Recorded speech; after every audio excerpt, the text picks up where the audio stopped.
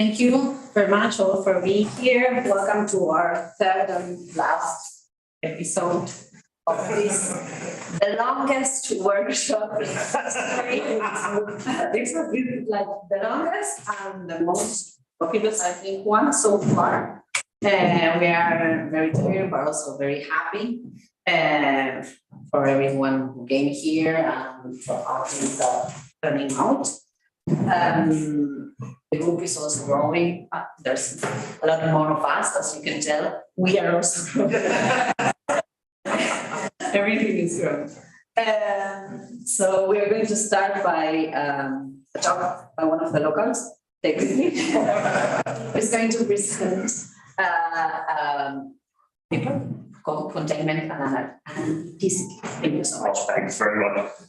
Thank you everyone for coming. This is, my colleague said, this whole last week was amazing. I'm sure this week will be amazing too, at least after we get this talk out of the way. But I'm just really glad in particular to be back in this room for at least one part of it. I've learned so much in this room. I feel like there's something special about it. So anyway, on to containment and analyticity. So I'm going to be talking about two different kinds of logical theories that people have given to understand the phenomenon of one meaning containing another meaning, which sort of at its base is a very kind of nice sounding metaphor, but it's something that people have elaborated and made precise in a few different ways. And this is one of those talks where I'm talking about two things, one of which I have a very limited understanding of, and the other of which I have essentially no understanding of. So like, this is definitely very much in progress. The context is I'm hoping to work this up for the Ross Brady special issue of the AJL that's accepting submissions of them. So anyway, I'm going to start by talking about meaning containment, by which I mean the particular logic MC that has been Ross Brady's kind of passion project for some time now. It's gone through some phases. I'll present a particular set of motivations for it, a particular development of it. As you can see, it is motivated by this idea of meaning containment, sufficiently motivated by that he named the whole logic after it. And then we'll talk about some other stuff. So this idea uses, I should also flag, if you're the sort of person who like carries devices and wants to stick around the slides and so on, my slides are on my website. They're at the bottom if that's useful to you. Okay, so the idea behind this logic is to have a connective and arrow connective, but this is not meant to express kind of ordinary implication. It's not meant to express anything like if then would express. It's meant to express meaning containment, and it's the containment of one meaning in another. I'll just give you some examples to start to set the flavor before we get to the motivation. This conjunction elimination, A and B entail A, that's a theorem of the logic MC. We are meant to see the conjunction A and B as containing the meaning of the conjunct A. And A and B, arrow of B, is also a theorem of the logic, right? The idea here is that conjunction contains the meaning of its conjunct. That's like the least controversial example of meaning containment you can imagine. For a more controversial example, arrow contraction is not a theorem of the logic MC. Right. The claim that A contains the claim that A contains B is not itself a claim that contains the claim that A contains B. At least according to the way in which Brady develops this. And we'll see how that works in a moment. Right. So indeed, it's not just a failure of containment. We actually have a failure of truth preservation from the antecedent to the consequent of that conditional, if we understand the conditional as expressing meaning containment. Right. Even if it's true that A contains the claim that A contains B, it doesn't follow from that A really does contain B. Right? If I hand you a card that says Dave handed you a watermelon, it doesn't follow that I handed you a watermelon, right? I gave you something that said I gave you something in particular. It doesn't mean I gave you that thing. So A contains the claim that A contains B, doesn't mean that A really does contain B. So we've got failures of contraction, but presence of conjunction elimination. There are a lot of other features in play here, but this is a sort of giving you the flavor behind the meaning containment approach. So there's a particular logic that Brady develops out of this. And I'll present this logic model theoretically, but these models are not the usual kind of models that you see. These models begin from, to give a model for MC, we begin from an interpreted language. any interpreted language. We're going to use that language to build models. And then those models will be models for the propositional language of the logic MC. Right, so we start from a meaningful language L, some background language. Doesn't have to be the propositional language we're working with, and there's no particular reason that it should be the propositional language we're working with. In fact, it probably makes things more confusing if it is the propositional language that we're working with. Right, so you can maybe take a natural language, and here, I think any language you like to build one of these models. Given that, we want to be thinking about sets of sentences drawn from that language, and the content of a set of sentences is the set of sentences that can be analytically established from the initial set. So when I call it an interpreted language, I don't necessarily mean that it comes with its own models and is interpreted into its models, but I mean it's meaningful in the sense that we have some notion of analytic following from in this underlying language.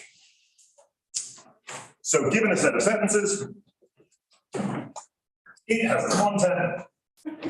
So here's some set, its content will be the set of sentences that can be analytically established from that initial set. Drawing it like this supposes that every sentence in the set can be analytically established from the set. I can take that sort of thing for granted. We're going to try to say, I mean, it's fun to say really weird things, but for the moment anyway, I'm going to try to say reasonable things about these sorts of things. Right, so this content of operation, right, that takes us from a set of sentences to another set of sentences, I would also suppose is a closure. Right, and we're basically only going to be looking at closed sets, and let's call those closed sets contents. Right, so among all the sets of sentences available in this language, some of them already contain everything that can be analytically established from them. Those sets are called contents, and they're special.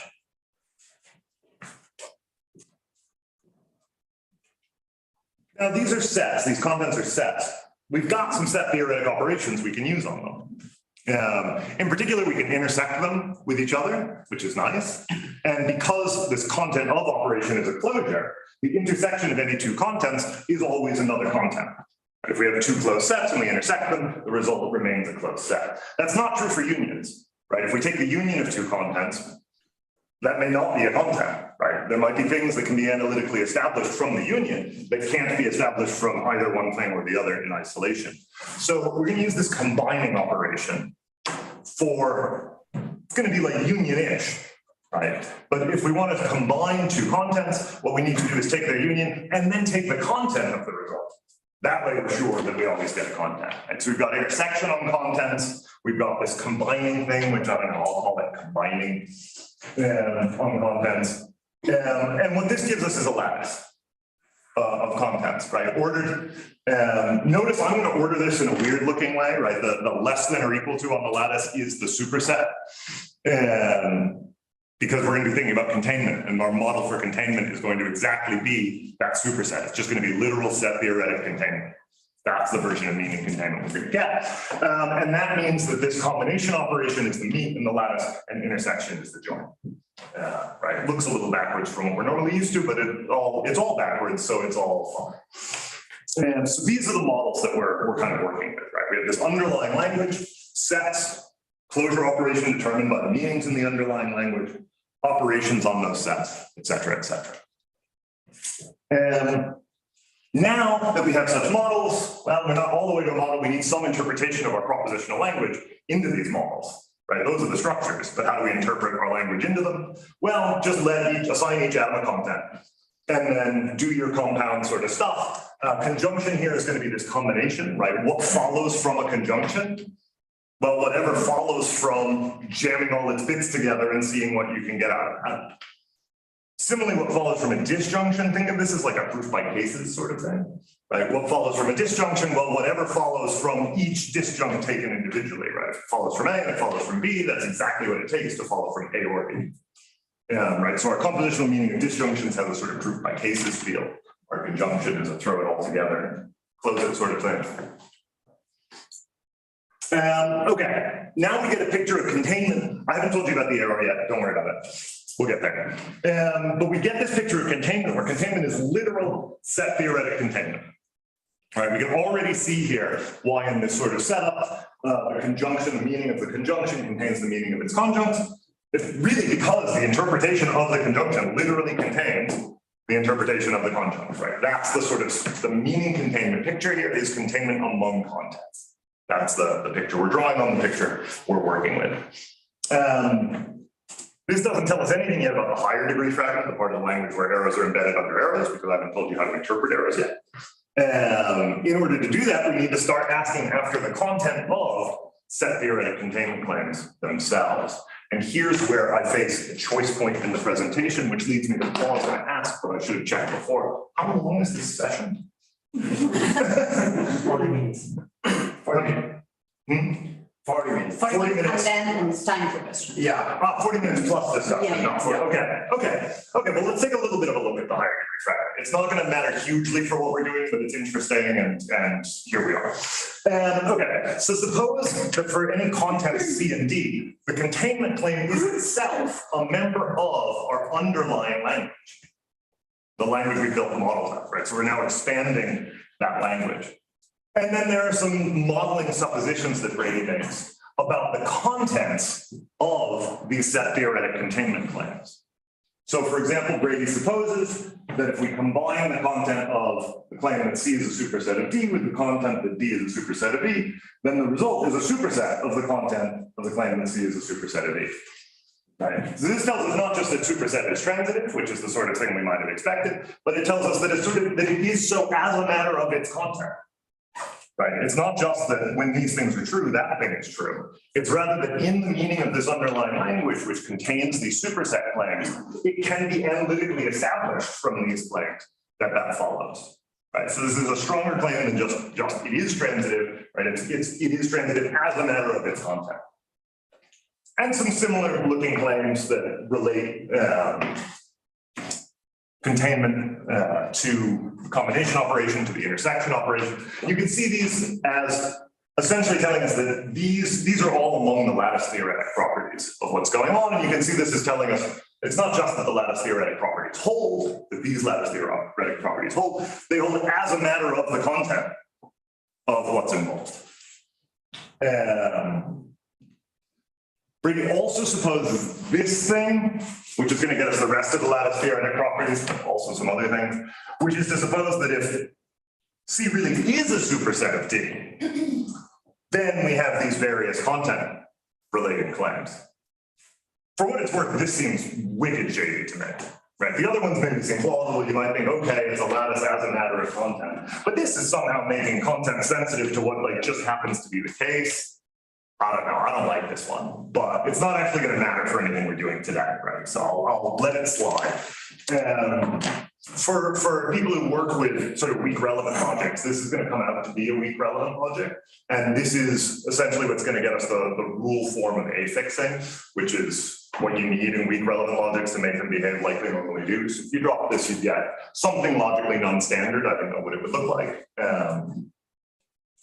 But frankly, given the motivations, like I say, it looks a bit sketchy to me. Maybe we should be doing something logically non-standard.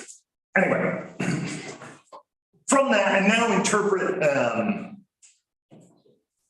containment claim as the content of the underlying, interpret an arrow claim as the content of the underlying containment claim. Now we have a recursive interpretation of the arrow, and now we get this logic MC, which is non-distributed and depth relevant, and features of the content models just read directly up into theorems of the logic. So for example, this principle, sometimes called conjunctive syllogism in relevant land, was just directly one of our principles governing the content of set theoretic containment claim, and so on and so forth. So this gives us this logic, this way of thinking about content containment, and way of reading these content containment claims into a propositional language using conjunction, disjunction, and an arrow. Brady gives the treatment of negation as well, but it's kind of complicated and awkward and really doesn't matter at all for what I'm doing here, so I'm just not leaving negation aside. You can talk about it if you like, but it's off the beaten path. Instead, what I'm going to focus on is this principle. Right, the claim that A, the meaning of A, contains the meaning of A or B. This is a principle that is controversial as a containment claim, but it is a theorem of MC. Right? Remember, the meaning of disjunction here is just going to be intersection. Right? So the meaning of A is some set, the meaning of A or B is the intersection of that set with something else. And so the original set does contain that intersection, right? So it is a theorem. Yeah.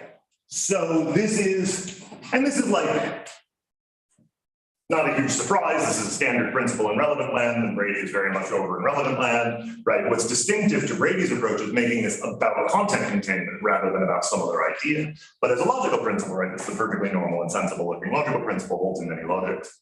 And it's controversial mainly as a principle about content containment rather than just for its shape. Its shape is not particularly controversial. Okay, now we shift from the topic that I know a little bit about to the topic that I know basically nothing about. There's another tradition of kind of formal treatments of something like meaning containment that says a lot of the same things, but ends up in a very different logical place. And in particular, this is a tradition that rejects the containment of the meaning of a disjunction in either of its disjuncts. So I'm going to actually draw here from a lot of work, particularly by Angel, who was early on in this tradition. And one of the things that I'm hoping to learn is whether that's wildly unrepresentative of where that tradition's gone, or whether that's actually a fair treatment of this tradition. But anyway, I'm going to be drawing on Angel largely and presenting what these folks are on about. So say that C, the meaning of C contains the meaning of D, just when C itself is synonymous with the conjunction. Right. Note in itself, this is neutral about whether or not disjuncts contain the disjunction, or the meaning of disjuncts contain the disjunction. It just makes it from a question about containing into a question about synonyms. Right. In fact, content models already give us their own sort of translation of this principle. Right. So Brady can certainly sign on to this understanding of containment. It's sort of baked into the kind of models that Brady's using to understand context. Here's Angel's take on that, right? It says S1 entails S2 only if the meaning of S2 is contained in the meaning of S1. S1 is synonymous with S2 if and only if S1 entails S2 and vice versa. Taken together, these yield the familiar proposition that S1 is synonymous with S2 if and only if they contain all and only the same meanings. Right. So again, this motivation completely neutral between where Angel's going to end up and where Brady's going to end up. Right? This is although Brady doesn't put things in these terms, certainly the motivation is shareable by the two. But now Angel goes on, says it also seems obvious that in general S1 will not contain all and only the same meanings as S1 conjoined to the disjunction S1 or S2. Which is to say, recall, right, that S1 does not contain S1 or S2 on this understanding. To admit the principle of absorption as a principle of entailment in our present sense would be to say that two sentences could contain all and only the same meanings, even though one referred to and talked about individuals the others did not, and or used predicates the other did not. Right. So this is why Angel, this now here is controversial, right? Everything up to here has been in common, but this is now a controversial step. Right, the argument basically C is not in general synonymous with C and C or D, since D might talk about something C doesn't mention, and so a disjunct cannot contain the disjunction. And there's a lot of stuff downstream of there, but the common thread that I want to pick on out of the stuff downstream of there is again rejecting this containment claim. Right, so what I want to, the comparison I want to give between these two traditions is not a neutral one. I actually want to say that Brady's got it right, and the tradition downstream of Angel and Perry, etc., are making a mistake about meaning. Here's a quick sort of model that you could give for this sort of thing. These are, I believe, due to Dunn and Meyer. Right, so take a domain of objects and just two truth values, right, and we're going to interpret each sentence as a pair of a set drawn from the domain and a single truth value. And then recursively, right, we combine the truth values classically and just take the unions of the sets as we go up. Except when we get to the arrow, we don't combine the values classically. Instead, we actually, at the arrow, are sensitive to that containment in the domain. Right, so for the value of an arrow to be true, the classical material conditional has to be true based on just the truth values, and also there must be containment among the sets in the first order, right? That makes this arrow into a content containment claim in some sense, right? It's like a truth preservation plus aboutness sort of thing. right? In other words, this is a setup where the values track which objects the sentence is about, and then the arrows are sensitive to that, right? They can only actually be true when the analogous holds.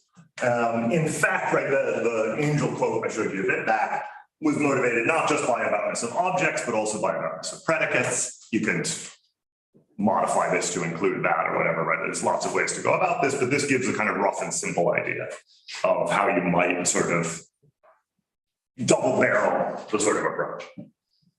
Flag, well, there's nothing in the motivations here particularly requiring classical logic as the logic of truth values here, right? Just sort of tack that on because it's, you know, it's the third simplest logic in terms of truth values. Like you have a 1 value or a 0 value logic, and those are probably simpler. But like classical logic's at least very simple. But you could substitute whatever else you like here as the kind of second barrel of the double barrel approach. Yeah, there's nothing distinctively classical about these containment ideas. Okay, so that gives you a flavor of these two different kinds of approaches to meaning containment. And in particular, I want to focus in on this disjunction introduction question, right? Does the rule of disjunction introduction have a premise that whose meaning contains the meaning of its conclusion? Well, Brady thinks not, and but he doesn't say a lot about why he doesn't like it. Here's one of the clearest places he does, right? He says one such approach says an approach to meaning containment is Perry's analytic implication, however, being essentially a syntactic containment. This is not meaning containment in the sense that we are arguing for, right? So Brady here is saying, look, no one is claiming that like the sentence A syntactically contains the claim A or B. Like that's not an issue. And Brady is essentially trying to use that to argue against the analytic containment approach, the Perry-Angel approach, and saying like, look, we should be talking about meaning, but they're just talking about syntactic containment. So that's no good. And indeed, Angel says some things at times that make it sound like he is talking about syntactic containment. Right? So here's Angel says the connection of logical containment defined in terms of rigorous syntactic criteria for his logically synonymous with. But I actually think here Angel just means something like he's giving a proof system. Right? I don't think he's really talking about syntactic containment. And here's a big long Angel quote where I'm just going to skip past it. The upshot is whatever's going on in this quote, he's definitely talking about meanings of things, right? He talks about what objects are being referred to. He talks about what properties are being referred to, right? The containment in question is definitely a meaning containment approach, right? Angel is not making the mistake that Brady is accusing him of. Yeah, that's that, right? The Brady argument against the analytic containment approach, I don't think works. It mischaracterizes the difference. This really is a disagreement about meaning. It's not like one person thinks syntactic containment is appropriate and another person thinks not. No, everyone thinks syntactic containment is not what's at issue. What matters is meaning containment. Okay. Here's what I want to do now is start trying to like diagnose the difference, get to the source of the difference, get to why these systems have gone the way they've gone. And I think here's a useful step towards it. This is from Entailment 1, the Old Testament, right? The system PAI, which is one of these Perry-style systems, is motivated by the idea that the consequent of an analytic implication should simply unpack the antecedent, and that in consequence these formulas should fail, since the consequence of these might refer to information not contained in the antecedents. This, I think, is a common understanding of these kinds of systems, right? The consequent should just unpack the antecedent. The antecedent is like a box, and then the question is, can the consequent be found inside that box? Contrast Brady. Right? A sentence Q is analytically established from a set X of sentences when Q follows from the members of X by an analysis of the meanings of the various components of Q and the members of X. No, we're not using an unpacking thing here, right? It's Q follows from the members of X by doing this, by analyzing all the meanings involved, the things in Q as well as the meanings in X. Brady goes on talking about this specific case. Right, P or Q can be analytically established from P, which should be contrasted to Perry's analytic implication, where the containment of conclusions and premises requires that no new variables are introduced at all. Our containment, on the other hand, relates the meanings of words in the conclusion with those from the premises. I think essentially what's going on here is this, right? When Brady's working, trying to look for an analytic containment, he's going to help himself to the meanings, not just of the premises, but also the meanings of the conclusion, meanings of words that occur in the conclusion. And similarly, right, here he's explicitly saying we're talking about relating the meanings of words in the conclusion with those from the premises. The unpacking picture, right, doesn't allow us to appeal to the meanings of words in the conclusion. We just have to find the meaning of the conclusion already whole among the premises. But Brady's picture is very different, right? We're talking about a containment among meanings, but the meanings in question can depend both on the meanings of words in the premises and also on the meanings of words in the conclusion, words like or. This, I think, is at least my present diagnosis of like the root of the difference between these approaches, right? I think Brady's looking at meanings both from the premises and the conclusions, and the Angel-Perry systems are looking at meanings only of words in the premises. And I think this is the sort of course of it. And it's pretty clear how that would lead to our difference here, right? This thing is only going to follow if we can appeal to the meaning of or, but or is in the conclusion and not in the premises. So far that's just a diagnosis. But I want to think now, again, I'm saying I'm going to argue for one of these as opposed to the other, right? So I'm going to take that diagnosis for granted, but now think about when we're talking about meaning containment, which way should we go? Should we be looking only at the meanings of words in the premises, or should we be looking at meanings of words both in the premises? I mean, I guess we could maybe look at the meanings of words only in the conclusion, but I don't know that anyone who's attempted to do that or look at that. I think that would have the same problems as looking at meanings of the words only in the premises, so I won't think about that explicitly. Okay. Here's an argument that I kind of want to give, but it's not going to work. But I'll give it anyway, and then try to patch it up. So here's my first premise, right? The argument from P together with Q to P and Q is analytically valid. Conjunction introduction. That's analytically valid. That argument, of course, turns on the meaning of conjunction, which appears only in the conclusion. So, meanings of words in the conclusion can matter for analytic validity. That should feel way too quick, it is. But I think it's repairable, and I actually think it kind of gets to the, I mean something in this area, right? This is sloppy, but I think not misleading. Which is why I started with it, right? So, P entailing P or Q gets to be analytically valid, or gets to be a meaning containment for the same reason as P and Q together entailing P and Q.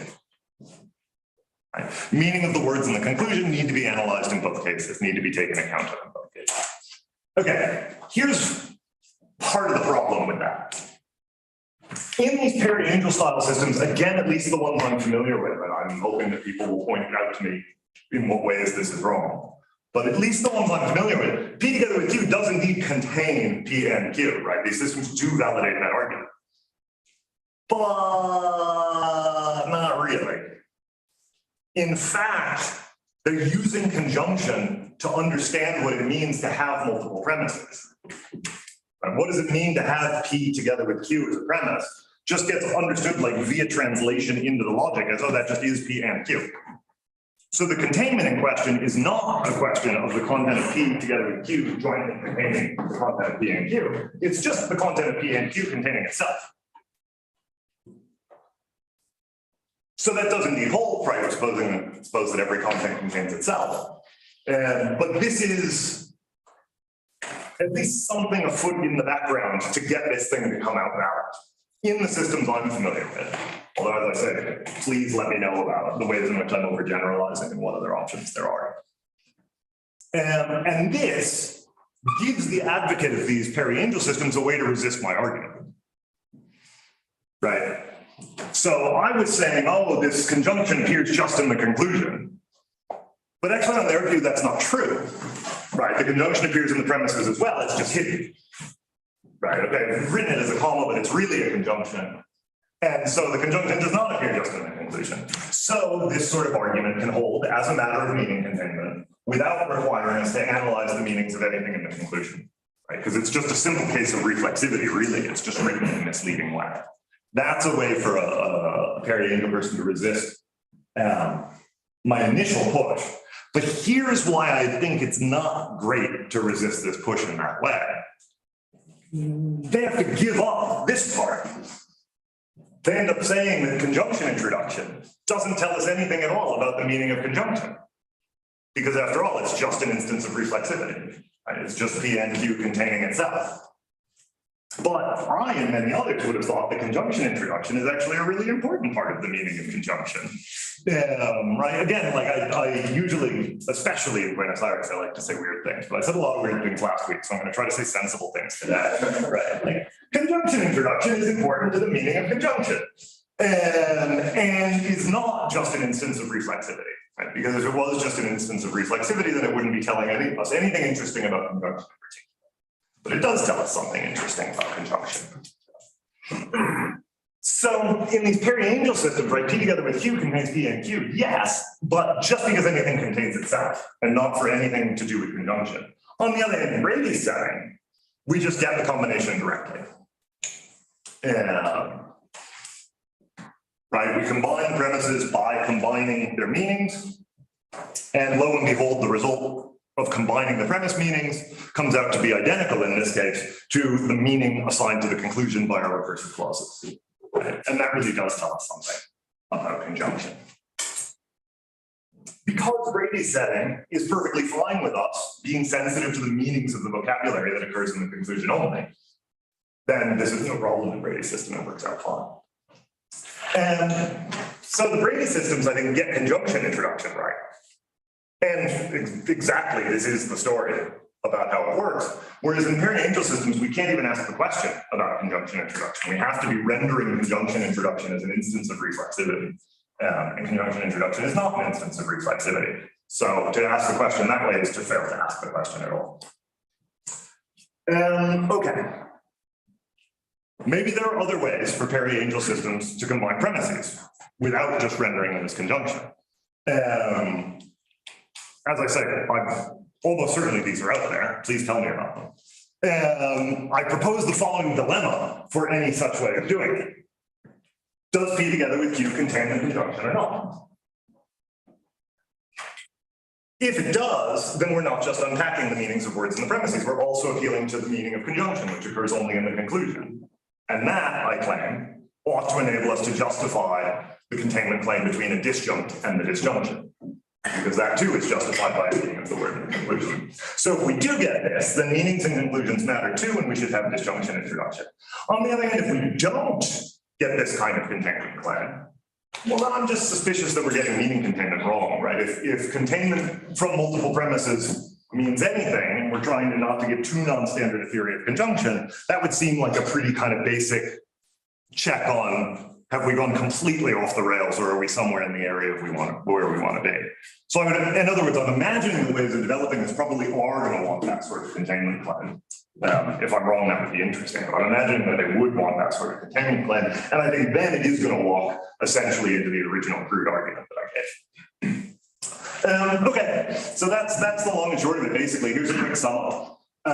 Both of these styles of systems, the sort of Brady content model approach and the peri-angel analytic containment systems, are aiming at the same idea, this idea of content containment.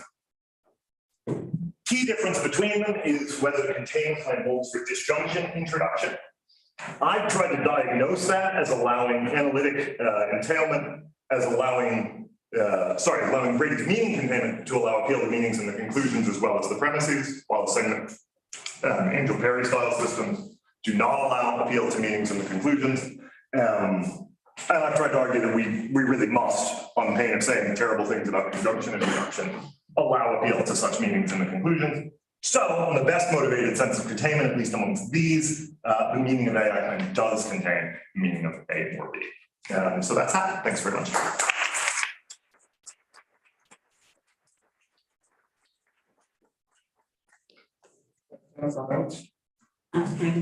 Yes. Chair or? If you want. Sorry. Camilo?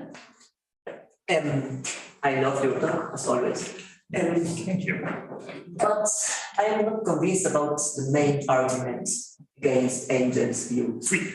So, on the one hand, I am not quite convinced by the metaphor where in Angel's picture you do not use the things in the conclusion. Okay. Because if you want to look into a box and find something, you must know what you are looking at, right? You must have to know what the conclusion is like. I know you. Okay. So I'm not convinced for that reason. And on the other hand, what seems to be going on in the controversy is a question about how containment works. So basically for Parry, containment must be closed under subjects, under topics. So you cannot go from P to P or Q because Q may be, as the famous quote, right? P may be about mathematics and Q may be about the moon and cheese. Mm-hmm. So I think that's the question, whether containment should be closed or shouldn't be closed about under sameness of topic. I mean, so one of the, but thanks for that. That's definitely, this is,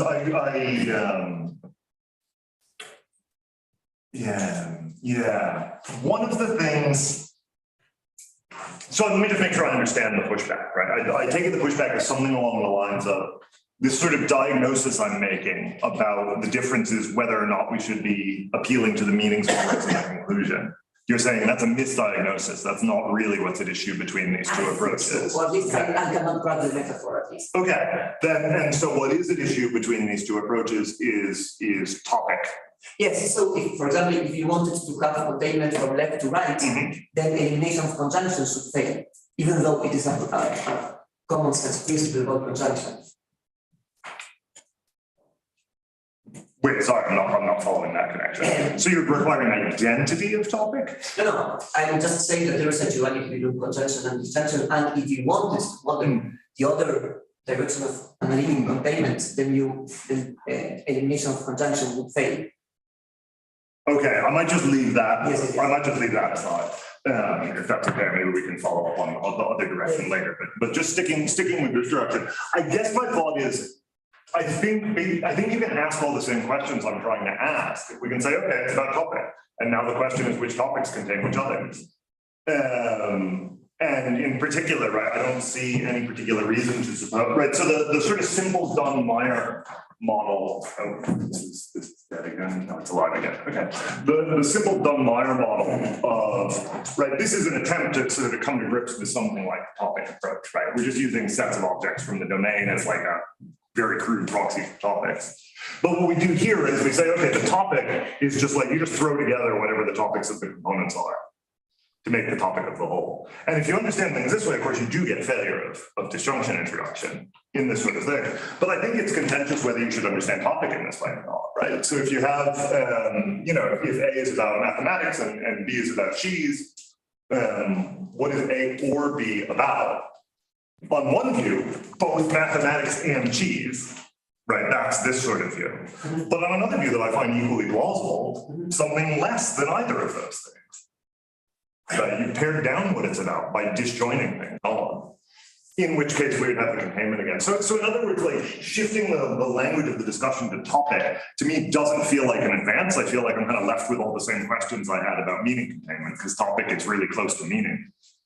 So like, yeah, I'm not saying it's wrong to put it in terms of topic, but I just feel like it doesn't give any additional grip on what's going on, which is not to defend my original diagnosis, which may be totally wrong.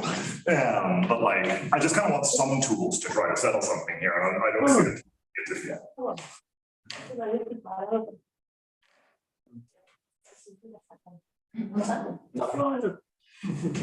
Okay. So, Amy? Yes, I'm thinking that if one adopts thesis as the one of Tolkien, maybe you have this, for example, in the case of in conjunction introduction, what you have is that the meaning on the left belongs to a different level than the meaning on the right. Because you have like, that comma would be like a structural feature and it belongs to a higher level. And what you have on the right, it's an object language operation. So at some point it's like and also it also has works with this idea of analysis. That you can analyze, like the operations of the object language are just an expression in that, in the object language of the structural features on a higher level. So you can have like that kind of relation, which is, I don't know how this could, I don't know, like help to the understanding of the relation, but it doesn't belong, like you can only see the premises and unpack them because you are working at another level. So you can say, okay, this is what is important, like the structural features, how we treat what this comma means in the structural levels, and then that gives you the analysis of the, I don't know. Yeah. I mean, I haven't thought about Dustin's work in connection to this, but I haven't even been thinking about this proof theoretically, and like that might give some very interesting. That could be some new ways in. Yeah. So I'm just kind of taking this sort of picture of contents and meanings as these sort of model theoretic entities that we're building up and going on to, and then we need some interpretations in the model of premise combination, right? Some way to do that. But yeah, so if we come at it proof theoretically, then yeah, it's an interesting. I just need to think more about it. That's You won't have like the same level for both sides of the sequence in that case. Yeah. I think that's just something I need to think more about. And yeah, thank you for that suggestion. That is potentially opening up a kind of new angle of attack I hadn't thought about. Yes, so I have a question about the argument in favor of P together with Q implies P and Q. And leaving aside the reasons for you not liking that. I was wondering if there But I do like that.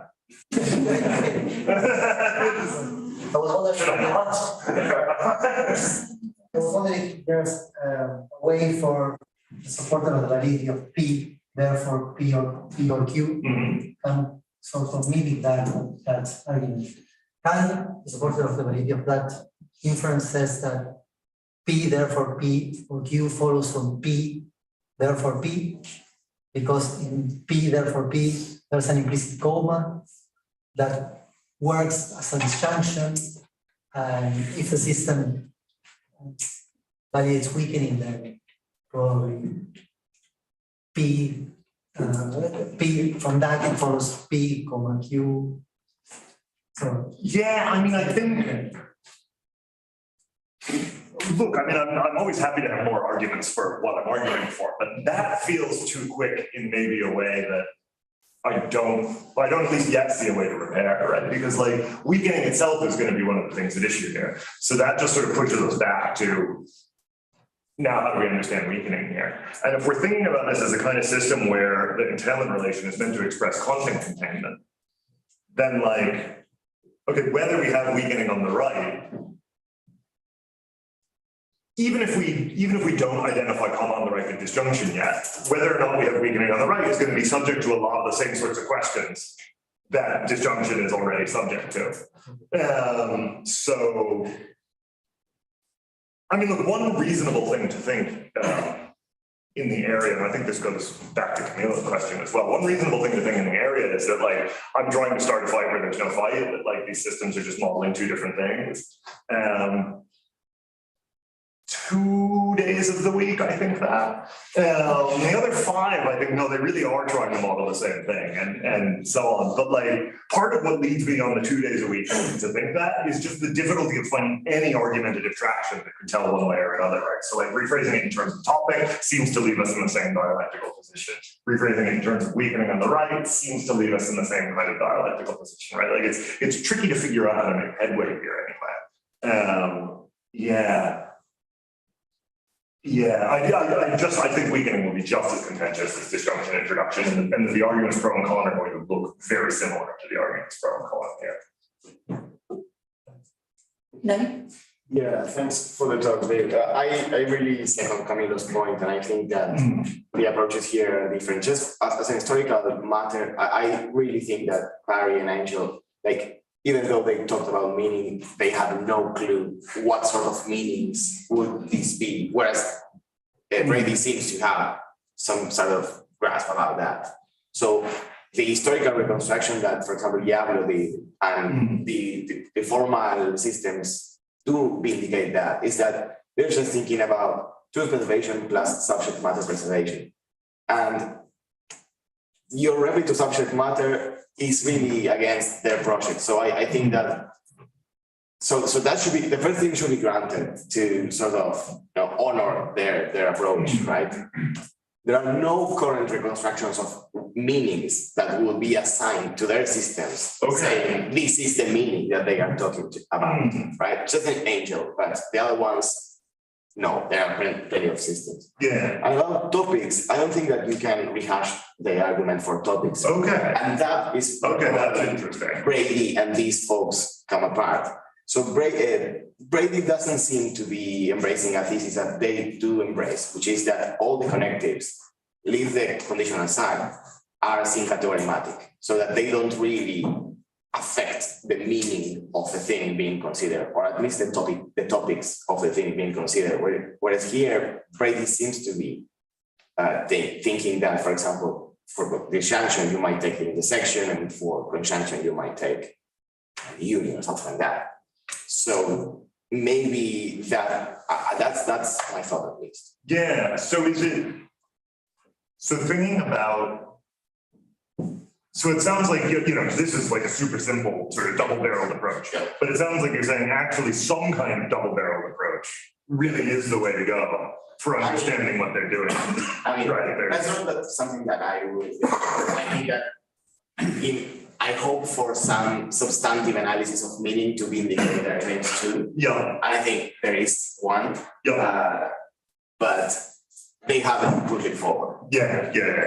Yes. And so it seems like it is going to come down to like, what is, in dealing with disjunction in this approach, what do we do to subject matters or topics to understand what the subject matter or topic of the disjunction is? Okay, And for the connectives too. Let's say in this case, disjunction is Sure, but like just for the argument, whether or not P contains the meaning of P or Q, right? Like disjunction is the only connective that occurs.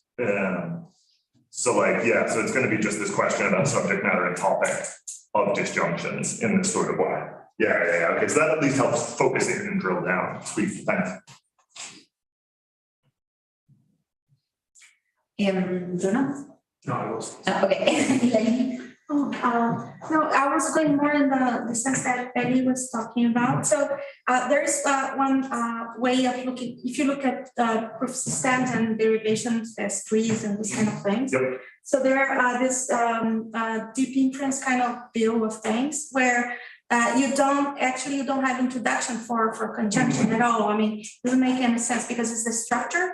And the structure is like, two subtrees, they are brackets with a comma, and the conjunction is going to be the brackets with a comma, so it's the same thing. What matters to them is the relationship between this and disjunction. So they have medial rules, how they interact between themselves, right? Mm-hmm. So I think that one way to see the thing is that, okay, it's the same thing. I mean, there's no introduction of conjunction at all. And then you're going to say that the structure of the subtrees are the same as the conjunction, so it doesn't do anything, like, it only relates with some other structures, let's say. And there's what you said that maybe the trees, the subtrees, they're not really the same as the conjunction. I mean, there's a different kind of structure that you have, right? So then I would say it makes sense. So maybe this is, you could see it this way. I don't know, I'm just guessing as you're guessing from, you said you're guessing from the beginning, I'm guessing as well. Yeah. I'm playing along with you. Yeah, so this gives maybe a kind of a different sort of off-ramp, right? Where I tried to push the peri-angel person into validating conjunction introduction as something about conjunction. You're sort of offering them an option to say, no, look, we can just get rid of conjunction introduction, that's fine. And we'll still say sensible things about conjunction. We'll just talk about how it interacts with the other connectives in the area. Because you have your models that they're interacting, right? I still have to understand that because, when you started talking about closure, I had intuitionistic logic in my head. Yep. But this is the opposite way of seeing the thing, right? So because in intuitionistic logic, you take the interior of the thing and then you close, right? And here you close and then you do the union, then you close again, right? Yeah, and the union implicitly gets you the conjunction.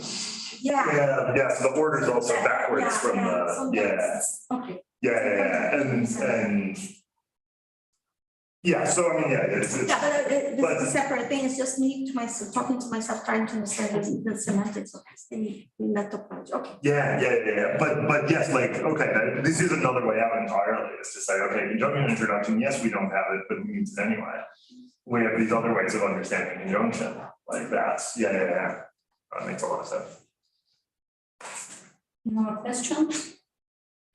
Yeah, this is very vague and ill-formed, and so I'll just So kind we'll of, match the talk. yeah, I will turn it over to you, you can think about it more, but this idea that, you know, take P together with Q and kind of, what is this together with? Mhm. You know, is it some sort of action? Is it sort of sitting out there? Is it just conjunction? And I was thinking, oh, like, is there anything in this area that you could do with disjunction? So, you know, that when you've got, if you take P together with Q, then you can get P and Q. Well, there's already sort of maybe something conjunction-ish going on in the antecedents, and so you're not getting anything that you didn't already have. Well, is there anything like P alternated with Q that is actually what's going on in the antecedent, and then that is what you are getting your P or Q from? It depends on like, what is this together with? Is this just like some sort of fact that P and Q are out there together? Or are you taking P and Q and are you bringing them together? Because if it's this more sort of metaphysically sort of thing, then you've got P and its alternative is Q. Yeah. Yeah, I mean, is there anything, any story about disjunction that could be said that would be similar for conjunction? Yeah, I mean, I think.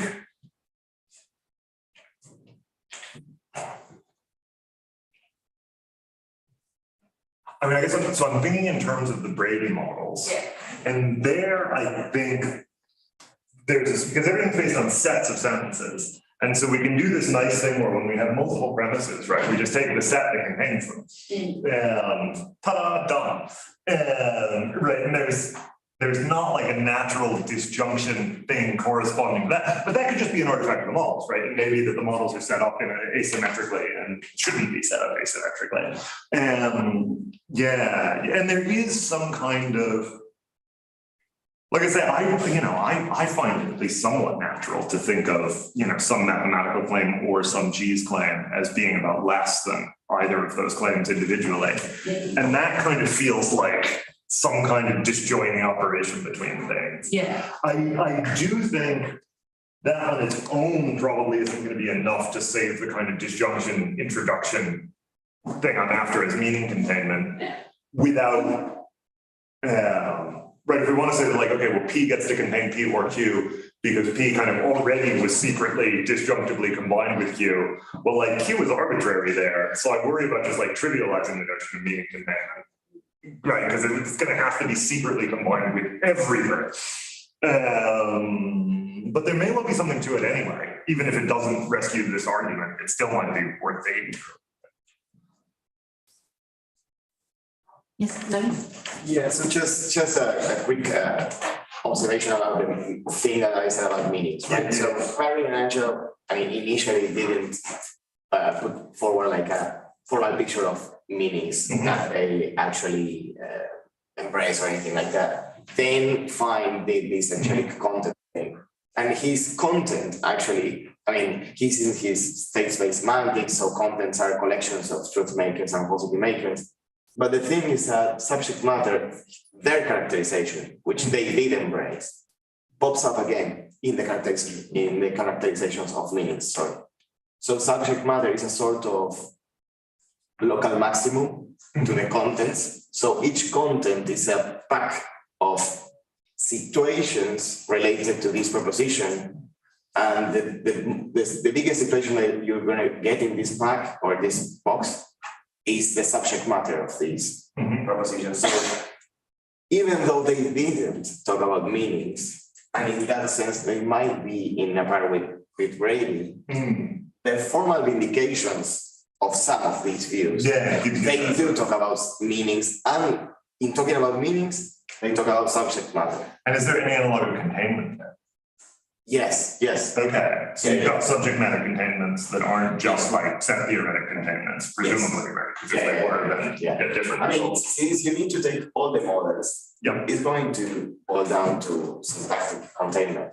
I mean, to syntactic characterizations, because you need to take all. Sure, look, if you end up proving that in the end there are syntactic characterizations, right, like, well, whatever, that's just a sign of completeness proof, no one's gonna object to that. Well, Brady is, but he shouldn't. Like, No, but yes. But yeah, right, as long as you've actually got a picture that, but even this picture already isn't just like a filtering out things syntactically, right? Like, then that's all I'm really, when I'm saying that we want semantic, not syntactic, that's all I'm really saying is like, syntactic containment is easy to decide and not an issue. Yeah. Sweet, thank you. Anyone else? Okay. Sweet, thanks.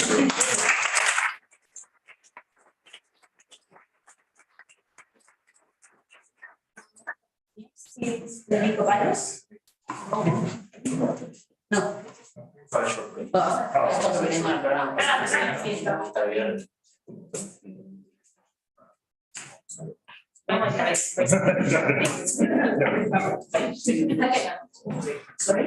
are still profitability? We are going to continue.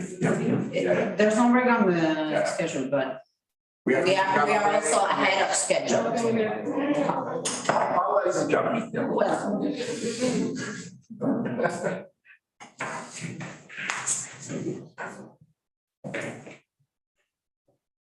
So, do you want me to let you know when you have 10 minutes left, for instance? Okay. So now Fede is going to talk about his work on differential connexive mixed projects. So what I want to do here is to present some differential versions of the connexive principles, as well as logics that satisfy them. I will name them differential connexive logics, and I will try to give some philosophical interpretations for them. And then if I have time, I will present some mixed differential connexive Boolean logics, and also extend the previous interpretations also for these logics. So this is the structure of the talk. I'll start by telling you what I understand by mixed strongly logics. So in that paper, Nair and Spector introduced the notion of mixed pure and pure consequence relations. So what is a mixed logic? Well, a mixed logic has a mixed consequence relation. And a consequence relation is mixed if only if an inference belongs to that set. If and only if there are two standards, and by standards I mean two sets of true values, such that for evaluation, if the evaluations gives every premise value in the standard for premise is 1, then the evaluation gives at least one conclusion value that is in the member, that is a member of S2, that is the standard for conclusions. That's what qualifies a logic as mixed. Well, that I just told you that this is a value, and the value satisfies some standard, and only if it's a member. If the two standards for premise and conclusion standards are the same, then the consequence relation is pure. If not, it isn't pure. I will be working with strong propositional logics that are defined through the strong linear algebra that interprets constants in that way. You already know. So I will not be assuming nothing about the sets, the subsets of the free value or the free values of this algebra.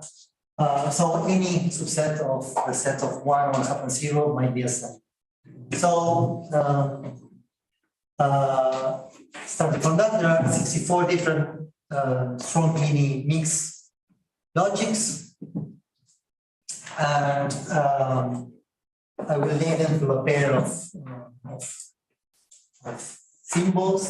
The first member of the pair refers to the premise standard, the second to the conclusion standard.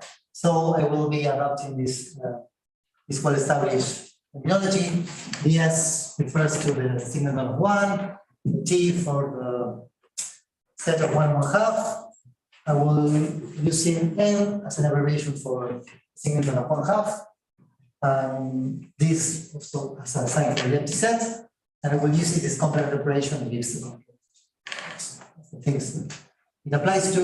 So these are the 8 standards I will be using. So in particular, the complement of T is 0, and the complement of S is 1/2 and 0.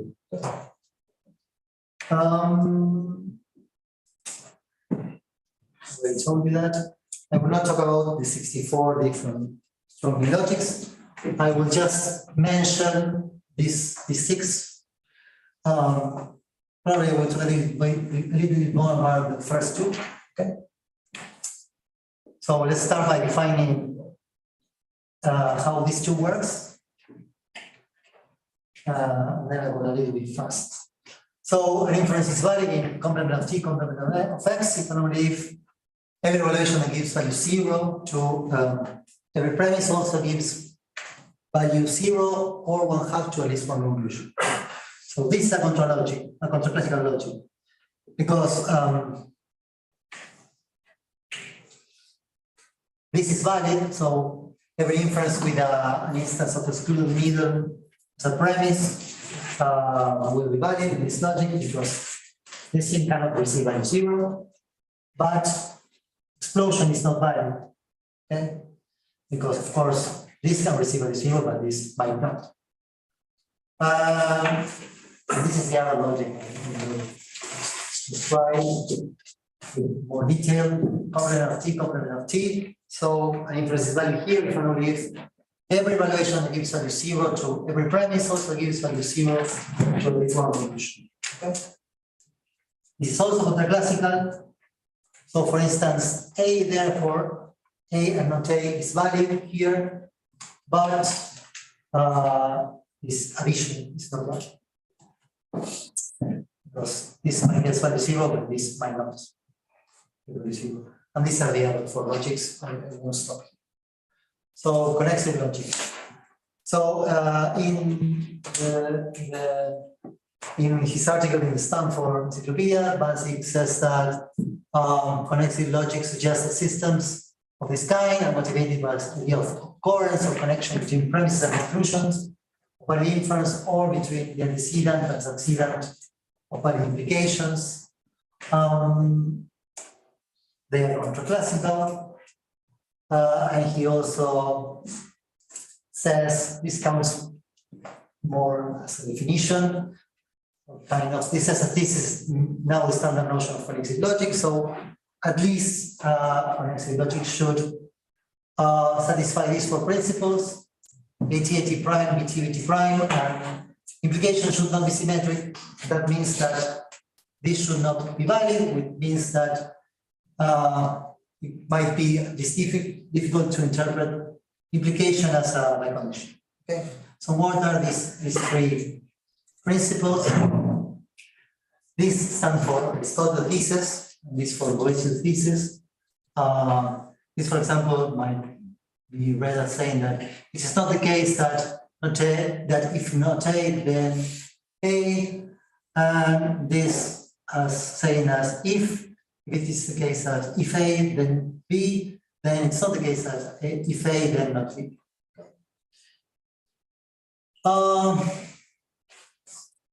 So Basic also says that if a logic just somebody these 4 principles, they are not connected, strictly speaking. So as these 2 schemas can receive any of the 3 values in strong linear logics, no strong linear logic can be strictly speaking connected. Probably with the exception of percentile trivial ones, there are 8 of them, but even these logics doesn't count as connected because they also validate this symmetry principle that should not be. Nevertheless, some of these strong logics do satisfy differential versions of PT of the Boise pieces. So what are the differential versions of this stuff? So before that, this is a quote, another quote by Bansi's article, where he defines, where he mentions about, refers to logics that are not strictly connective, but nevertheless belong to the family of connective related logics. My hope is that these logics that we're talking about belong to this family of connective related logics, despite my being strictly speaking connected. So these are the Boise pieces. So differential versions of this are these, of course, what Bansi and I think who call the rule versions of this stuff, who just take the main conditional and replace it with a validity sign. Okay? And this is a definition of inferential connective logic that uses the template Bansi's definition. So instead of demanding the satisfaction of these 4 principles, I demand that they satisfy the inferential versions of these principles, which are these. And moreover, that implications should not be symmetric, so they should fail either in the sentential form or in the form of inferential. So none of these logics, each one of these logics, sorry, validate the inferential versions of the Boise pieces. I would skip the proof. But what about the Aristotle pieces? So it's not hard to find a differential version of conditional, just replace the condition inside. But what works as the validity sign in the differential versions of negations? So what should we replace the negation for? You have to get an inferential versions of these negations. Okay. So in a paper by Mariela, Rubin, Camilo Fiori, and myself, we define inferential constants. Here I won't, if you do that, then it's easy to find inferential versions of negations. Here I won't do that. I will take a little bit more conservative path and try to define this without adding new vocabulary. So this is one option. Okay. So a negation expresses a kind of rejection. So why not demanding that the inferential version of the stuff be negated? So take the formula that is under the falls under the scope of the negation, replace the conditional with a validity sign, constant negation sign, and demand that the resulting inference is anti-valid. Okay, what's anti-valid? It's unsatisfiable. Okay. So so a logic satisfies the differential versions of the anti-validity versions of differential versions of the Aristotle pieces if these two inferences are anti-valid. Okay. What's the so this is wrong, but nevertheless, Andreas Kapsner in these 2 papers, strong connectivity and humble connectivity,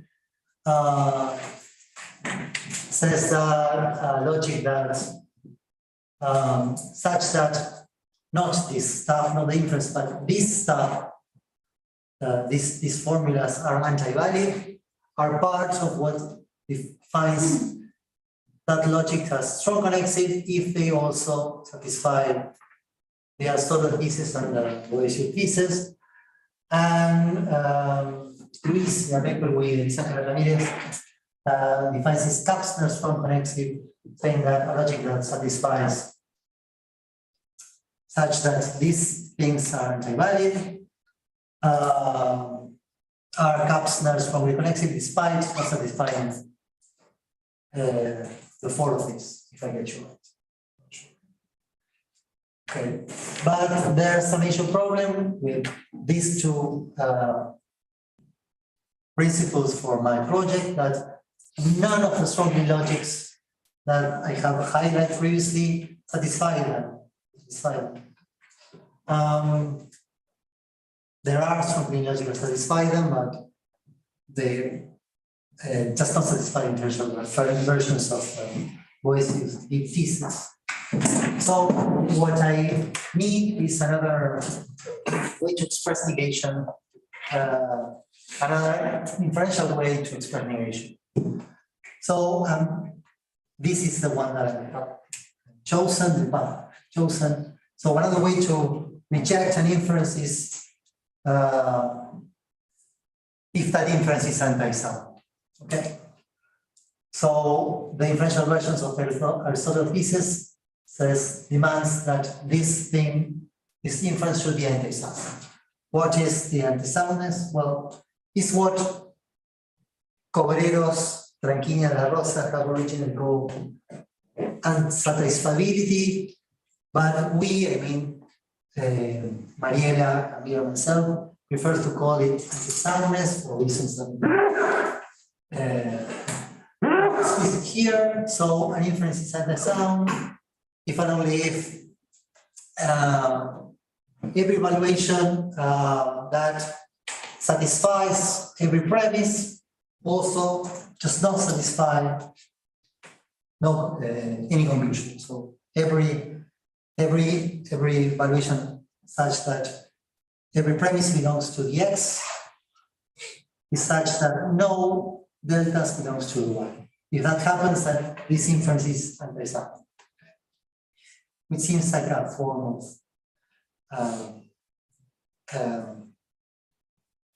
unpleasant feature of an inference. So if we adopt these inferential versions of Aristotle thesis, then these four logics satisfies the inferential versions of the Aristotle thesis, and use anti-soundness instead of anti-validity. And then remember that Bansic says that a logic is connective if and only if satisfy the Aristotle thesis, the way through thesis, and this non-symmetry condition of the conditional. And well, so it means that this should not be valid. The inferential version of this principle claims that this should not be valid neither, so we replace the conditional with the design. Well, both of these principles fail in complement of T, and also in all these strongly logics, which is a good thing. And they are, using once again Luis and its categories, it's in a way, in a poor way, as some minimal connective logic, in the sense that it satisfies either the Aristotle thesis, the Boisius thesis, or the non-symmetry conditions, or satisfy the non-symmetry conditions. Just that. So it's a very poor, so minimal connective logics. There are other principles that have been claimed that a connective logic should satisfy. For more of them, once again, see this paper. Nevertheless, I won't talk about them. I won't talk about all of them, just this one. Sorry, this one, the variable shell principle. The variable shell principle says that A therefore B is valid and only if A and B share some propositional variable. Okay? And this has been might be demanded. This is a condition that might be imposed of a logic for that logic to be connected. Well, the problem is that none of the these of these logics satisfy this principle, but I think I should not be that worried about this because I'm not claiming that these logics are relevant or containment logics in any way. I'm just claiming that they are connexive logics, connexive related logics. So in order, I was doing this. So it is usually demanded of a logic, of a system, for it to be a logic that it should be, should be possible to interpret in some fruitful way. So here we'll offer some interpretations for this logic. So in another paper, this one published that we have with Joaquin and Agustina, we argue that these logics can receive either attitudinal or epistemic or informational or metaphysical interpretation. So why is it that? Because it's not hard to attach to every truth value. It's not hard to relate each value to an attitude or an informational state or a metaphysical condition. Okay, so for example, one can be related to accepting, or can be related to being told true, or of being true, or to the metaphysical state of being true. One half can be related to the attitude of suspending judgment, or being either true or false, or being either told true or being either told false. And zero can be related to rejecting, or to being told false, or to the metaphysical state of being true. When that is done, then it's possible to give a reasonable interpretation of the connectives, and moreover to give a reasonable interpretation of the validity relation of these logics. So, for example, just one example, complement of T can be interpreted as qualifying, can be given an attitudinal reading, so it can be interpreted as qualifying as valid inference of rejected sentence from rejected sentences. So, if every premise is rejected, then some conclusion should be rejected too. So, this is invalid in this logic, and this is as it should, because one can reject A and not A, but nonetheless don't reject A, okay? Because we reject this because we reject this. And this is valid in logic, and once again, this is as is expected, because if we reject A, then we should reject A in conjunction with no matter what. A similar interpretation can be given in metaphysical or informational terms to this logic, complement of T and complement of S, which is a logic, and in fact to every strong cleaning mixed logic. So I'll skip this stuff. Yes. Okay. So it is also possible to define these mixed Boolean logics. So instead of using, these are mixed logics that are defined not in terms of the strong cleaning algebra, but in terms of the Boolean algebra, and have nothing to do with, there's a paper by Yaromushek, I think I have pronounced it, I don't know if I pronounced it, and Malinowski, called Boolean connective logic or something like that. And the logics that they define there are not mixed logics in any way, they are relational, they use relational semantics. So in particular, a conditional is valid only if the premise is suitably related to the conclusion. That's an intentional relation. They are not mixed in this sense that I was specified. So this is the answer. These logics also that satisfy the inferential versions of the Boethius and Aristotle pieces. In fact, it's possible to relate some of these logics to the strong meaning logics that I have previously introduced. So, in fact, I have not given them original names. I just took the names of the strong meaning logics and add as an index because they can be obtained from the strong meaning mixed logics by restricting the set of evaluations to the ones that are Boolean. So leaving aside every valuation that assigns a non-classical value to at least one form. So there are 5 and not 6 of them because these two are the same. These two validity relations are the same in a Boolean setting. And well, these are, so for example, this one is, so an inference is valid in this logic S, complement of N, Boolean if and only if every evaluation gives value, if every Boolean evaluation gives value 1 to every premise, then that evaluation should give either value 1 or either value 0 to at least one evaluation. This is how they work, and skip them. And this says that these logics validate the inferential versions of the Boethius pieces, and these two satisfy the inferential versions of the Aristotle pieces, the ones that use this anti-soundness, and they are non-symmetric. They're anti-symmetric. I don't know. This fails to be a theorem. This fails to be a theorem, and this fails to be a valid inference.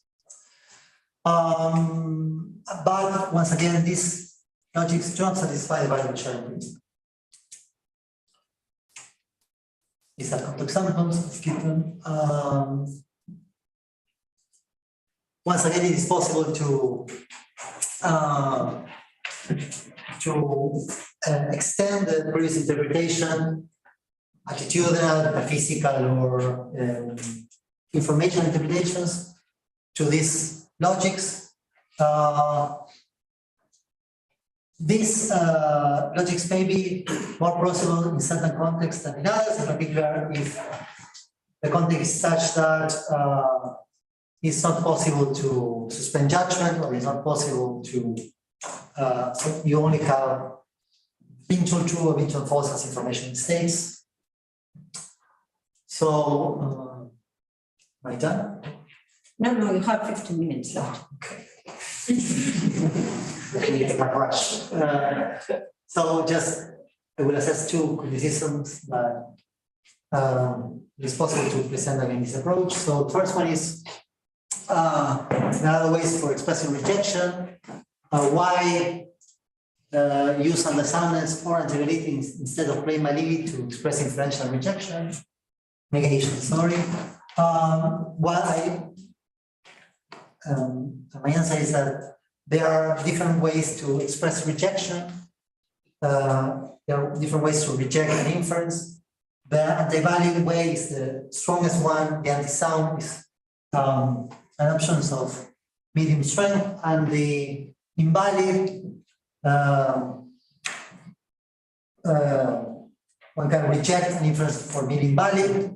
Also, this is probably the weakest way to reject, the weakest reason that one might have to reject an inference. And it's possible to think of anti-sound inference as things that we should reject, as an inference being anti-sound means that it is not possible to use that inference as a way to gain new knowledge, not to make explicit knowledge by making the inferential step that the inference, the anti-sound inference made explicit. The inferential, the anti-sound inference point to, because you will start from a good premise and get to a bad conclusion. And the second one is why use that way to translate sentence into inference, one I have used. So I'm not claiming that it's the only method to use. On the one hand, it is reasonable to translate conditions in terms of inference, because some conditions at least have been used to express the validity relation in the object language. Of course, not everyone, and probably not the ones that material condition of the logic that have introduced. Nevertheless, if a condition is valid in this logic, then I guess that the inference is also valid, at least in the ones that I can highlight. And of course, the negation that I have used, the way that I have used to express in the inferential framework the rejection is not the only way to express rejection, which is multiplication does, but is one way to do it. Once again, I'm not claiming that it's the only way to translate formulas into inference, but just that is one reasonable way, an easy way to do things. So what have I done? I have presented this new kind of mixed logics that are related to connexive logics. I have called them inferential connexive mixed logics. They satisfy the inferential versions of the wave pieces and also the inferential versions of the Aristotle pieces that use anti-soundness, not the ones that use anti-validity. Nevertheless, and they are non-symmetric. Nevertheless, none of these shall satisfy the variable sharing principle. So, at least if the variable sharing principle is a necessary condition of containment logics or relevant logics, I don't know. But if that is the case, then they are not. It cannot be in any way containment or relevant logics. Nevertheless, they are related to the connexive logics because they satisfy the core of the connexive principles, the inferential versions of the core of the connexive principles, and I can provide this informational, attitudinal, metaphysical interpretation. Thanks.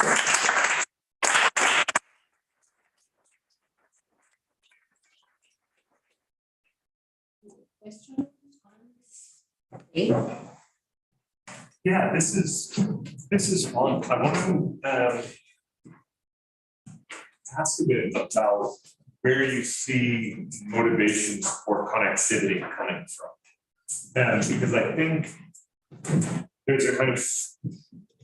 there's a story you can tell about motivations for connectivity that I think won't.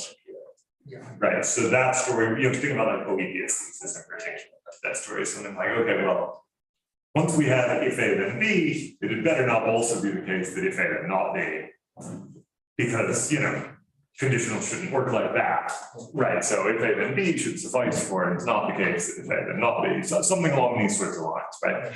But this is in tension with your interpretation of these consequence relations, right? When you get to take, you know, complement of T, complement of T, you say, okay, well, this is we're inferring from rejection to rejection. Well, now the inferential Boethius thesis, which is satisfied there, we're inferring not from accepting the conditional to accepting its negation, from rejecting the conditional to rejecting its negation. So at least that kind of way of motivating these connexive principles looks like it won't work. Yeah. So are there? So yeah. So I guess first thing is like, do you agree with that, or do you think that motivation for the connexive principles can work for these kinds of logics? Or if not, like, are there other reasons that we want something like Aristotle's thesis or Boethius' thesis or so on that fit better with the kinds of logics that you're working with? And I understand the worry. So I have tried to a little bit to try to motivate this logic in terms of connection between premises and conclusions, I have failed. But I was not that much worried, I'll tell you why. Because I'm interested in what defines a logical system as such. So, what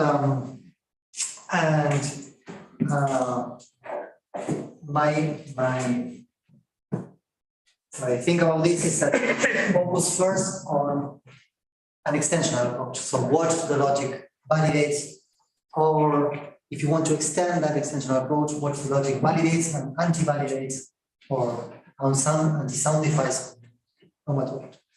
And I take that the story of the connection between antecedent and consequent and premises and conclusions are part of an interpretation, possible interpretation for connective logics. That is not mandatory. It's a motivation to study this logic and explore this logic, but it should not be what defines the logic. So if logic is defined in extensional terms, then you might find connective logics cannot be interpreted in terms of connection between the context of premise and conclusions. And this is what I want to show. So these are, I think, part of what might be of interest of this logic is it might belong to the connective family in a weak way, of course, but they cannot be explained in terms of connection. So in that sense, they're not connected, in the sense of the motivation to study, the traditional motivation to study logics. But they are connecting in that they connect like and they behave, they validate similar things than this one. In fact, the interpretation that I have found, the three interpretations I have found, just don't focus at all in the meaning relation between premise and conclusion. So that's part of my motivation. And so this might be interpreted as a virtue. So it gives the connective family a new possible interpretation or family of interpretations, or as a weakness, because these are logics that try to be connective related but fail to establish a connection in the meaning of premise and conclusions. So that's my mindset. Yeah, that's really helpful. Thanks. Yeah, I just wanted to ask you about the decision to translate one of the conditionals in Boethius' thesis as an inference, and the other, leave the other two alone. I mean, is there a justification for that? And also, what happens if you translate it formally? You love meta inferences and things like that, then you would have a bunch of inferences working. Yes. Yes. So you might do that. So if you do that, I haven't studied it, but I want this to have a polish at it and then try to go that way. But yes, if you do that, can I?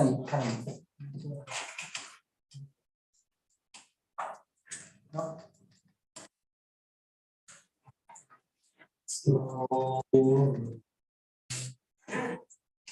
So yes.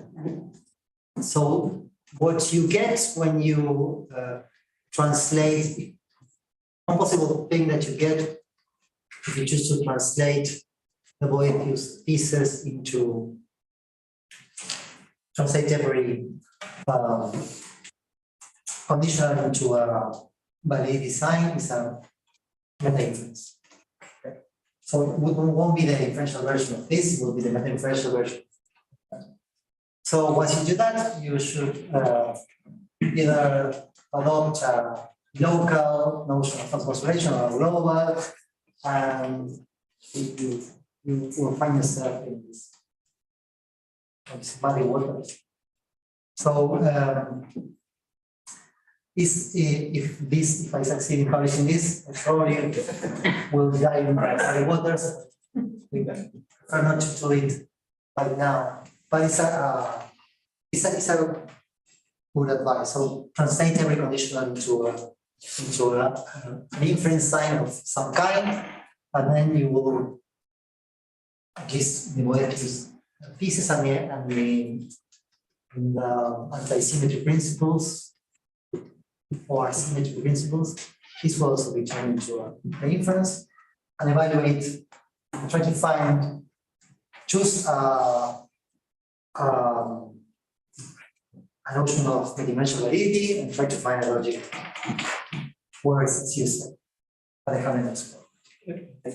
And Luca has a follow. Yeah, I had a related to Yeah. perhaps dual question on this. I was wondering, so I would say that there is a clear sense in which your translation of the weights of thesis is an inferential version of the normal one.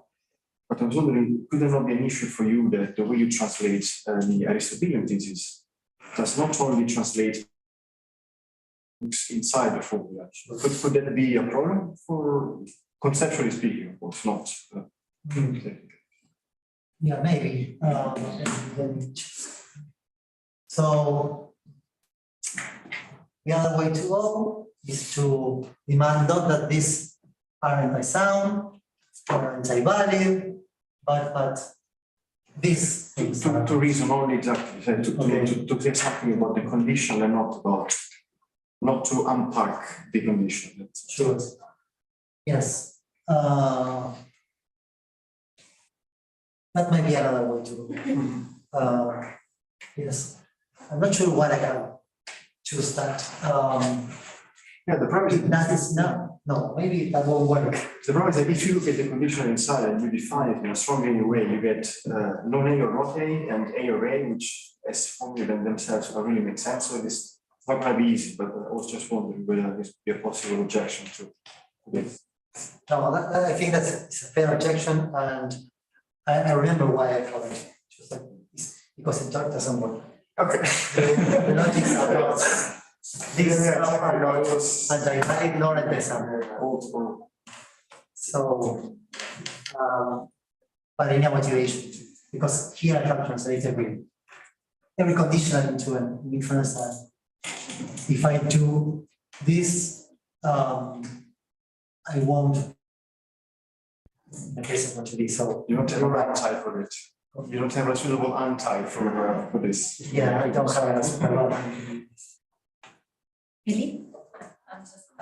It's your turn. Okay, then I might have the finger first.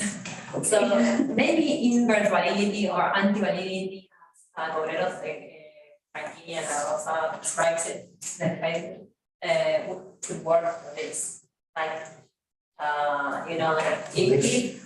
if for making the version of with the connected, like this one. inverse validity, and if the promises aren't satisfied, then the condition, the consequent are satisfied. Okay. Maybe this. So complement T, 0, 0. If this gets value 1 and 1/2, this should get value 1 and 1/2. Yeah. So it won't work because this gets value 1, this gets value 0. This in that logic doesn't work. Maybe some other strong thing logic. But it's a good suggestion. No. It's another option. Yeah, it's another protection. Yes. Maybe I don't see that clear. I think I found it. I found it. Okay. Yeah. My question was, sorry, that these things that he showed that there is a connection, there is a relation between connecting logic and negation as cancellation. I mean, he was sure like proved it. Yeah. So at some point he's right. Maybe your inferential like version of negation should like be something like a negation as cancellation. I haven't thought about that. I'm very happy to think about it. Yes. No, no. You know that Fancy just not think that Chris is not right. Okay. Fancy in school. I don't remember right now the argument, but I remember the paper.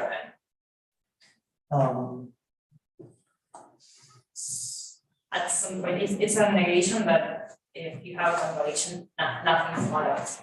I don't know how that could work in the. I'm not sure, but probably I should change the models also. No? I need to think of it. But maybe someone could ask you this. Yeah. If you wanna do something connected.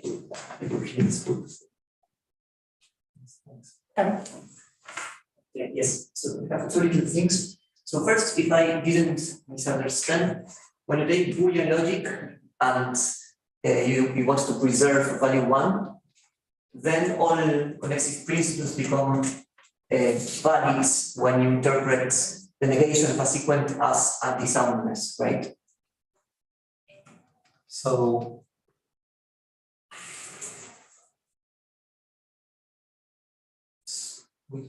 preservation of one classical. Yes, so Boolean logic, preservation of value 1, classical logic. So in that context, so I normally think about this in terms of what Lucas suggested. So the meta inferential version of coercion. And in that context, the connective principles become valid in classical logic. When you take again the negation of a sequence to be the anti-soundness of that sequence.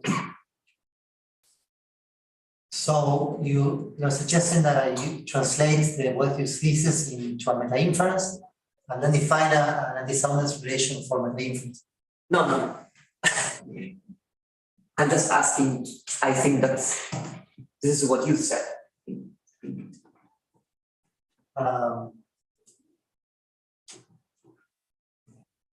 So I don't understand what Lucas you refer to. In your framework, Okay. one classical logic. Yeah. Does it validate your versions of the connective principles? I haven't found it.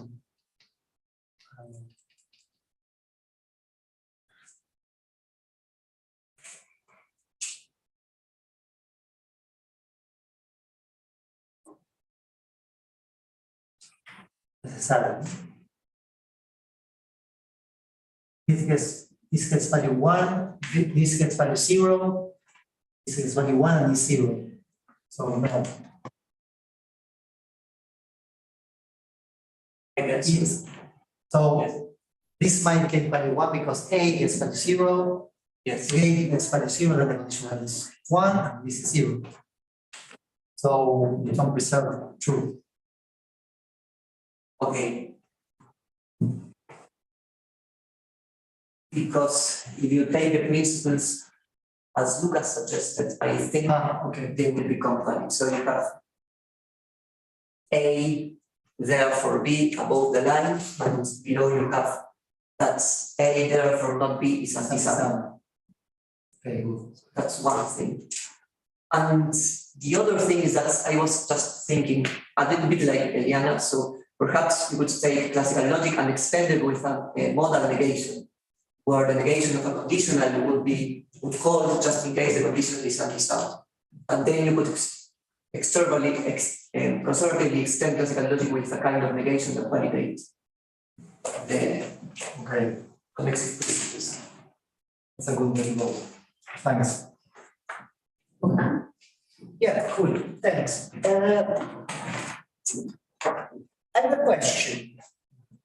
Because I will end what I have to say with the question. And my question goes a bit like this. This is all very, very neat, but one of the things that I've struggled to, for instance, when I've tried to come up with bilateralist kind interpretations of FDE, is that people just look at people like Rams, and yeah, that's not how negation and assertion, acceptance and rejection, whatever. I mean, I kind of tend to disagree with them because it works for technical reasons. I get what I want. But then if I look deep down into my soul, yeah, I mean, assertion and rejection not being exclusive, that's a bit bizarre, right? Now, I'm thinking that your interpretation of these logics in terms of, you said acceptance and rejection, is going to have that problem turned up a fair notch, I'd say turned up to 11, perhaps. But they are exclusive, they are not exhaustive.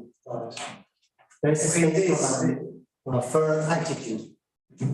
You can suspend judgment or something like that. So they are exclusive, you cannot accept. Yeah, but how, okay, here's what I'm asking. If you look at the logics, each of them individually, the overall picture that you get, how credible an analysis of, let's say, assertion and denial and whatever other attitudes you might need to work there.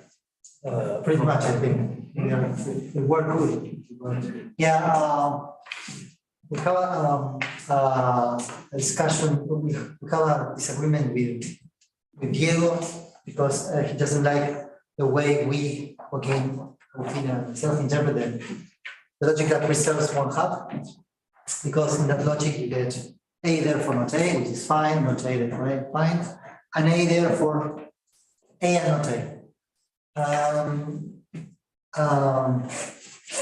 He claims that that's not good because we should always embrace the middle. So that logic might not work if Leo has the right intuitions, and you need to probably do something else. What are more options today? I mean, that's like you introduced like some options, right, for interpreting half.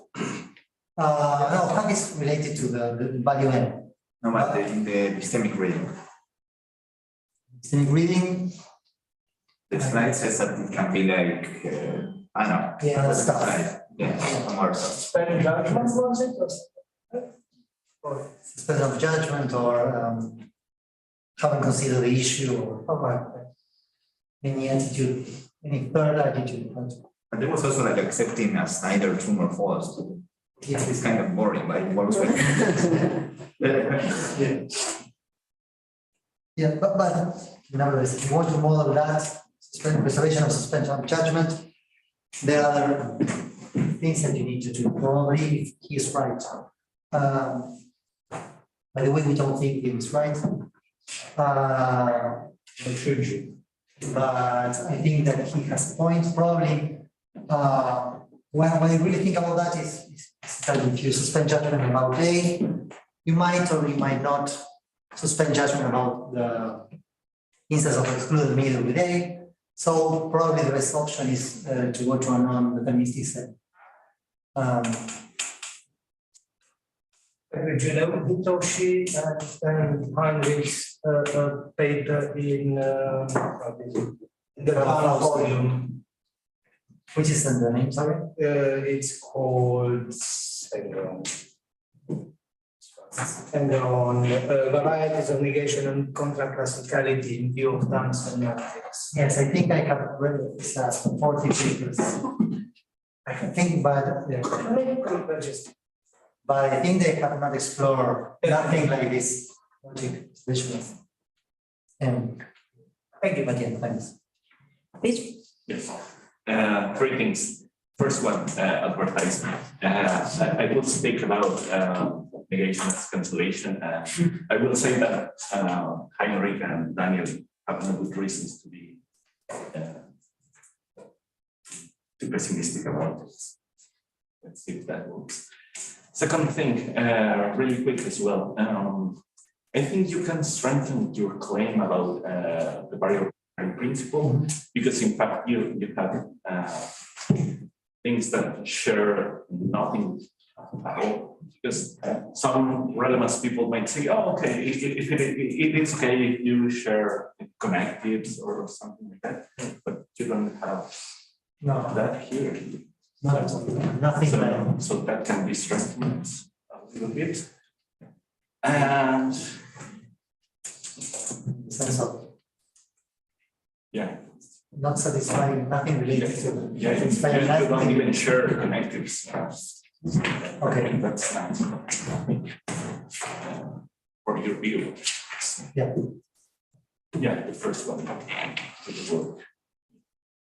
And finally, it's a comment about the terminology, because there is an ongoing silent debate in the very small connected community about the very definition of connected logic. And Henrik keeps saying things like, this is the common view of connected logics right now. And that's not very common, in fact. That's his view, and maybe it touches and some people related. I was at some point convinced of that, but many systems in the logic vicinity are not like that. For example, missing Francis logics, Graham's system, and many others. So yes, and the defense is, well, Macron defined connective logic in this way, and that's not true either. So he was very open on that side. He said, well, if a logic has something like Aristotle's thesis and or Place's thesis, or something in this vicinity is a connective logic. So yeah, I would say that one shouldn't be afraid of saying this is connective even if it doesn't match the Stanford encyclopedia characterization. Thanks. I think that I fear that the conclusion will be the other way around. So, so if I was happy, yes, you demand more things for logic to be connected. I was crazy at that time. Okay. So if more things are necessary for logic to be connected, then of course this is even more exploratory than it is. So we need to explore other logics that satisfy those other principles that people mentioned that are related to a connected logic. That might make things harder. What I like about that stuff was convenient. So to get these core principles and see whether one of these 64 logics satisfy some. If I need to add more stuff, then it will be trouble. And these four are also nice to work with because you just demand that a sentence is valid or not. So it's not, for example, the validation principle. So it was convenient. Thank you. My question is really connected with last question of Luis. Maybe you will give an answer. But at the end of the day, your characterization of connective logic is extensional. So you take some principles, and if a logic accept or reject, it's going to be a connective logic. And the rest doesn't care. So I'm not an expert in connective logics. Don't know. No. What's according to this kind of logic, with you present, doesn't care if you are an expert or not. Okay. Wait, what is exactly connective logic? I don't know. But what I do think is that to characterize a logic, you need. It seems more important how the logical system behaves than what are the intentions of the logician developing that system. So it's more important what the logic validates and evaluates, etc., than what that logic is meant to represent. So what is valid or what is not? To start with, what is valid? But there are other things that we probably need to look for. But yes, to start, what is valid? So if that is what's more important, then these logics can be related to connective logics because they satisfy these impression versions of what Passing think of at the core connecting principles. For a reason, you are avoid to say it's only an extensional criteria. No? Yes, because deeply in my heart, I don't believe that either, so I don't have to say that, but yes, I think that's a more reasonable approach. Any more questions? Okay, thank you, Federico.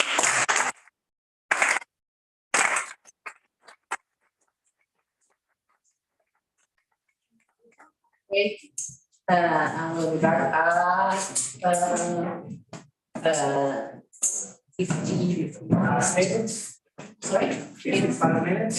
In 50 minutes. 50 or 50? 50. 50. Because we finished the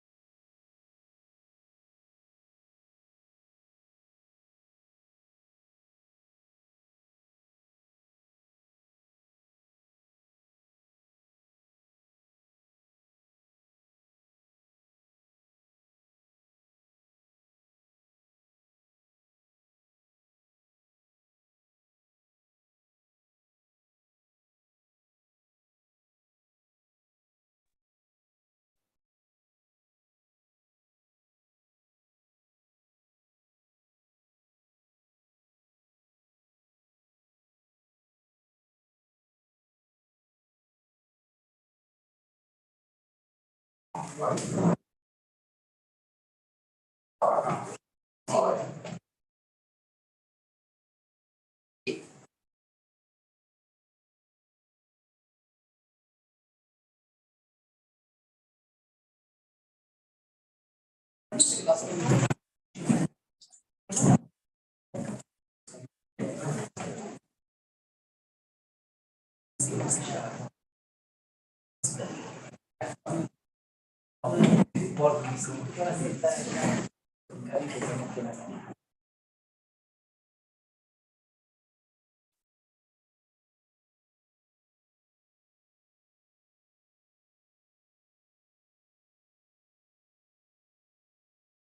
going to pleasure to Carlos Olarte from the French. The of Sorbonne is not. I'm sorry, my French is The same. Carlos is going to talk about what is the cost of public funds. Thank you, Carlos. Thanks. Thank you very much for the invitation. It's a pleasure to be here in Buenos Aires again. So this is joint work with 3 people. But that time, Timonan was a PhD student at Tübingen in Austria. Chris was supervisor, and also we have Elena Pimentel, which is here. So Elena and I were working on linear logic and connection to process calculi for doing verification. And Timo and Chris, they were working on game semantics. And this is how this work is about taking these two things together and having insights from both sides. So from the logic, from the linear logic proof theories and the game semantics. So what I'm going to show, so this word cat here is because of cat elimination, the cat elimination procedure. So I'm going to show how using game semantics, we can give meaning to connectives in linear logic. So what is the meaning? What is the intended meaning of the linear logic connectives? And how this game gives you the dynamics, how to use this logic for doing some verifications. So the first thing is, what is superstructural logic? So one definition is that one of superstructural logic is when you take the logic and then you drop some of the structural properties. So as exchange, weakening, and contraction, right? So for instance, in this proof, from P proving Q implies P, we need weakening, right? So we need to drop this Q here, and then we have the initial axiom to finish this proof. So this is not superstructural in the sense that we are using one structural rule, and the problem of defining superstructurality in this sense is that we are attached to one particular metalanguage. So in this particular case, so we are attached to the sequence system to say if we use or not a rule, a structural rule, weakening, contraction, break change. A second approach of doing it is to change the notion of implication, of consequence in the logic. So these are the usual 3 rules that we have: exclusivity, monotonicity, and transitivity. And this is the source of non-superstructurality in the logic, right? So if you can prove A from some premises gamma, then you can prove the same goal A using more assumptions, right? So if you draw monotonicity, may you have superstructural logic. So, but then there are other superstructural properties that you need to handle, right? Well, so the third attempt, the one that we are using, when I say we, is Elaine and I, we are used to, is allowing or not some axioms in your logic. So here I'm using the notation of linear logic. If you're not familiar, so this is a conjunction saying that from F you can prove 2 copies of F. So this is contraction. Weakening is that you can erase the F, so F becomes 1. Exchange is exchange in the tensor, so it's commutative. And this is also a theory for the tensor, for the conjunction, multiplicative conjunction. Right. And this is good because it's modular. So we have played with this kind of axioms, and then you have different flavors of linear logic for different purposes, right? Right. But this is part of the story. So in the sense that you can add these axioms, but then what you get? So what you can express with this kind of logics? Well, so I'm going to use this example. This is the La Fond menu. It's a menu in France, very old because in France, it's not in yours. But then this is a typical thing in France. Then, so you pay for something and for some meal, and then what you get is a starter, main dish, and a dessert, right? But what is important in this menu is, so in red, there are the prepositions, and what is the meaning of those prepositions? And those are different. So, for instance, this conjunction, this is and in French, it means that you're going to consume something. So, if you're the restaurant or the manager of the restaurant, you have to prepare the quiche Lorraine, and then you're to consume some eggs and some daton and some things, right? But then if the guy asks for the saumon fumé, so you're going to consume the saumon fumé. So this conjunction is sort of multiplicative in the sense that you have to split the context. You have to be prepared to do this or do that, right? But then this disjunction here is a little bit different from this disjunction here. So this is your choice. So it's the customer, the client, that is going to choose if he is going to have a quiche Lorraine or a saumon fumé, right? But then there is a different disjunction here. So for the dessert, the restaurant tells you you can have this, either this or that.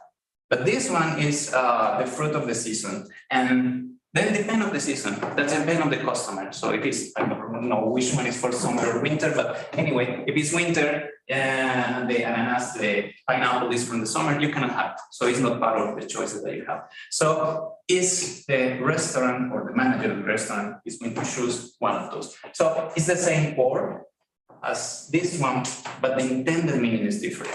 And this is related to superstructural logics, and this is related to the meaning that I'm going to give to the connectives in linear logic. Okay, so as I say, so one of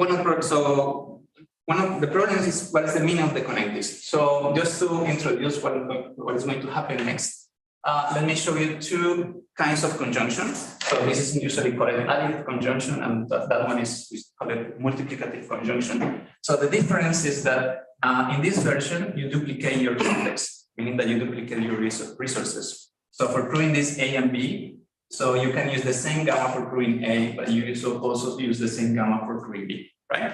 And this is the multiplicative version in which you have to split your context. So part of your resources are used to proving A, and the other part of the resources are used to prove B, okay? Well, what happens when you have a structural root? Then they collapse. Well, depending on the structural roots, they collapse. So if you have weakening, so the additive version implies the multiplicative version. It's very simple. So you apply the multiplicative one, and then you do weakening, meaning that you can erase bottom up the proof search procedure. You bottom up, you delete some formulas, and then you get in the premises the same premises of the multiplicative version. So, but instead, if you have contraction, so the ability of duplicated resources, bottom up, again, proof search procedure. So from the multiplicative, you can entail the additive. So you start doing contraction, and then you apply the multiplicative version, and you're done. So you have two different conjunctions, but depending on the structural rules that you have, so they collapse or not, they are different. So in linear logic, which is the logic I'm going to use here, so this is the usual symbol that you use, the connected. This is additive conjunction, and that one, the tensor, this is called width, and this is called tensor, is the additive and the multiplicative version of conjunction. Good, so what I'm going to show you here is basically that. So given this menu, this example, so what is the intended meaning of these connectives, of these prepositions in English or in French? Right? So, and give a meaning to resource awareness in linear logic. If you're aware with linear logic, so the examples in Girard's paper are metaphorical and kind of politically incorrect because they talk about cigarettes, right? Not cigarettes, it's not politically correct. Anyway, it's like one of those. So, but this is metaphorical. So we are going to give a game, or we are going to propose a game that gives a concrete and a specific meaning to those connectives, okay? And for doing it, we are going to use sequence system because usually in sequence system you can talk about an ABCT and inference rules, and it's easier to define these resources. The game is going to give you the dynamics of who can you play the game. And again, so this is going to be a sequence calculus plus a logic, which is a linear logic. Okay. And for review, so there are many game semantics, and the original works of game semantics for linear logic by Jagadisa, Abramsky, Ponantemeli, and some others. There are different games. So the games I'm going to show are dialogue games, which the idea of those games is a playground for giving meaning, intended meaning, and intuitions about the connectivities of the logic. But so this is the agenda, many items, but don't worry, so you slides in each one. So I'm going to tell you the kind of games we are going to play, which is dialogue games, recurrence games. Then a little introduction to linear logic, but more than linear logic is exponential linear logic. Then, so how can a game can differentiate the additive and the multiplicative connectives in linear logic? And it's going to give you, so the flavor here is that additive is more like a sequential games and multiplicative is parallel games. So the game is going to give a precise meaning of the connectives. So the main topic of the talk is how can we measure the cost of a proof? And since this is a resource-aware logic, a structural logic, so it makes sense to talk about cost. How much cost to prove something in this logic? So I'm going to show you first in the game semantics, how can we introduce cost, and then how can do the same in the sequence calculus. And these two things are going to be related. Then the main property in proof theory is the cat elimination theorem, visibility of cat. So adding cost to the sequence calculus is going to give you some measures on how much it costs to introduce a cat proof. Some results that we have in this line. So some things work pretty well and some others doesn't. So I'm going to show you the two things. And then some instances.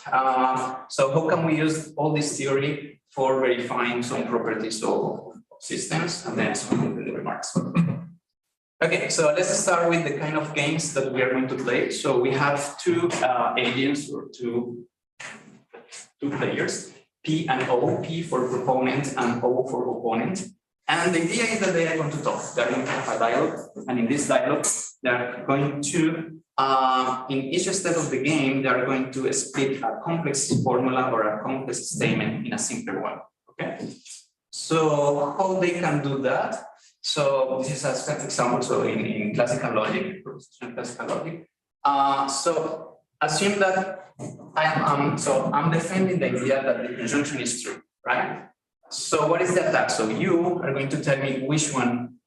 So you are able to choose one of those, and then I have to be able to defend that proposition, right? But I have to be prepared for both of them. So if I'm defending a conjunction, I have to be prepared for which one is going to. So I have to be prepared. Sorry, I'm going to be prepared for both of them, but it's your choice. So you have to tell me which one you want me to show. For the disjunction, it's a little bit different. So it's me that is going to tell you which one I'm going to defend. So if I'm defending this, I have the choice of defending this, either this or that. And for duplication, so you are going to assume A, and then with that assumption, I have to defend B. So this is the kind of dialogues that we have here. Sounds very simple. So before saying that, so there are some winning conditions, which is the expected ones. This you can see that's an initial axiom. So if you assume B and I'm defending B, we are done, right? Or if you assume bottom, so we are also done. So it sounds very simple, but it took 25 years to get it right. So in the sense that Lorenzen proposed this kind of games for justifying constructive logic, deterministic logic, but only after 85 it was proved sound and complete. That this game is sound and complete with respect to the system LJ of deterministic logic. Right. But this is the idea. So two players, one defend one formula, and the rules of the games are going to tell you what is the next step. So for instance here, so the game continues with one of those, but it's your choice, not my choice, to tell you which one is between. Okay, so this is Lorentz game in one slide. So what is linear logic? So we are going to play this game. So we are going to start with this. So this is linear logic, and this is sub-exponential linear logic. And then I'm going to tell you what is this SA in this logic. Then I'm going to show you the game, and the game is going to tell you something about the relation, which is one of the rules of linear logic. And the game is also going to give you something about how to compare groups, so what is the cost of proving some formula in this logic. So let me start with the bottom. So I'm going to show you the logic. So in linear logic, as I showed in the beginning, so we have two of everything, two conjunctions. So the additive version, remember the additive is copying the context, right? And the multiplicative version, which is splitting the context, right? So this is, we can say that this is more resource aware, this is duplicate the context. So the same way that you have two conjunctions, you have two disjunctions. This is O plus, the additive version, and this is called the part, the multiplicative version of disjunction. Since you have two conjunction, two disjunction, you have 4 units, okay, the multiplicative and additive version of those. If you're in the context of intuitionistic linear logic, you don't need this. Sorry, for classical logic, you don't need the linear implication, but we are in intuitionistic linear logic. So we need this linear implication, which is called a lollipop. And the special one, so that we are going to pay attention on this, is the exponentials. So the exponentials are those that allow you to have classical behavior. So meaning that we are going to have rules for this guy to have weakening and contraction. So meaning that formulas marked with this one on the left or with this one on the right, you have weakening and contraction. So they behave classical in some sense. Okay. So why this logic is resource aware? Because we can read the linear implication as if you have this A implies B or linear implies B. You have to consume A in order to produce B, right? So not like in classical logic that you can use the same A as many times as you want. But here, when you use this formula, you have to consume. Okay. That's why, so in the linear logic literature, introduction of linear logic, so we compare this logic as a resource-aware logic. But in what sense? So this is the game that we're going to define is just to give a precise meaning to this being resource-aware. What does it mean to be resource-aware? Okay, these are the rules. Those are the rules for linear logic. So in the sequence calculus presentation, this is intuitionistic linear logic. So there is only one formula on the right. So as tensor, as I say, so we split the context bottom up, right? The additive version of conjunction, you duplicate the context. Linear implication, so this has implication, so you pass the A to the hypothesis, to the other side of the sequence. Tensor is the same thing as comma on the left. Implication is as implication, but you have to split the context. So there is a resource nature on this one. So you use some resources to prove A and the other resources to prove B. Notice that conjunction on the left is a choice. So you have to choose between A1 or A2 for now. This is the disjunction. So for the disjunction, it's like disjunction in propositional logic, right? So you copy the resources because it's an additive version. And on the other side, it's like an intuitionistic disjunction on the right. So you have to choose one of those, right? I made another mistake. This is not intuitionistic linear logic. This is intuitionistic affine linear logic. Because in linear logic, this is the initial rule. So from P, you prove P, right? But we are affine, so we allow to do weakening in this context here, okay? This is the unit 1, and this is the unit 0. Right, so this is it's affine. So the title was okay, but when I was saying the thing, I say intuitionistic linear logic is affine things linear, okay? Because we accept this weakening here, right? Okay, so that's the linear logic. So the game. So now we are here. We are going to define a game for the moment it's going to be linear logic, and then I'm going to extend it to exponential linear logic. So this is not, this is a work by Chris and Timo Lang. So we know that formulas are built from these connectives, right? The unit 0, 1. If we are in the intuitionistic version, these two are enough. And for instance, here we don't have the multiplicative version of this junction because it's not needed. But we need the implication, linear implication. Okay, so this is the fragment that we have. We have these formulas. And what is the game? So the game is a game in which you have a multiset of sequence of this form, gamma, prime F. We have the two players. So this is a Lorentz style game. So we have the two players, proponent and opponent. And in this game, the player P, the proponent, the one which is defending the idea, is going to choose one of the sequence and one of the formula, and is going to play with that formula in that sequence. So, and what is going to happen is that you have several sequences. So the game is on a state, which is multiset of sequence. So this is a multiset of sequence. You pick one of those, one of the formulas in this sequence, and then you're going. The game is going to the next state in the game is going to be like this. If it's here, okay. If you can match one of the rules of the system, of the sequence system, on this sequence, and then there is only one premise. So for instance, one premise like this. So you choose this sequence, you play this formula, and then the next state is going to be this premise. Okay, this is for one premises, but there are games. So there are transitions in which you have two premises. In that case, so for instance, this one has two premises. So in that case, so from this state of the game, you get this state of the game where you have two sequences, and these two sequences are the two premises of the formula you will focus on. Okay, so the game is very simple. So you have the sequence system, you have a multiset of sequence, and the game, so the proponent picks one of the sequence, apply the rule, and then this is the next step. So either you have one premise, something like this, or you have two premises and you are in a state like this. Sorry, can I just say that sort of splitting thing that works for additives and we are going there. Because this is the important thing. I think that is only tres multiplicaciones, We are going there. But this is a very good question.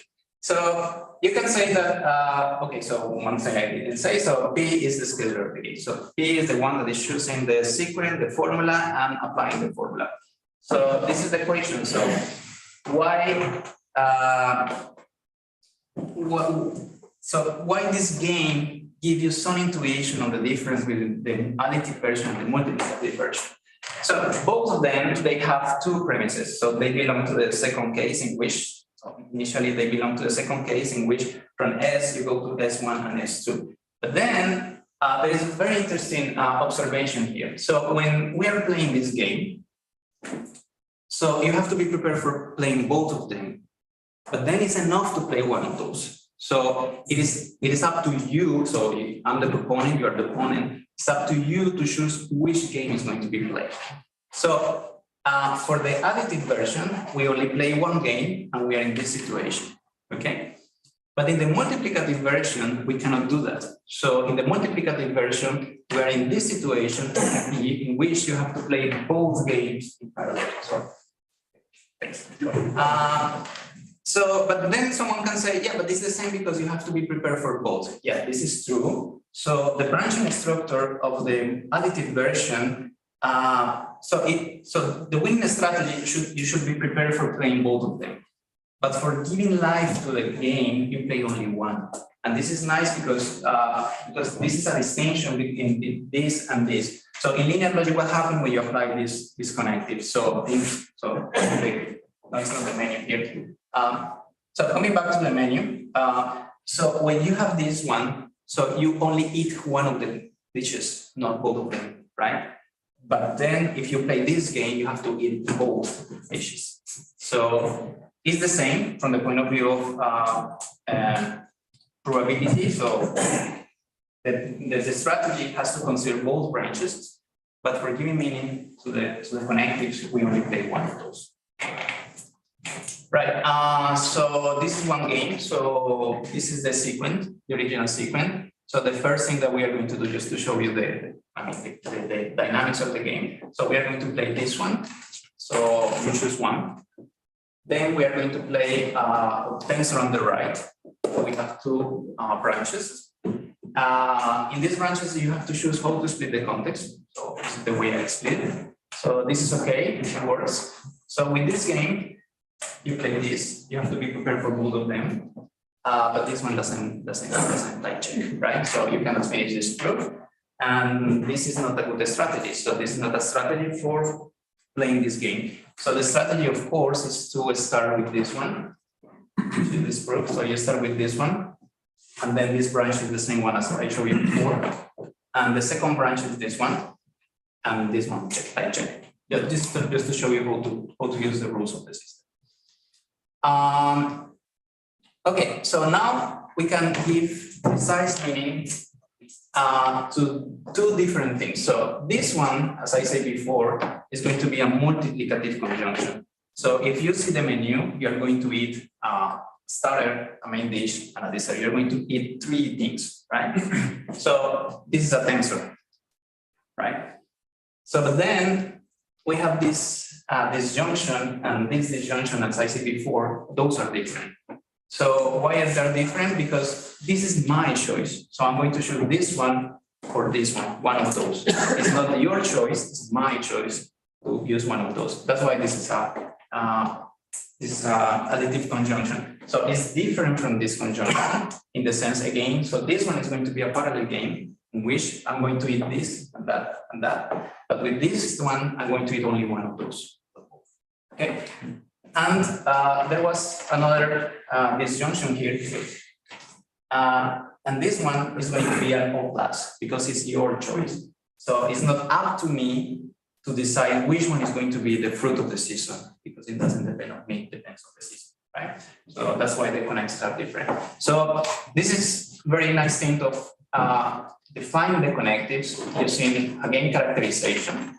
And this game characterization about being sequential or being parallel gives you a precise meaning or an intuitive meaning of something like this, okay?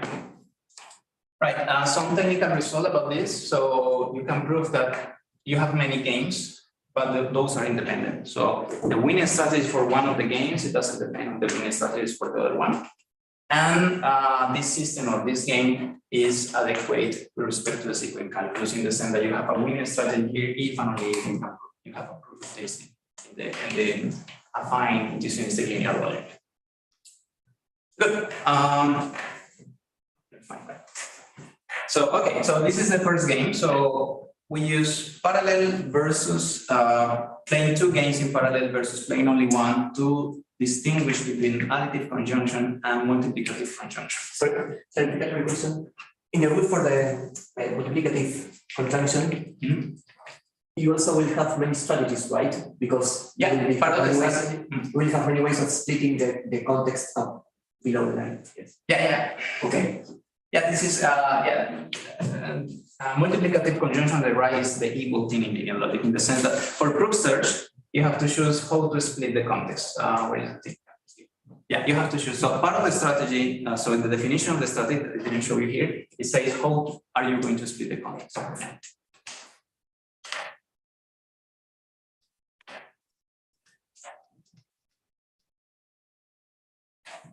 Okay. Well, so now we have this distinction. So now I'm going to show you how to introduce cost in this game.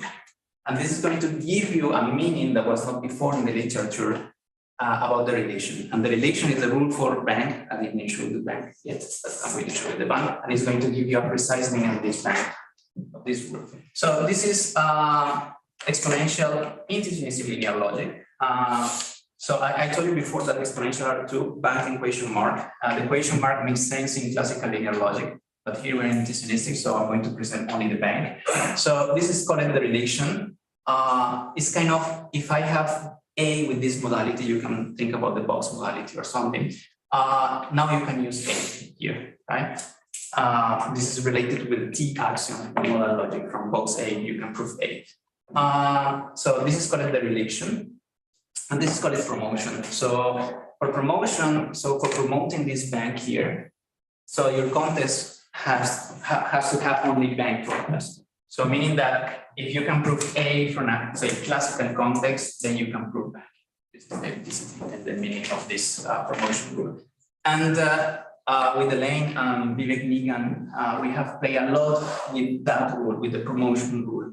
So how to control it and what kind of system that you can specify using this rule. But nobody paid attention to this. So this work is about paying attention to the relation. So this is super-exponential intuitionistic linear logic. So with super-exponential, you have the banks, but you have indices or colors in your banks. So the relation is the same, but promotion is a little bit different. So the promotion rule assumes that you have a preorder on the elements of these labels or colors. And then for promoting this, all of those has to be above A. So they have to be above this preorder that we define in super. So for super-exponential, you have a super-exponential preorder. This is the preorder here. And then, so this one has to be below all of those. Okay. Right. The good thing with this, and we use it a lot for modeling different systems, is that those are not canonical in the following sense. So if you have bank A and bank BA, and those are different, so you cannot prove this equality. Okay, so this allows you to define different modalities inside linear logic because they don't clash. Okay, they are different. Good. So what are we going to do? So I'm going to fix for the moment the super-exponential structure, and I'm going to assume, so this bank can be unbounded. It's called unbounded if you can do contraction. You can see that I did the relation, but I also did contraction, so I created the bank. Okay, so for this particular case, I'm going to also assume that A, the super-exponentials, are non-negative real numbers. Okay, but then I'm going to generalize that. So the game now is a little, well, it's more or less the same, but there is something different. So here you have, as before, you have a multi-set of sequence. So the state of the game assume this multi-set of sequence, but also you have this B, which is we call it budget. So how much it costs to finish or to have a winning strategy for this game. So we call it budget, and this is a real number, to be negative for the moment. And the runs of the game are as before. Then, in some cases, you're going to modify the budget. I'm going to tell you how, right? So this is the case of one premise, and this is the case of two premises. Okay, the same. The only difference here is that from B, I go to B prime, so I can modify the budget when applying the rule. Okay, so when we modify the rule, so this is the important thing. So we modify the rule when we apply the relation or bank on the left. Okay, so in that particular case, what we're going to do is to,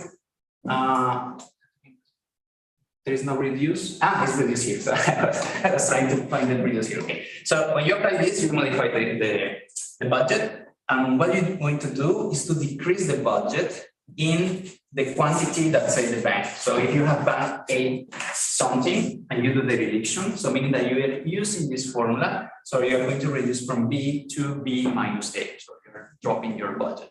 Okay. So, and the winning strategy is as before, but you cannot end with a negative budget. Okay, so you spend your money, and in the end, you have to have 0 or more to have a winning strategy on this game. Okay, so this is the first thing. So we are going to give meaning to the relation as spending your money. So every single time that you use the bank formula, you spend some money, you spend your budget to continue your proof. And now the interesting thing is that we are going to use this fact to compare proofs. To say if this proof is better in the sense that it spends less resources than another one.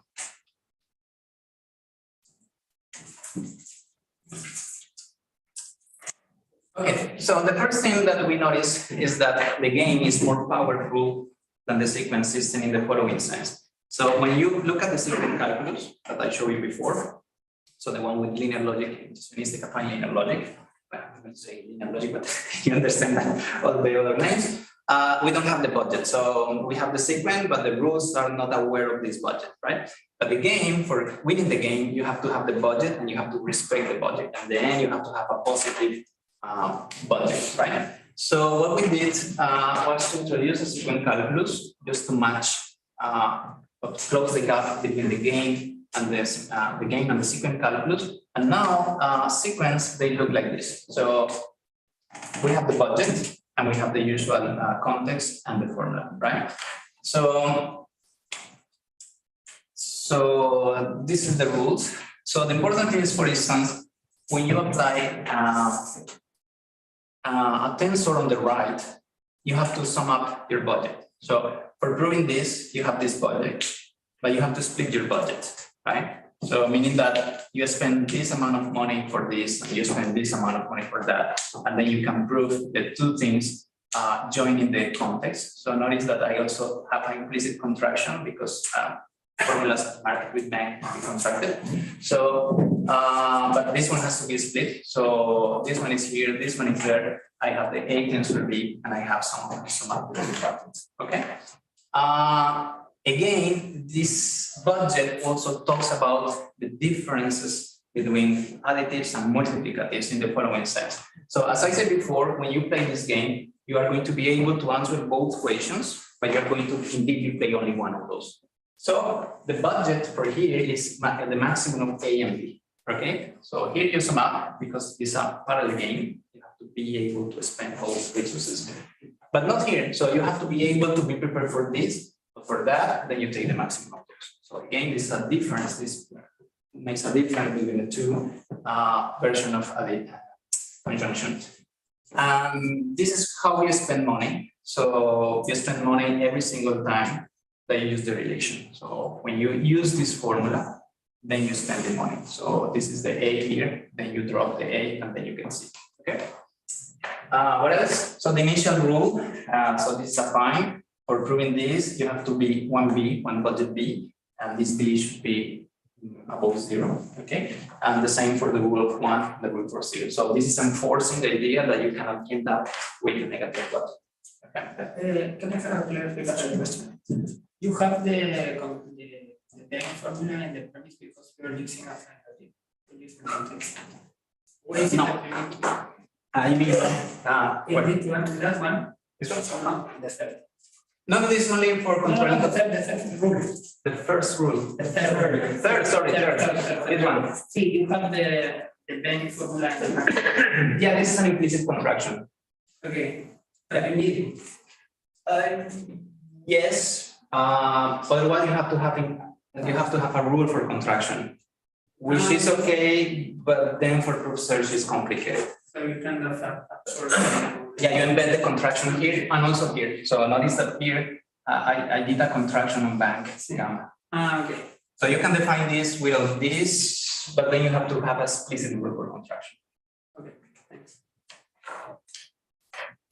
Okay, so we have the game, we have the sequence calculus. Let me show you what we can do with that. So this is a riddle in which you have white and black socks in a drawer, and you have to pick up socks on that, but there is no lights on the room. So if we want to know, you're not aware which one you are taking. So how many of these attempts of taking socks from the drawer you need to have a pair of 2 white or 2 blacks, right? So what is the answer? Do you know the answer? How many times I need to pick up things from the drawer? 3, right? So this is the proof. Okay, that is not the proof. So what is matching a pair? So matching a pair is that you have twice W, and this is multiplicative because it's reasonable. So you have twice of those. But this is a choice, right? So this is additive. So either you have this or that, and having one is enough. Okay. So what is taking one random sock from the drawer?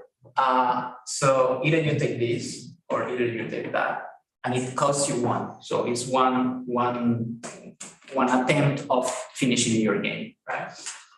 So, and then the question is, what is the budget that I need that from this formula I can get this one, so I can prove this one.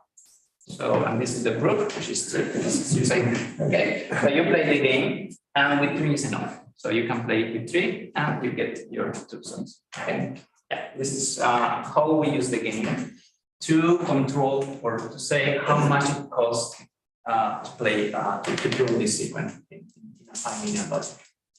This is another example. So you have a printer that costs $500. And for producing 1 copy with this machine costs $0.1, and you need 2 copies of something. So there are 2 ways of playing it: the stupid one and the intelligent one.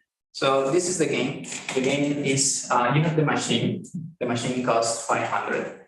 But once you have the machine, you have the ability of replicating these resources. And every single time that you replicate this resource, you pay this price. Okay. And you want 2 copies, so it is a tensor. You need to play both games. And then, sorry, I changed the notation in the paper. We use this one, so it was a copy paste thing. But, so this one is bank. So this is a proof, a very stupid one. No, this is the stupid one. No, this is the intelligent one. So this is a smart one in which you buy 1 printer, and then you use twice the derivation on this formula, and then you have the 2 copies of C.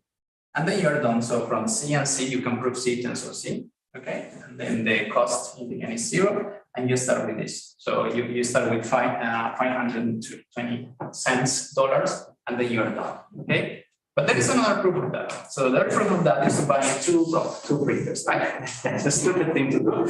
But no, they can't. Okay. Because you have to show the rest of the film. Don't worry. Okay. And yeah, you buy 2 printers, and then from each you have your copy, and then you are done, right? So 2 proofs, different budgets. Okay, one is smart one is not so smart. Okay, so the theorems that we have here is that so we can infer the cost of a proof by taking the labels in the sequence calculus and determining the budget needed to finish this derivation. Okay, so we show that this set satisfies some properties, nice properties, and in fact, what we can show, but this is not constructive, is that if you have a sequence which is provable, there is a minimal cost for proving this sequence in a finite logic. Okay, but this is not constructive, so you cannot know which one is the best proof that you have for your sequence. But it exists. Okay, now the relation with CAT. So this is the CAT rule for linear logic. So from this context, again, I'm doing a contraction here. You prove A, and using A, you conclude C, then you have a proof of C. So this is the CAT rule. So this is something important for technical research. Technical reasons. We don't have banks on the other side. We will explain you why. So we have this theorem, very nice, that characterizes how much it costs to use the CAT rule. So assume that you have a function. So assume that this function f is the plus a and b. So this rule is admissible in this system. So the rule that tells you that if you can prove this premise with budget A and you have this proof with budget B, then you have A plus B for this one with the CAT. And the other thing that we discovered in this, so we're doing this theorem, we have the CAT elimination procedure, is that every single time that you reduce your CAT, you reduce the budget. So meaning that adding CATs to the proof is more costly. So you pay more for that. Okay? And every other function that you imagine here is going to be above this one. So this is like the lower bound that you can get for this to be admissible in this system. Okay? And of course, this class is related to the tensor rule in the proof, the elimination of the tensor rule.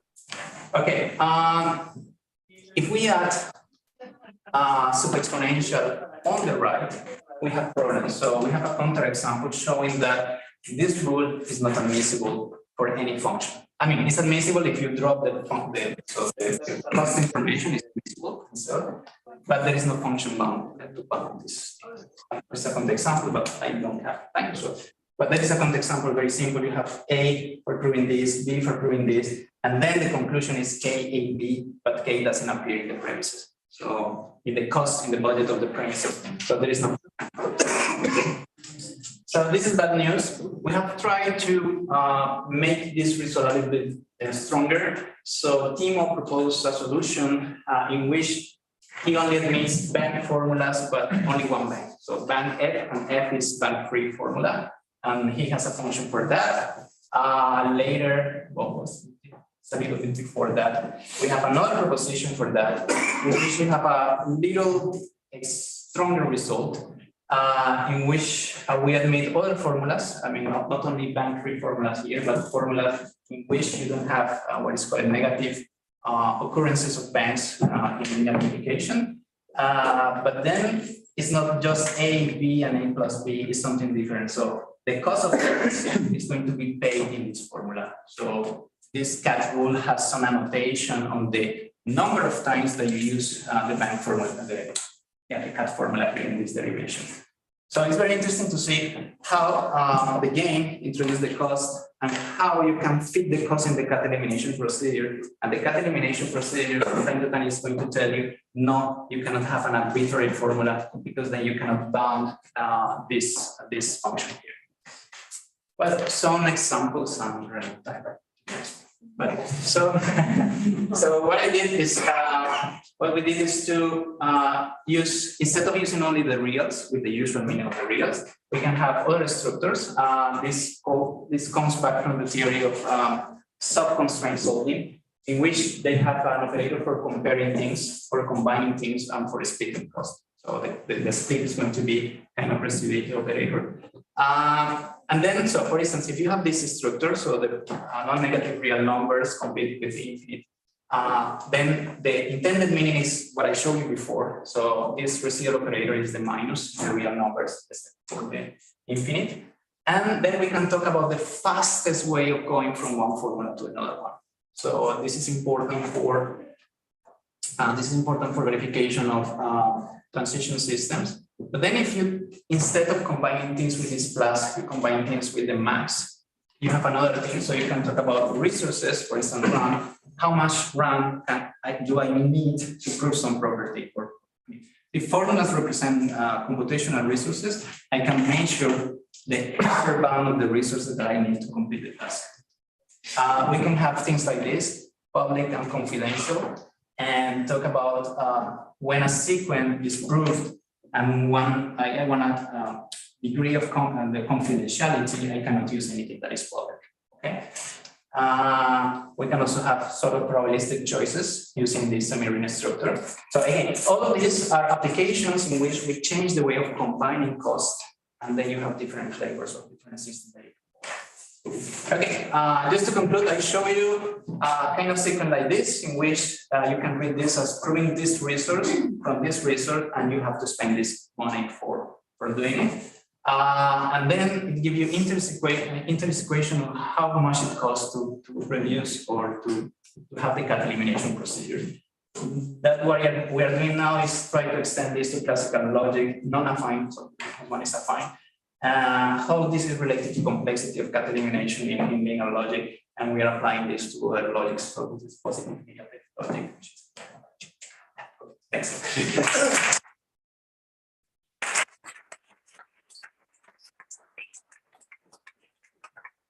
Thank you so much, Paula.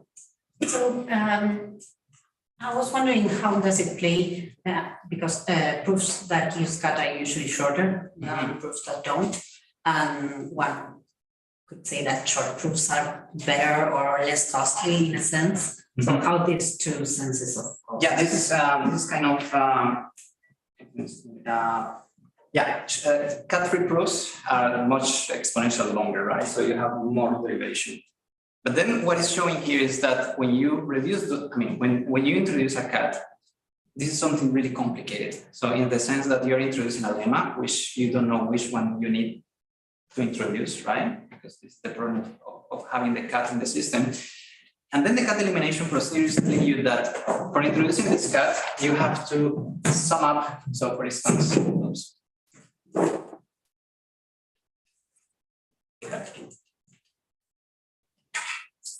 Yeah, this is not the version, but anyway. So you have to sum up the two things. But then when you do the principal cases, every single time that you reduce the principal cases during the cat elimination procedure, you get something not in all cases, but you have something which is less or equal to this price. And I think that the intuition about it is that when you have cut-free proofs, everything is simple. So in the sense that you don't have to come up with a lemma with the cut formula. So that's why the budget that you need is less than that. I don't know if this answers your question. So having cuts is nice because your proofs are shorter, but those proofs are more complicated because if you are doing proof search procedure, you have to come up with the lemma, the cut formula, right? But cut-free proofs are easy and easy to check. So you have the proof, it's just using the rules of the system, that's it. Can cost a lemma, or it can come directly from the exams to the proving your theorem? And this is longer, but it doesn't cost you any guessing or anything. It's longer because the proof is definitely bigger, but then going down is simpler, say.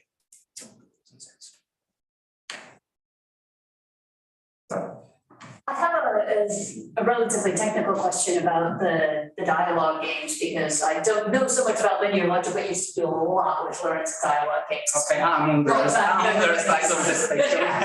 So if the answer is go talk to Chris, I'll take that as an answer. But the Fulcher approach to divide things into the particle rules and the structural rules, and you gave the particle rules, which tell how to attack and defend the connectives, but can you say anything about the structural rules, the things that actually govern like what moves you are allowed to make when and how many times you can make a particular type of move in this thing? Because one of the things that distinguishes intuitionist logic from classical logic is how many times and which atoms you can attack. Yeah. So when we started this, so I saw this kind of games and they were really complicated in the sense that you have to use all these different rules for attacking or for defending the formulas. It is much simpler, and I think this is, I don't know, it's Chris' idea, Chris' your idea, but using instead of that, I'm to say, so it's using instead this kind of things. Okay. And this and is very so there simple. really is no kind of constraint on. No, exactly. So the constraints come from the rules of the sequence calculus, because this is the only, say, the two rules that you have in your game. So you pick one formula, one sequence, one formula of the sequence, and then you apply the rule. So you can rephrase all this game using this kind of things, but it's so complicated. Well, at least I found it really complicated to understand. So it's much easier to see the rules, because the rules, everybody knows the rules of linear logic. And then from that you play the game. So from this kind of rules. Okay. So we don't have those because of that, because we look at the sequence calculus. And every application of the rule is just to see the sequence rule. Cool, thank you. Yeah, so I was wondering, could you perhaps say something about why you were able to find the semantics for defining linear logic sub-exponentials? I mean, what makes it, where the difficulty lies in just for intuitionist? Okay, why we choose apply was, how can I say that? So what's important, I think, for the project of Chris Miller is to have a good intended meaning, right? Then we discuss that, so we say, okay, so then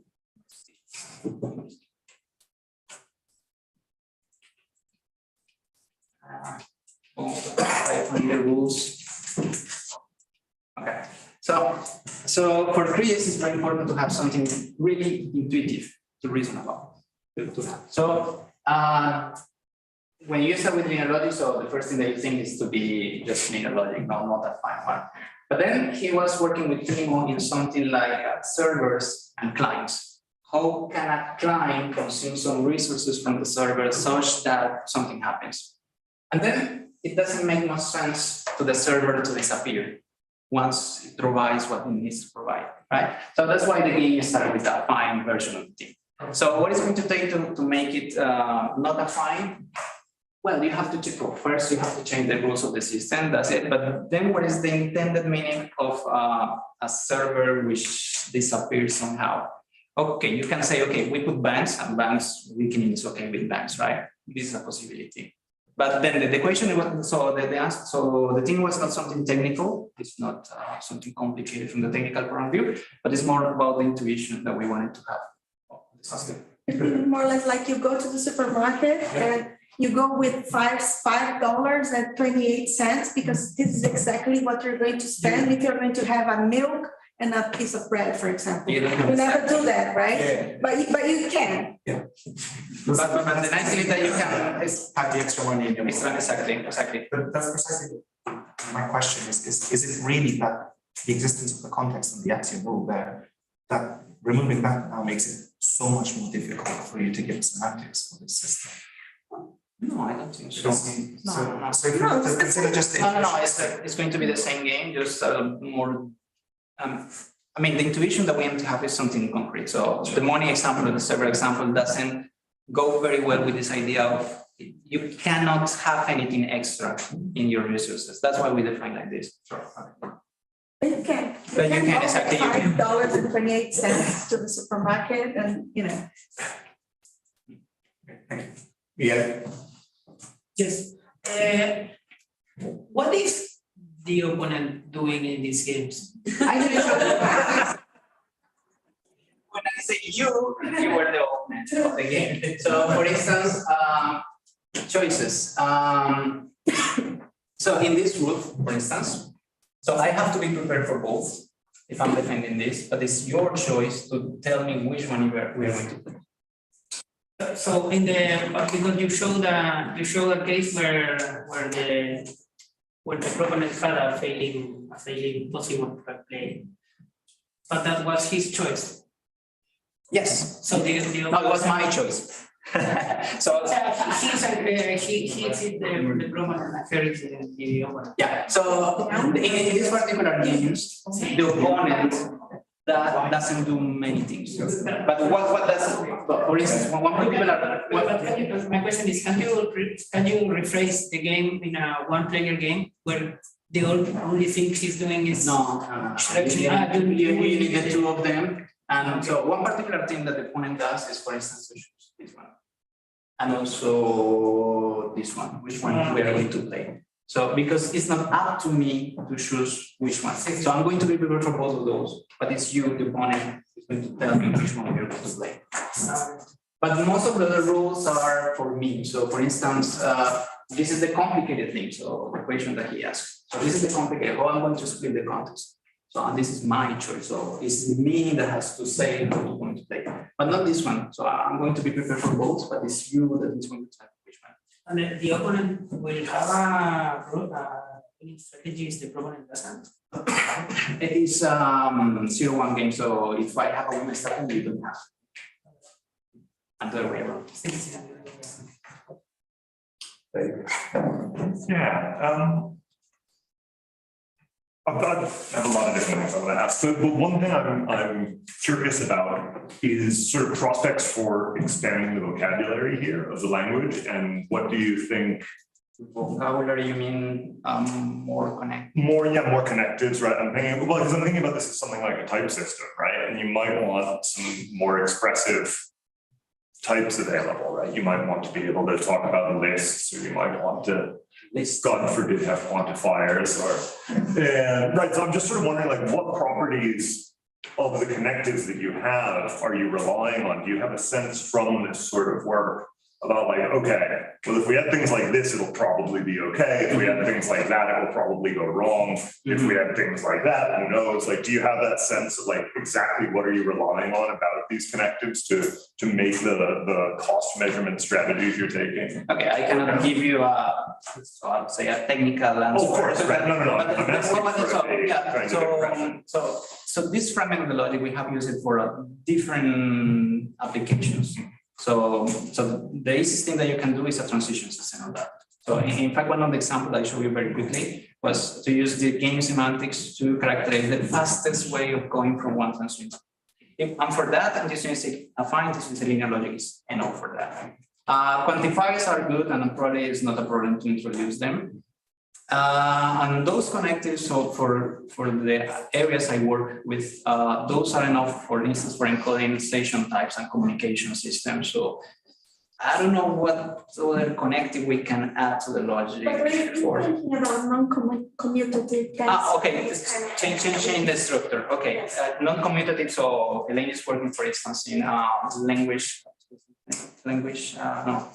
processing. Natural language processing, in which you don't want exchange rule, for instance, or you don't want associativity.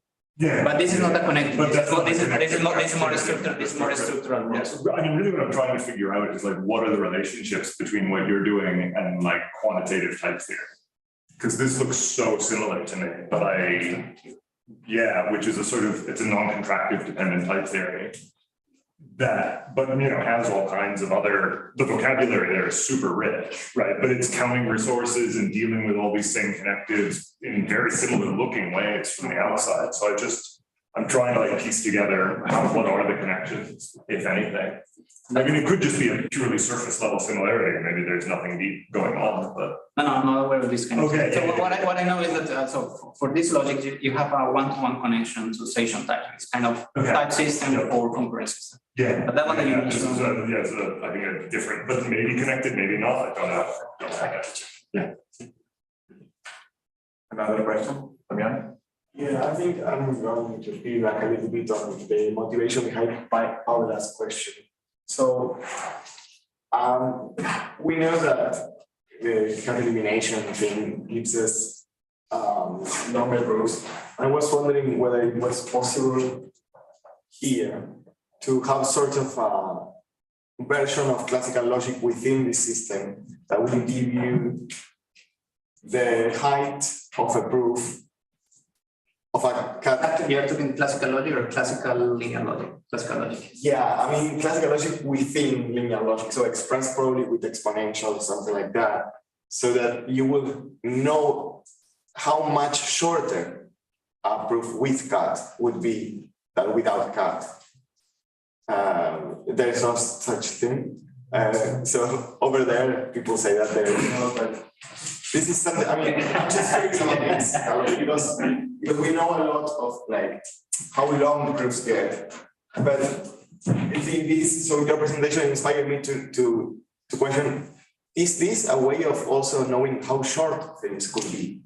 Yeah, but longer is not a problem of budget. So this is yes, it's another equation. So it's not a problem. It could be very long, but if you don't use it, so exactly. because in linear logic, so this is the thing. So everybody talk about the promotion rules of the right on the right, but I mean, nobody pay attention to maths on the left because it's very simple. Button up, you just drop the back. So you pay. So in this game, this system that we have, you pay the cost only when you do the prediction, meaning that when you use the formula. It's not related to how many times you use the tensor, for instance, and then you get this very branching or very long proof. So I don't know if this is. Could this be modified? Huh? Could perhaps this be modified? Yeah, for getting this right was good. Yeah, right. So, we can. So currently there are some. So for instance, in there is one version of linear logic which is. In that the tensor that the bank produce n copies of something. This is soft linear logic, in which the bank is somehow related to the tensor in the sense that the bank produce n copies. So probably there is something to see there. But a very similar question. I was wondering if there is some relation to the typical cut elimination in classical logic. So you have a constructed procedure of transforming proofs, and you kind of understand why the bound of this process of logic is this upper exponential, and you know why removing cuts gets you so the proof that are so much higher.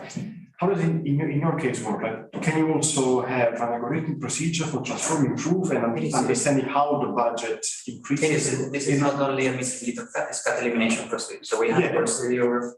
It is constructing the same way. Yes, You can calculate the budget, how it exactly. And showing that in every single reduction of the principal cases, you get right. And would this use a bound of the what is the exact correlation between using and not using cuts? For example, we have this in classical logic, right? So removing cuts produces a derivation which is. Yeah, again, Yeah, but in your case, you can do something symmetric, right? How much more expensive is It to is, use. the procedure is telling you. So for instance, when you reduce the width case from, no, in the tensor case from A plus B goes to A, something like this, the procedure. So the algorithm, the reduction, the elimination procedure is telling you how much you decrease when you eliminate one of the. Yes. But do you have an exact a general bound? Like if you have a proof which has this budget, and if I transform this proof into one having or not having cuts, the budget changes this way or not? Yeah, because that's the procedure. I don't know, this was the question, it was a really naive one, so. In classical logic, if the original proof has height n, the cut-free proof has height 2 to the power of whatever you n, right? So how is it here? So. No, it's not about the size, so. No, but we have the procedure. It's not about We have the procedure, and then I think so. So in every single step, we can measure how much you will decrease. Yeah. In the principal cases, so we have to sum up all these changes that you do. Cut elimination procedure. Probably yes. But there's no one, I mean, there's no one answer for everything. I mean, it's case by case, right? I mean, the upper bound is, the upper bound is. Yeah, but we have the procedure and we have all the cases. Of course, Yeah, that's a very good question. yeah, but again, it's not predicted. No, I know, but there's a similar concept, you're measuring something, like how does the measure changes depending on the procedure, the other question, so. Yeah, we can. Last question, yeah? What happens in a system where that is not even an export, like you have cheaper rules or something like that? The cat is You not mentioned what systems where cat is not even admissible. For example, the system with SNC but with a truth variable. Do you have a difference in the budget for the proofs? Or doesn't make any difference? I don't know how to interpret that. So if we don't have cat elimination, we don't have many other properties. So analyticity is not coming there. But the thing is that within logic, we know that there is a cat elimination procedure, right? So we didn't care about that because we knew that there is procedure. So what we did is to measure in that procedure how the budget reduce or increase, or we can bound the budget in the cat elimination procedure. You couldn't do it. No, because the game was designed for this logic. Okay. So if we have a system without the admissibility of cat, so the rules are going to be completely different, Okay. and the game is not this game. It's going to be another game. So yeah, so it's going to be a different thing. Thank you so much, Carlos.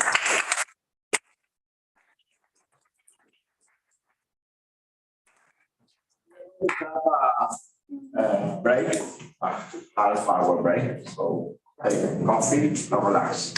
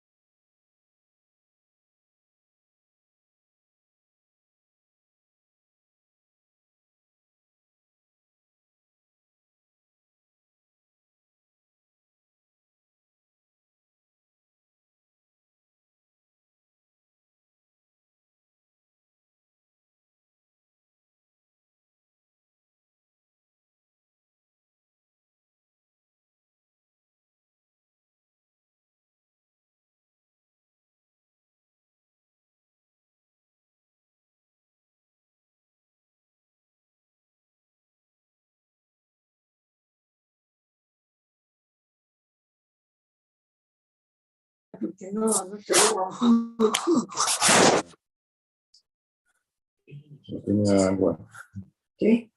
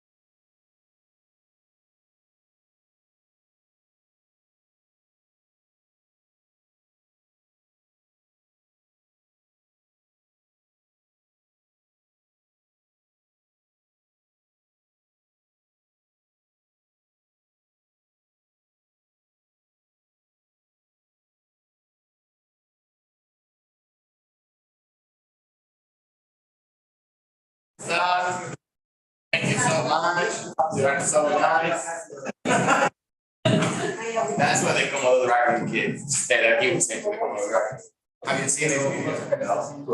No, wait, hi. Just YouTube always just Google business therapy Komodo dragons. With them. Amazing. Okay, good. So, Maya, you want me to tell you the when you're allowed half an hour? Yes, please, Yeah. because otherwise I will just, Yeah. I will talk until you have time for questions. Okay, it is my pleasure, of course, to introduce you to Sarah, which probably maybe most of you already know from last week at our symposium. Sarah is from Durham University, and she's going to talk about history of logic and its role in actual logic. I don't like that distinction between the historical logic and actual logic. Perfectly. Yes, so good, yeah, I hope to say some polemical things here, but at least, I won't be the only one, I can respond to this terrible dichotomy, yeah. So as I was thinking about what I wanted to talk about, and so I started thinking about this, on Thursday, when Damian was like, you're still around on Monday, you should give a talk. Okay.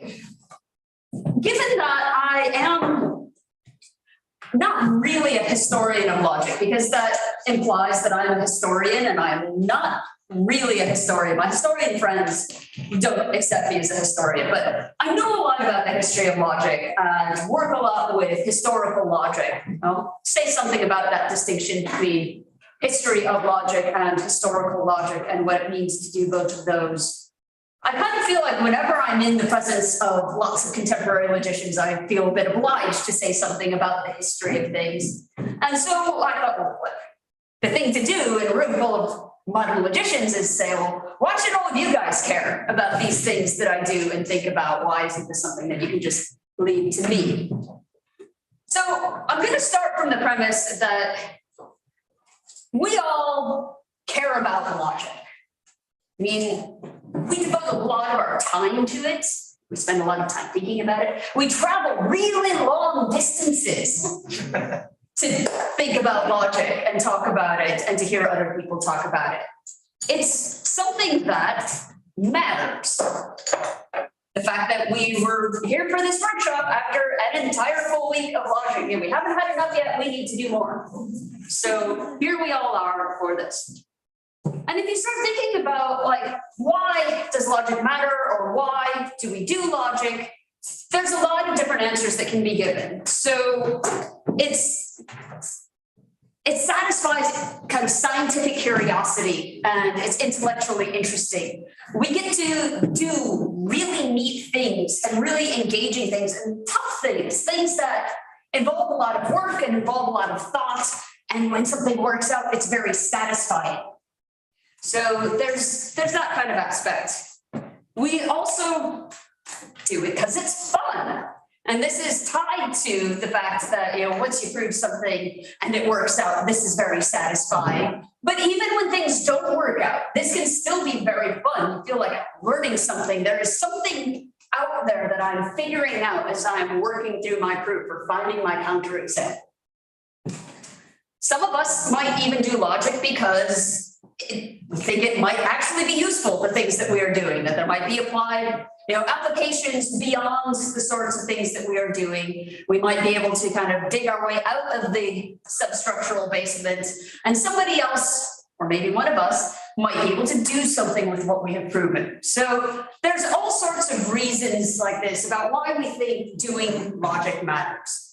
There's other reasons why we do it. I mean, it gets us publications, and publications gets us jobs, and jobs give us money and allow us to buy food and allow us to travel to foreign places where we can talk about more logic. Now, I want to set aside some of those reasons, the kind of more pragmatic ones. They're still very important and, you know, legitimate reasons for pursuing logic. But I think that most of us here, if given the alternative to do something else, probably wouldn't. I mean, you might do some things along the side, you might do a little bit of philosophy, you might do a little bit of math, you might do a little bit of computer science, but there's something about doing logic that is very kind of engaging in a way for us that other topics are not. And this is, at least for some people, kind of related to how they think of themselves and the way they interact with the world. So last week we were at this wonderful conference with lots of logic and philosophy of science. And I don't know if you were ever asked by like somebody that you just met in a coffee break, are you a logician or a philosopher? But if you were, the vast majority of you, I presume, unless you're like, you know, classical logician, just want to say, yes. In which case you have just outed yourself as a logician and not as a philosopher. But most of us would probably say, I'm a logician. There's something about kind of our identities that are wrapped up in what we are doing. And, you know, maybe you would be perfectly fine to also say, I'm a philosopher, but if someone came and told you you're not a logician, you can see some of the, you know, that makes you feel uncomfortable. So there's something about what we do that is kind of tied to or connected to our identities, like who we are as persons. And related to this, there's also this kind of way in which logic allows you to inhabit a space that makes sense of the world in the way that a lot of what I'm saying about logic is not specific to logic, but it is specific to logicians in this room. This is the thing that works for us to help us make sense of who we are and how the world works. This is what drew me to logic in the first place. It's like there are right and wrong. You have a proof or you don't. You have a counterexample or you don't. Now, of course, there's all sorts of, you know, well, it might be a proof in this system, but it's not a proof in that system, but it's still a definitive thing. If you have applied a rule wrong, you've applied the rule wrong, and no amount of kind of arguing your way out of this is going to get you a better grade on your exam. This isn't like this in philosophy, where sometimes it felt like you could argue for whatever you wanted and you could get a good mark. So logic provides a space for at least a certain type of people to have a way of inhabiting the world and interacting with the world that helps make everything make sense. So I want you to kind of take this, your own personal thoughts about how you mediate between yourself and the world via logic or via other means, and what goes into your sense of self and sense of identity, and how much this is related to logic. I want you to pin that, because we're going to come back to it. But for now, just these are things that logic matters to us, in part because it is related to kind of who we are and what we do in some sort of relatively intrinsic way. Given that, and given that all of you guys are very much interested in kind of these minute details of these modern constructions, which may or may not have any applications, but they've got these interesting properties, and you go up and you figure things out about them and all of this, all of which are relatively recent in their birth. So the sorts of things that you were doing, probably only about 100 years old, maybe 150. And given that, if these are the sorts of things that you are interested in and that you care about and that matter to you, why be interested in the history of logic at all?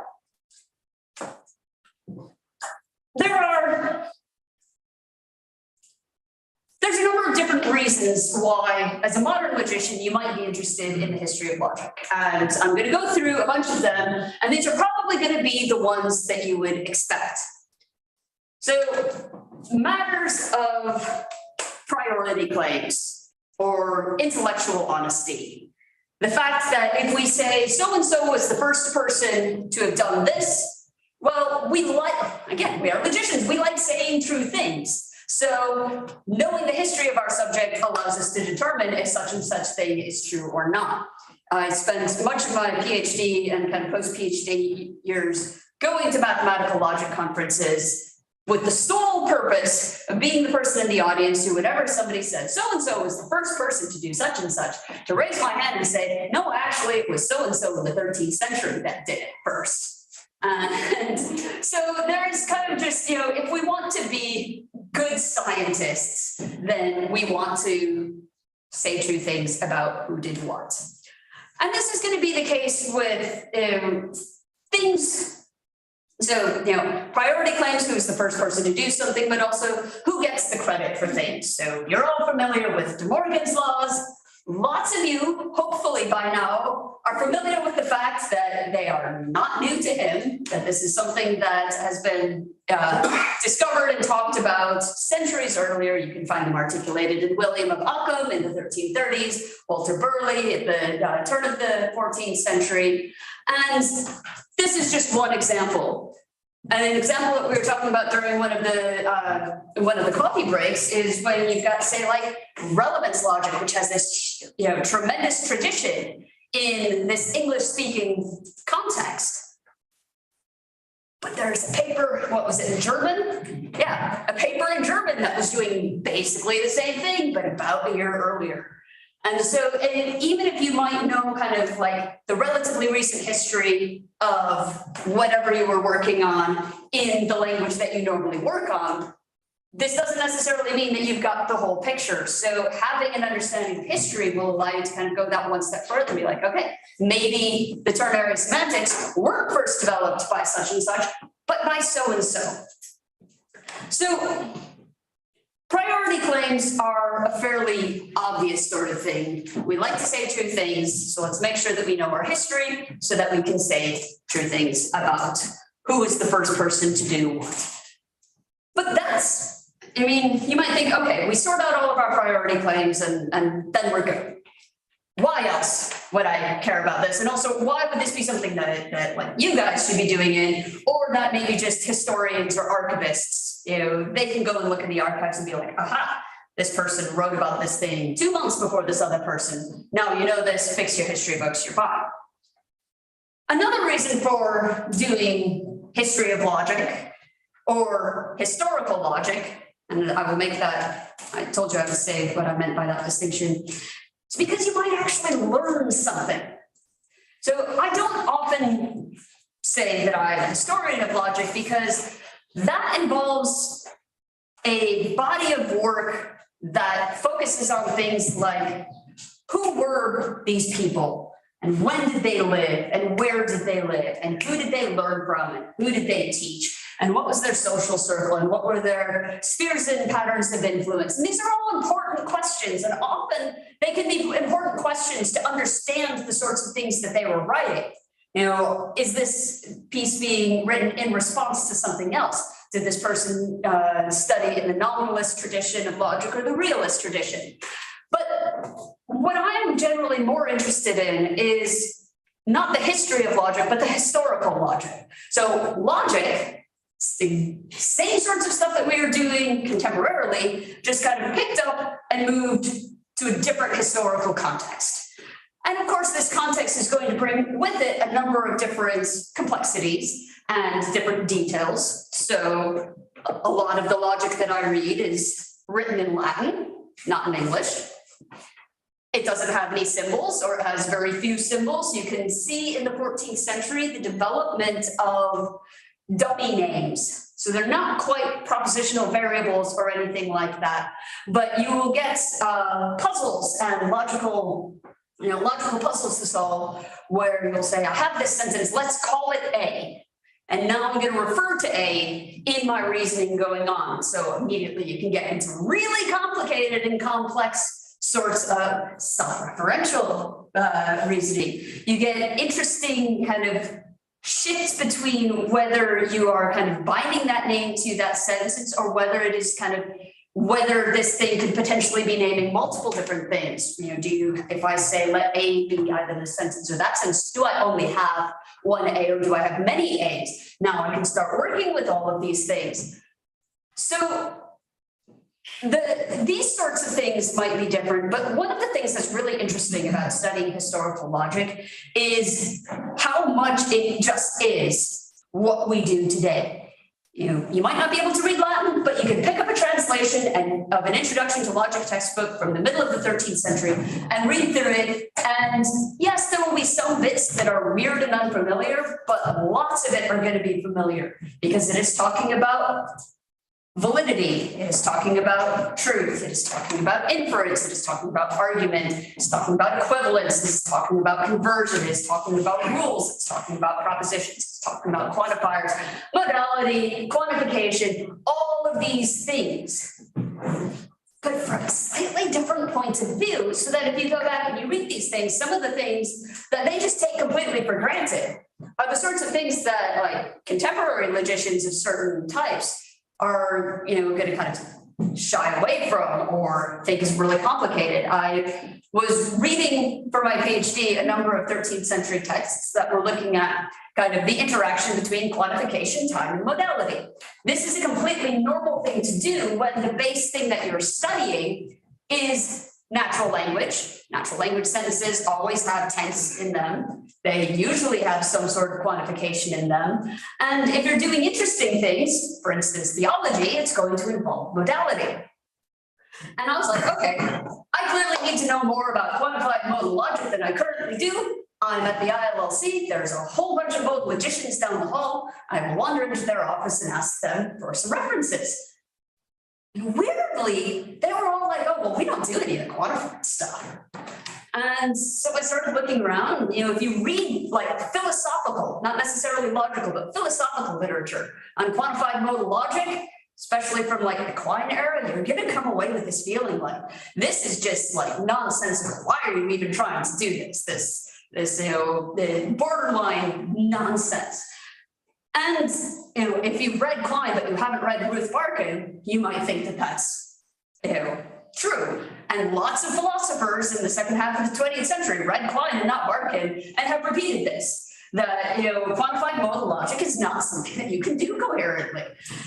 But you go back to these medieval texts and it's like, this is so far from being a problem. I mean, obviously you can do quantified modal logic because this is how we talk and reason. So therefore there must be rules underpinning it. And how do we explicate these rules and make sense out of them?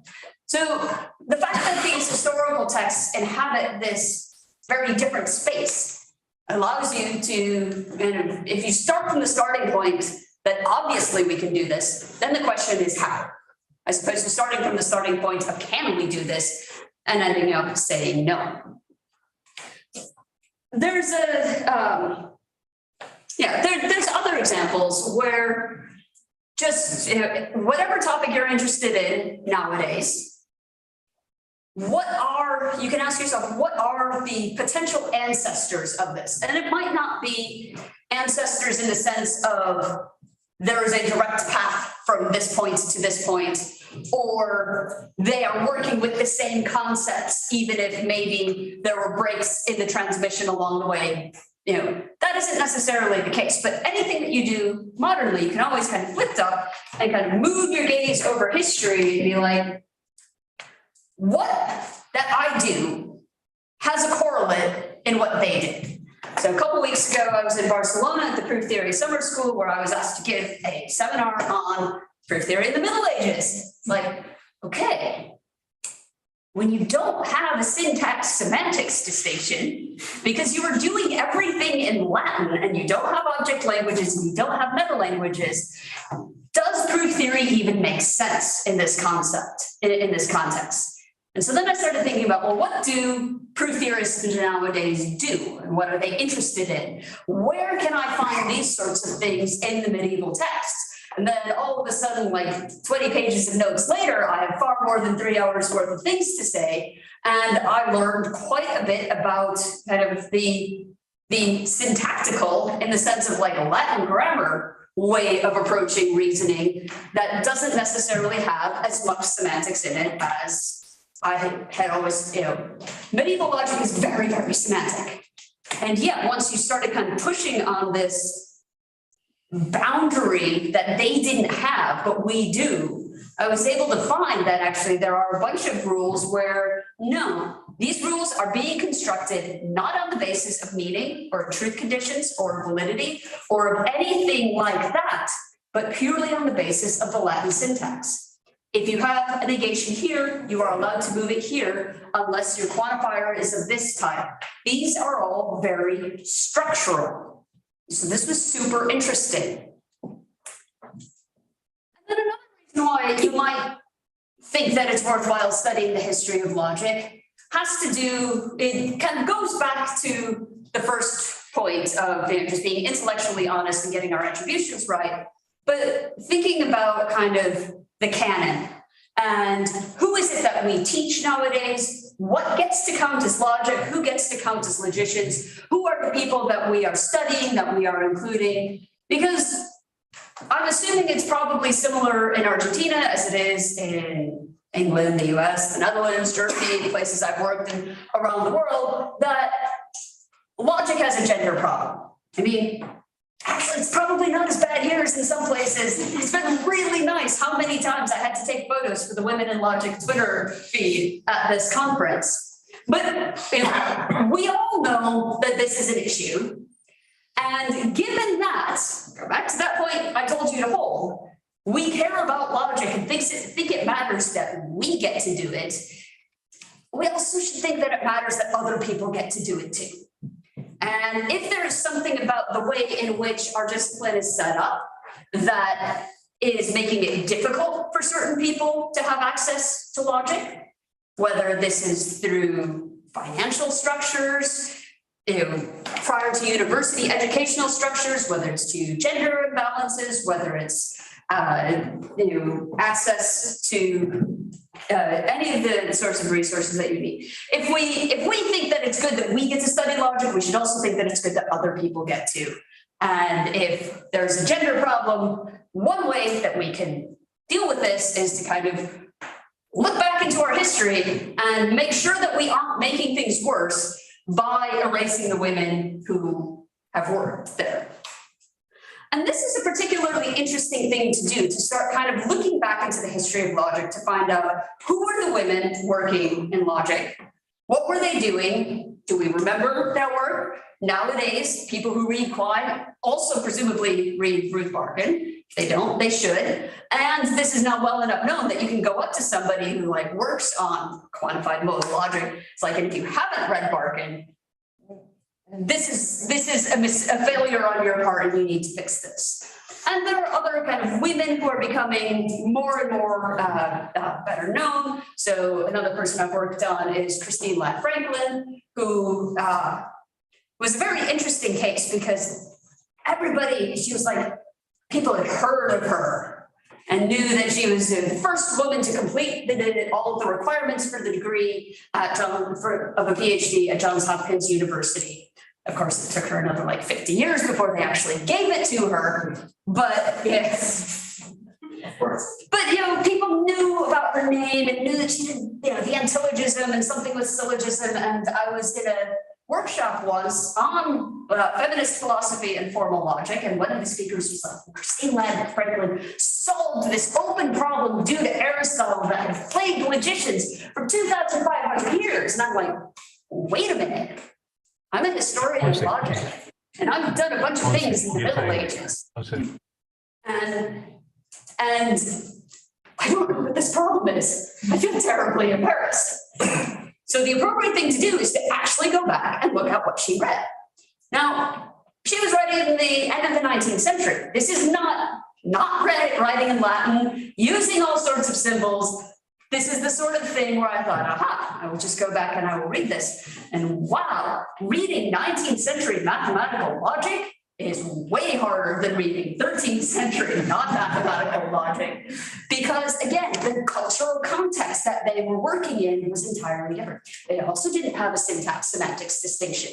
One of the things that she says is kind of a point in favor of her algebraic symbolization is that these letters can stand for either terms or propositions, and it doesn't matter. And you can say the same things about both. And if you have not been brought up in this, it's really hard work to read it. But if you do it, then you figure out, oh, now I know what she was doing. She was doing a number of different things, of which the intellogism was only one. And other than the fact that like syllogisms come from Aristotle, she certainly didn't think that she was solving an Aristotelian problem. She was solving a problem due to one of her contemporaries, Jeffens. He put forward this problem of like, I've got all these premises. What do I do with them? How do I get information from them into my conclusions? She's like, here's your method. It's infinitely generalizable. It doesn't matter how many premises you have. So this was an interesting point because it required doing more than just lip service and saying, okay, here's this woman and she did this great thing. Yes, she did do great things, but not the things that everybody said that they were. So this is both kind of a priority and intellectual honesty thing. We should know what she actually did before we start praising her for it, but also helps kind of fit her into the broader context of, again, historical things. Who is she working with? Who did she correspond with? Who was she influenced by? Why does it matter that we go back and we look at her contribution for kind of understanding the broader sense of like, what were the contributions of women in logic? So one thing that we get when we are doing these kind of revisiting the canon projects, trying to get more women in philosophy, in terms of like what's being read and what's being taught, and more women in logic, is that there's kind of two levels of exclusion that you get. The one is, these are the women that have been working in logic that we have forgotten about, or that we stopped reading, or maybe, we know of them still, but we don't have access to what they did because they were writing in languages that we don't read. So these are people who are kind of like known about, were there, were active. They weren't excluded in the context that they were working, but have gotten excluded now for kind of post hoc reasons. But as you start looking at the history of logic more, you get more enough of an idea of all of the ways in which people were excluded from getting to do logic in the first place. And, okay, I've got this can be, a lot of my work looks at women, though I'm not, everything that I'm saying is going to be kind of about this. But the case of where are the women in the history of logic is particularly interesting when you start to try to find out the difference between here's where there were women, but we've forgotten about them or we don't have access to their contributions nowadays. And that's a very different sort of situation from the situation where you have no women at all. And for a large amount of history, the answer to the question of where are the women in logic in, ancient Greece, ancient Rome, ancient China, ancient India, the late antique period, the Middle Ages, lots and lots of these questions, the answer just is there were none. And then you have to ask yourself, why? And this is when, as somebody who is not a trained historian and is a trained logician, I find myself reading a lot about pedagogy and education, because logic is something that you get taught, and therefore what educational access you have is going to determine whether you get to be a logician or not. In the Middle Ages, there was a strong tradition of educating both men and women, at least if you were high enough up in the class system. Peasants, neither, it didn't matter if you were, a man or a woman, you're probably not going to get much education. But what they were taught wasn't the same. So there's the system of education, there's the trivium and the quadrivium in the Western European tradition. So the trivium are the linguistic arts, logic, grammar, and rhetoric. Everybody, yeah? Which centuries of the Middle Ages? So you can find the trivium kind of being articulated from 5th, 6th century. It's only in the 13th century that you start getting universities and it becomes part of the formal curriculum. But even prior to that, when people were being educated at cathedral schools or convents, this is what they you would start off with: logic, grammar, and rhetoric. And we have loads of evidence that when it came to grammar and rhetoric, women in nunneries and convent schools, or who had private tutors at home, were studying the same things that the men were. I mean, there was a limited number of classical sources, but this is what they were both studying. Not logic. And it's very interesting because if you're like, okay, here's the Middle Ages, women were not doing logic. Here's the 19th century, we've got women doing logic. What was it that changed? And when did it change and why? And something that I've discovered during my research, which is very interesting, is that it has to do with the very specifically gendered nature of logic as a discipline.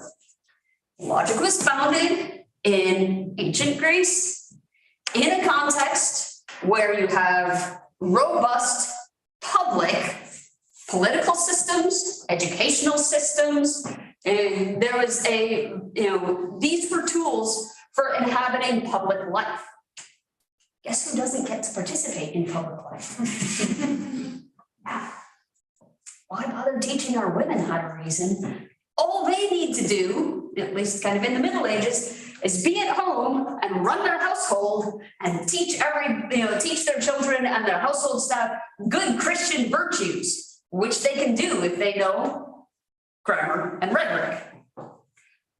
And you find this very kind of explicitly public nature of logic becoming more and more kind of inculcated into the discipline with the growth and the development of the universities. Because how was education done? It was done in public lectures, in public disputations, and logic was the tool for participating in these disputations. So again, this is something that the educated man needed to learn, but it's not something that the educated woman needed to learn. And what you start seeing in the Renaissance moving up into kind of the early modern period is women beginning to push back against this, to kind of point out that reason as a function, as a tool that we have isn't something that is necessarily kind of public or private. It's also not something that is gendered. It's something that, men and women, he created them in God's image, and God is logos, he is reason. Therefore, women have kind of, as part of their intrinsic nature, just as much access to reason and logic as men do. So this is an argument that Anna Maria van Schoorman was making in the late 17th century. This gets us kind of to the point where, okay, maybe women can do this, all the way up to somebody like Christine Ladd Franklin, who was able to study logic. Her route into this was quite interesting. She went to an all-girls university for an undergrad, had the opportunity to work with Maria Mitchell doing astronomy, and was like, this is cool, this is what I want to do. And was pretty much told, yeah, but astronomy is done in labs where all the men work, and this isn't really suitable for a woman. You know what you should do instead? You should do math, because pure math is something that you can do in the privacy of your own home. You don't have to go outside and talk to anybody if you want to do pure math and, by extension, logic. Logic has suddenly shifted from the public sphere to the private sphere and has suddenly become something that it's okay for women to study.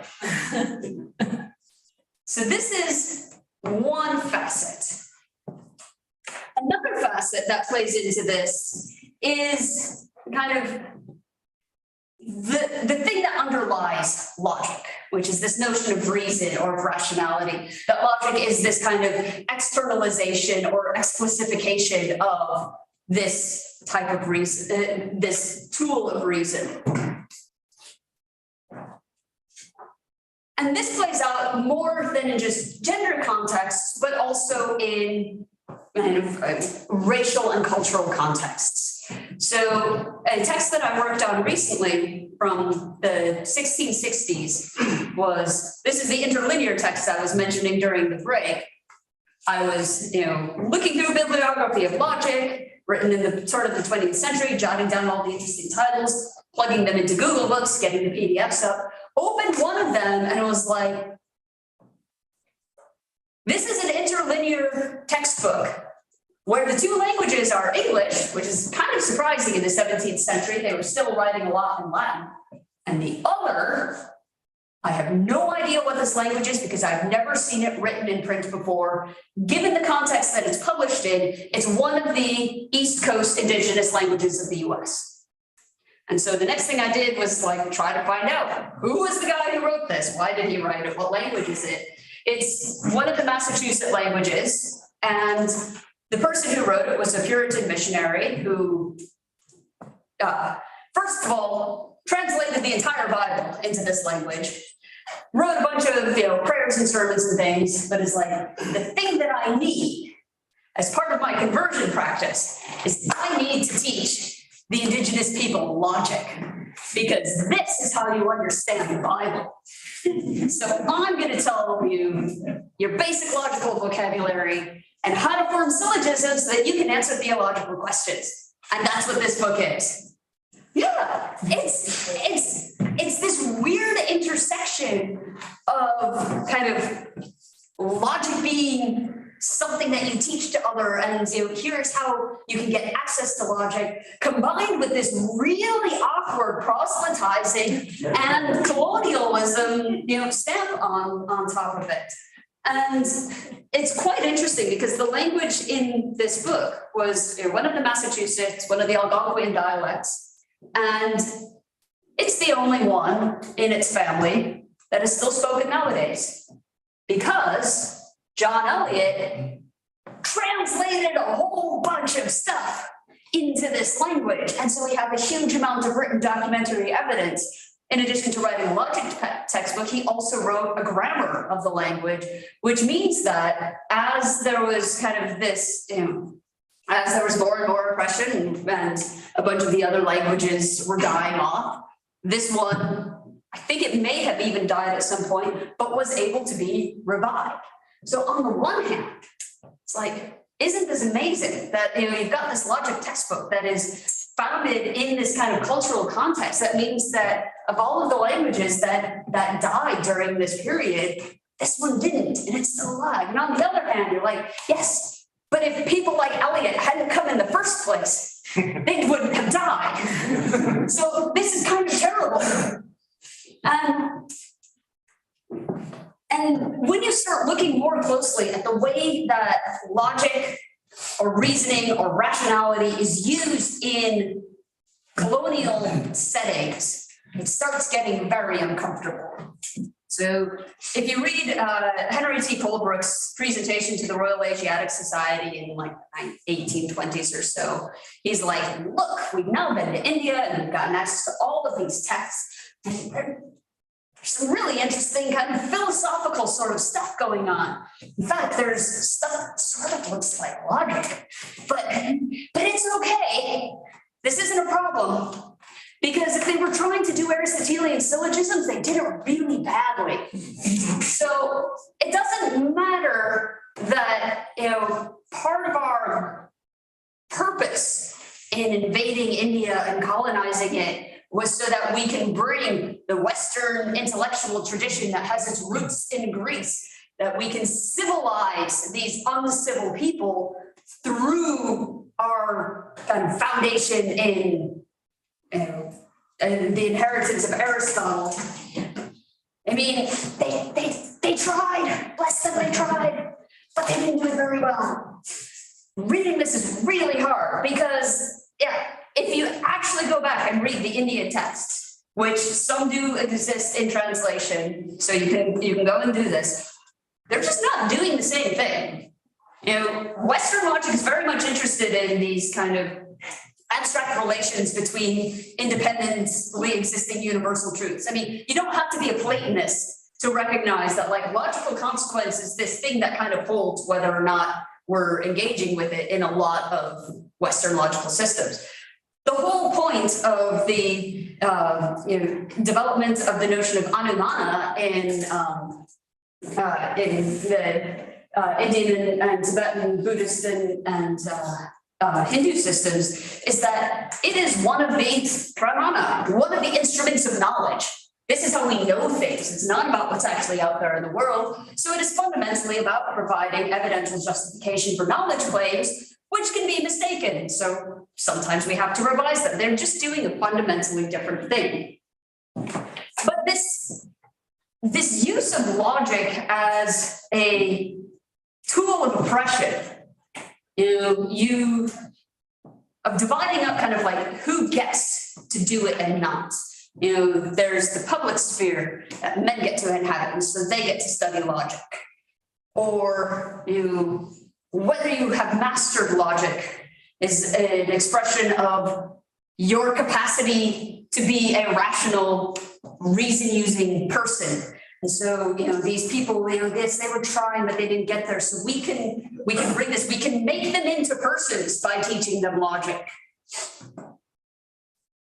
If you then kind of take all of this back to that question of why does the history of all of this matter for those of us who are doing contemporary logic, go back to that thought about why you do logic and how this is related to who you are and how you think of yourself and the way that it impacts on how you interact with the world.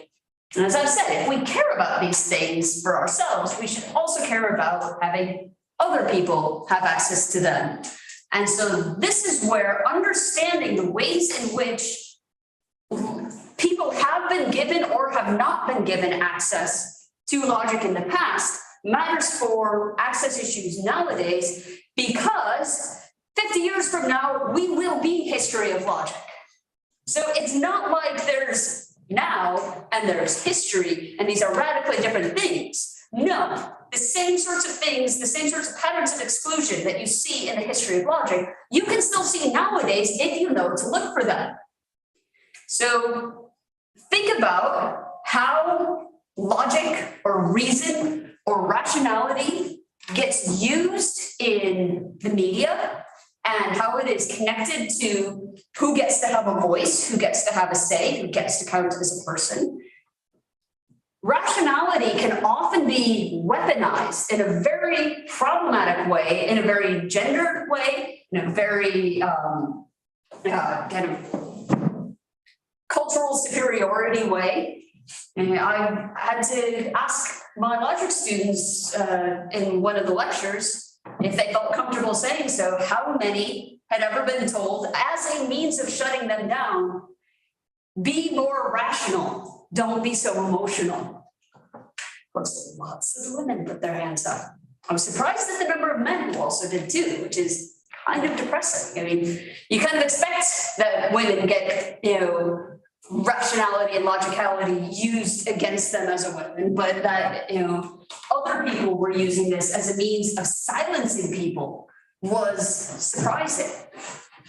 And so, if you look at kind of who are these people that this is being used against? What are their genders? What are their races? What are their classes? How does this impact on the ability for people to not just kind of access the study of logic as a university thing, but even to inhabit a world in which they can think this could be for me? If you are constantly told that you are irrational, then you're going to be like me, who went into my first logic class being like, I'm going to fail this, but that's okay. I just want to find out more about this thing that I am not. And I was lucky because I actually discovered, no, this is quite cool and I understand it. And nobody else in the class did. And 20 years later, here I am. But this is when we understand the ways in which the patterns and the types of exclusions that you get in the history of logic. This can feed into our contemporary study of logic in a way that allows us to try to redress some of these wrongs. Not just kind of in the educational setting, though that's important, that you go out and you find the women who were working that we may have forgotten about and start incorporating them. And it doesn't just have to be women, it could be maybe people from Eastern Europe whose contributions are still not as accessible to Western Europe because of language problems. But we should be kind of trying not to center our own contexts and educational systems that we grow in. So it's not just in kind of the educational setting that that's important, but it's also something that kind of feeds into our everyday life. When you see people using our tool, our field, reason and rationality in a way to shut down other people's voices, that we should say something. We should try to, at the very least be like, that's not cool. You can't do that. Everybody should have the opportunity to, should have access to being a logician, because this is something that can kind of shape your identity and who you are and how you interact with the world in a way that we, at least in this room, all think is really important and valuable. So why wouldn't we want anybody who wants to have access to this to have access to it? So am I up here saying you should all become historians of logic? No. Partly because in order to do that well, there's a lot of skills that you need to have that are not necessarily ones that you do have. And you're all very happy doing your logic, and I don't want to take you away from that because it's fun and it's intellectually satisfying, and maybe you might do something that somebody else could do something useful with. But you should all be paying attention to the history of logic. And I would also say, if you haven't ever looked at any historical logic, do so. You don't even have to go back very far. Go back to some of the papers from the 1930s and 1920s and actually sit down and read them. And don't just, take the result from them that underpins the thing that you're doing, and so you quote this. Go back and read them. Do you really understand what they're saying? Maybe through the process of figuring out what they're saying, you might learn something that you didn't know before, or you might, one thing I will say is, if you do get into the history of logic, there are infinitely many open problems to be solved. And it's very easy to go back and find something that nobody has read in hundreds of years and be like, I'm gonna read this thing, I'm gonna write a paper that tells people what's in this thing. Very good. So if your reason for doing logic is you want to get these publications, then you should all do history of logic, because this is the way forward. So, yeah, I think. Yeah. Okay, you hadn't stopped me yet, but I think I will stop here. There's so much else that I could have said, and if you want to know about like any history, like actual history of logic, then just ask, and I will tell you amusing anecdotes. But I'm here.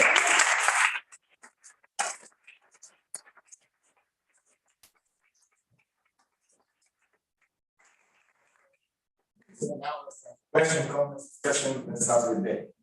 Yeah, so I think this is a way of asking for an amusing anecdote. But even if it's not, I'm gonna ask it anyway. In the sort of stretches of history of logic that you've looked at and that you have familiarity with, are there episodes you can point to, whether like a moment or a trend over some period of time, where it looks to you like the practice of logic has become noticeably more inclusive in some way, right? And you find these periods where like, oh, actually there, it looks like they were actually opening up the practice of logic to more people than it had been 20 years earlier. And if so, can you tell us something about what a period like that has looked like? Yeah, so there is, the 13th and 14th centuries are that, if by accessible to more, you are talking about numbers rather than types.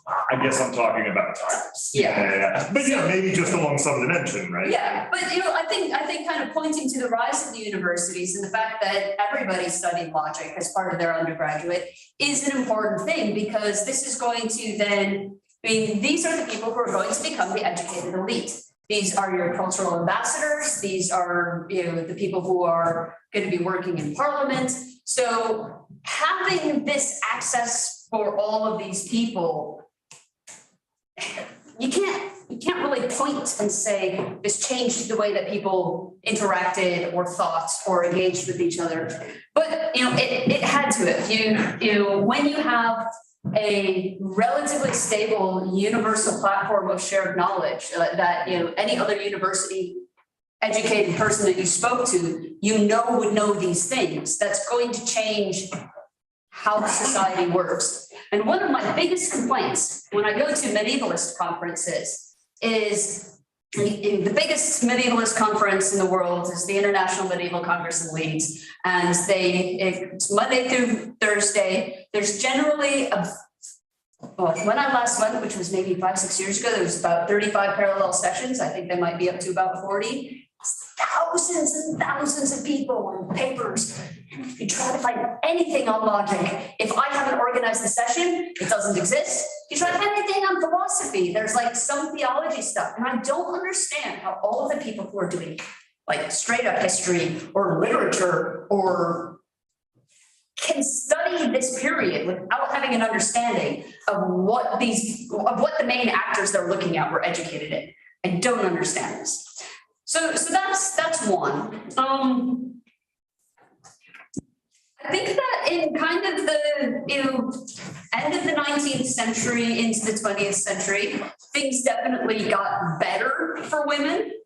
I mean, you might not have been able to formally get the degree, but if you were, women were able to kind of push open the doors to access to higher study, PhD level study in various things, were,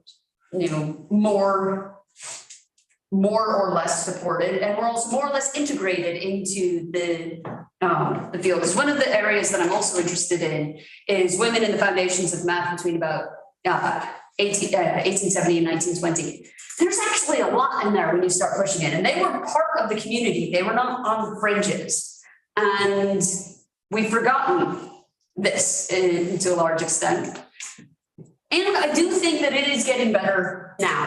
I mean, I can still point to the first moment that I was in a logic-related context where the women outnumbered the men, and it was so important. I paused and pointed it out to my students, because this was in 2018. But it happens much more frequently now. So, yeah, very small, but it's getting better, maybe. First of all, thank you for a wonderful talk. It was amazing to hear you tell all of these things and share with us these thoughts. I have a lot of questions, but I wanted to point out just something near the end when you said that we don't need, maybe your last suggestion to us is not to actually study in the way as you have studied, because of course, I will paraphrase somebody in this room, we don't have time to read medieval logicians, maybe, because I guess that an important point is that we live in Argentina and we are not in England or in the USA, so we need to get up with some things that are barriers for us that are not for other people. So I totally agree that sometimes priorities may have a point of saying when we are struggling with our own inequalities. So my question would be, what do you think may be a good way of having for us the history of logic within our formation, within our education institutionally? Yeah, well, so one thing that I can say is that, you don't have to, I don't want to kind of tell everybody to go out and learn and read medieval Latin and, how to pour over manuscripts and all of that. But you can still do a bunch of the history without needing to do all of that. And so the first thing that you should do is, who are the Argentinian logicians? Do you have a list? Is there a website? Start making the list, make it easy for people to add comments, start adding links to their works, links to their biographies, build the resource. And then, once you feel relatively happy with kind of, okay, I got the big broad picture, who are the Argentinian women logicians? Where did they come from? And, not just who were they, when were they, what did they do, but what were the contexts that they were working in that made it possible for them to be there. So I had a student do some kind of initial work for me. He went and took all of the logic or logic-related dissertations in the mathematics genealogy, which is this big database, mostly kind of northern hemisphere and degrees. But he went through, got all of the ones written, logic dissertations written by women. And I told them kind of just organize it and tell me if you see any patterns.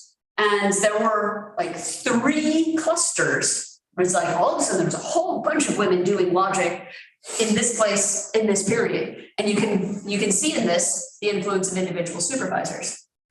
And so again, this is another thing that tells you, it's like, okay, if you've got one good person who's out there providing support and doing all of that work, this is a way that you can make things better. Next question is, how do you become that person? Yeah. Well, first of all, thank you very much beyond this talk, because I think work from people like you probably makes our life better. It's very nice to hear. So thank you. And then I have a methodological interest, because what you said, the way you approach history is like the opposite at some point of the methodology of historians. Yeah, this is why the historians. You are like willingly anachronist. Like you force the actual categories from the present towards the some period or the work from some period, and that's what gives you, like the material you need. So that I find that very interesting as a. Yeah, so it is, kind of one of the reasons why my historian friends, you're not really a historian, because and this method can be very anachronistic in problematic ways. Like if you want, I don't know how lovely I can say this. It's like, want to go back through history and say so-and-so is doing connective logic, I might have some quarrels with you because you can't just take the modern concepts and imprint them on the historical stuff. You can take them and be like, okay, what are the motivations and properties and features of connective logics, and can we find anything like this? And that sort of methodology can lead you to finding really interesting things. If you're like, I'm going to go and find connective logic in the Middle Ages, then you might find things, but it might, because you're already kind of planning for it to be connective, you might not necessarily realize the ways, where the disconnects are. The disconnects are just as interesting, the divergences, things that they did that we don't do are just as interesting. Any other comments, questions? Yeah, so first, thanks for the talk. It was really, really great.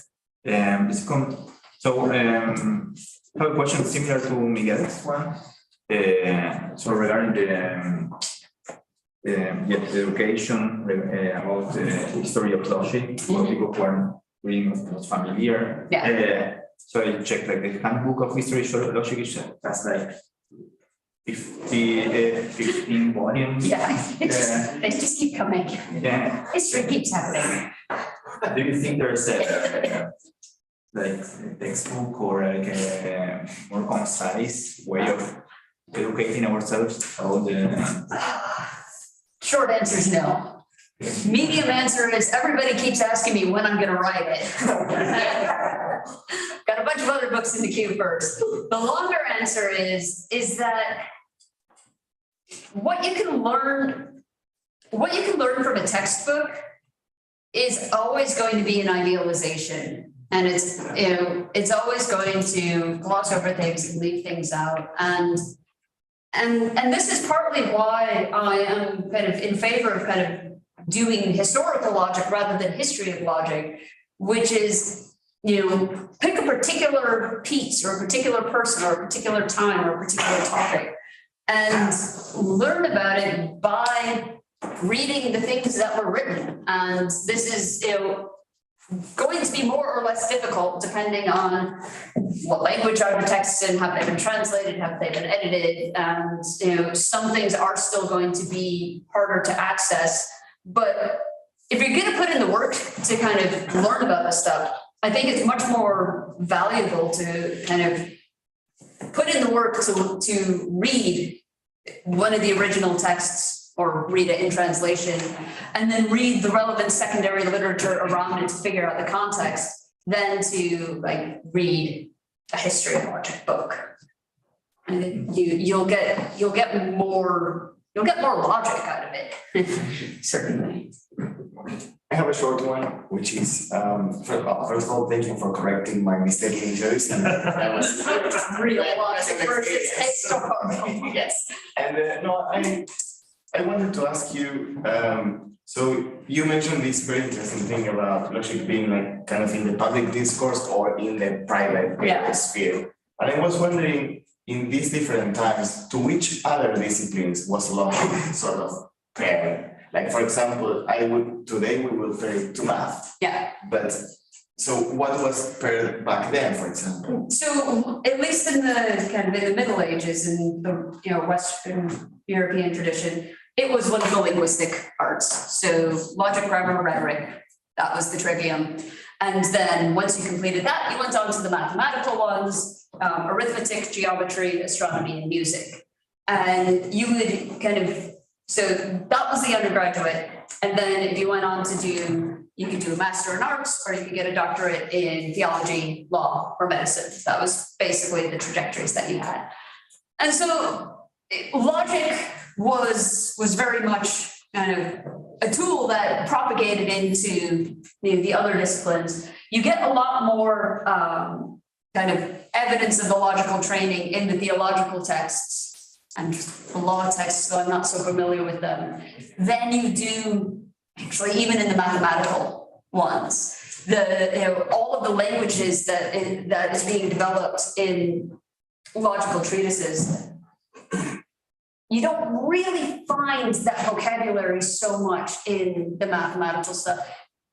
You do once you start getting kind of natural science, mathematical physics being developed, kind of growing in as a field in the early 14th century, because a lot of that was being done by the logicians rather than by mathematicians. Anyone else? We have a last question from Mike David. Yeah, I wanted to maybe offer you a slight strengthening of your sales pitch around, particularly around priority claims. Because it seems, so yes, okay, we want to get priority claims right because we want to get everything right. Yes. At least everything that we say, and sometimes we say priority claims, we want to get them right. Sure, totally. But you at some point you were saying that, so you're like, oh, but what if we just left that to the historians and they'd tell us about the priority claims?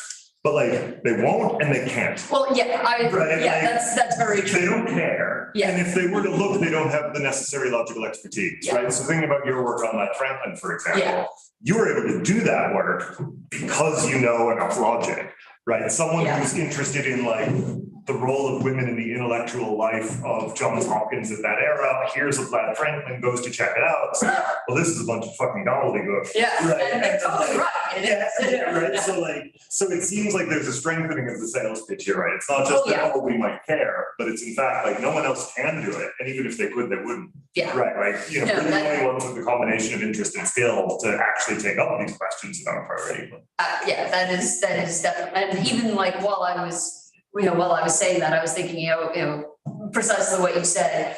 If we leave this to the historians, they're not going to be able to do it, and they also don't care. I mean, they won't even have heard of the things that they would be asking the priority question about. Yeah.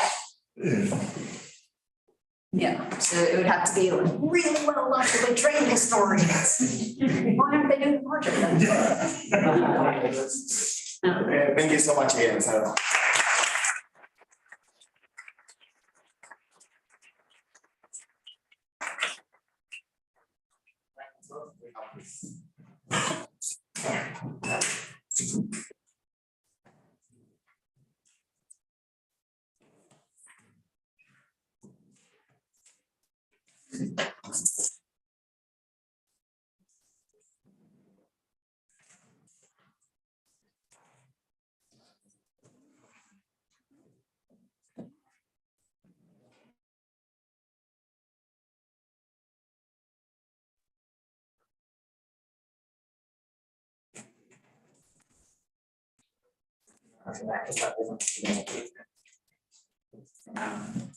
Okay.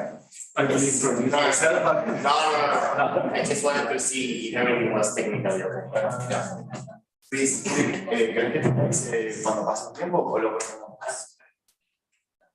¿Cómo lo preferís? Sí, media hora. No, me faltan 10.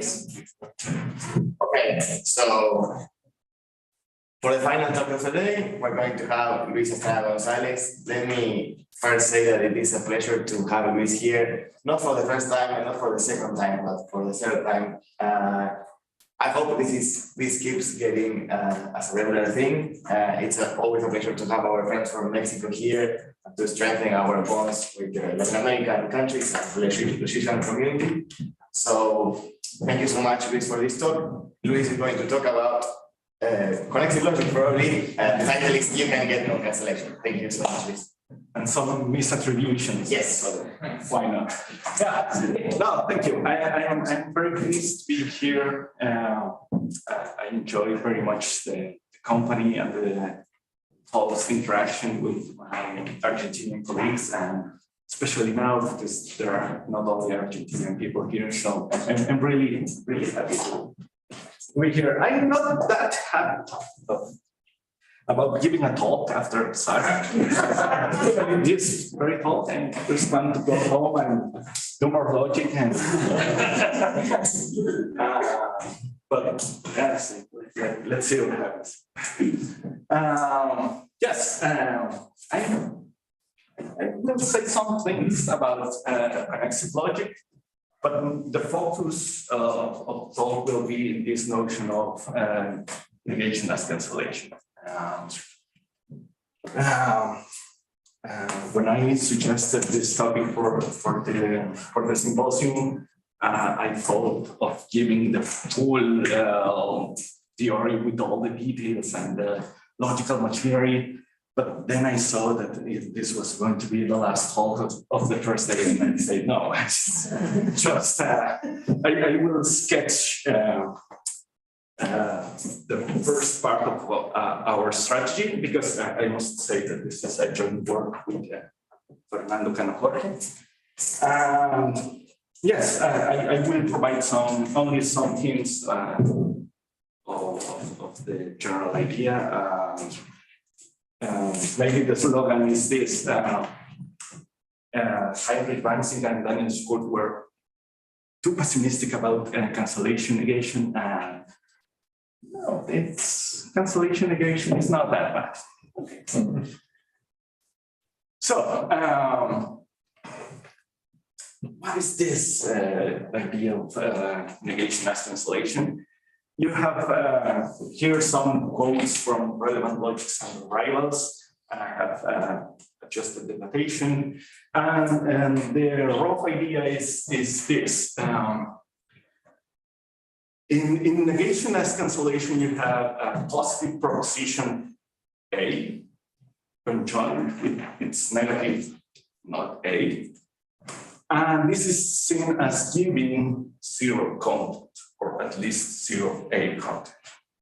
That's one way of putting it. Another way of trying to explain this cancellation negation is this. In a contradiction, I will use this for a generic conjunction. In a contradiction, not A is not seen as adding a further condition to A, but rather as the removal or the deletion or subtraction of the condition first given, the A. So one is left with nothing. Or take this. This whole contradiction is, on this view of negation, less than the sum of each part, since each part takes something from, and indeed may quite modify the other part. So these are very good metaphors, I would say. The idea, they have the idea of what one wants with this negation as cancellation. Now, yes. So one needs formal theory of all this, right?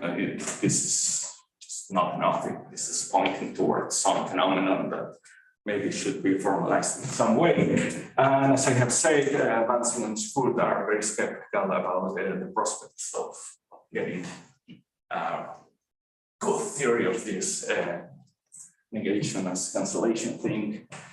But I think they are mixing several topics in their discussion.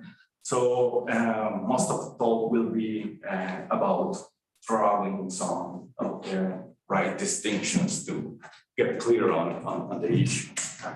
Because at some point, I can tell you this now, at some point they are discussing what is the right definition of connexive logic, but also mixed with this issue of having a good negation as cancellation in our theory.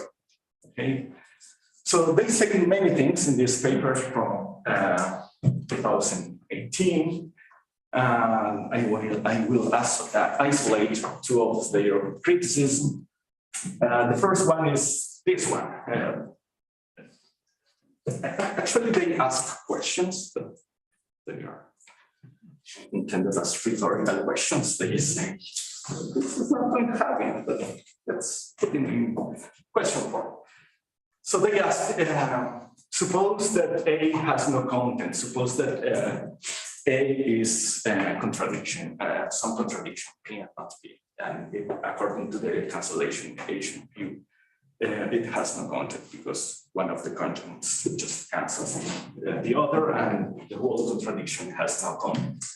So they ask, what is the outer negation in not a operating point, because this thing has no content.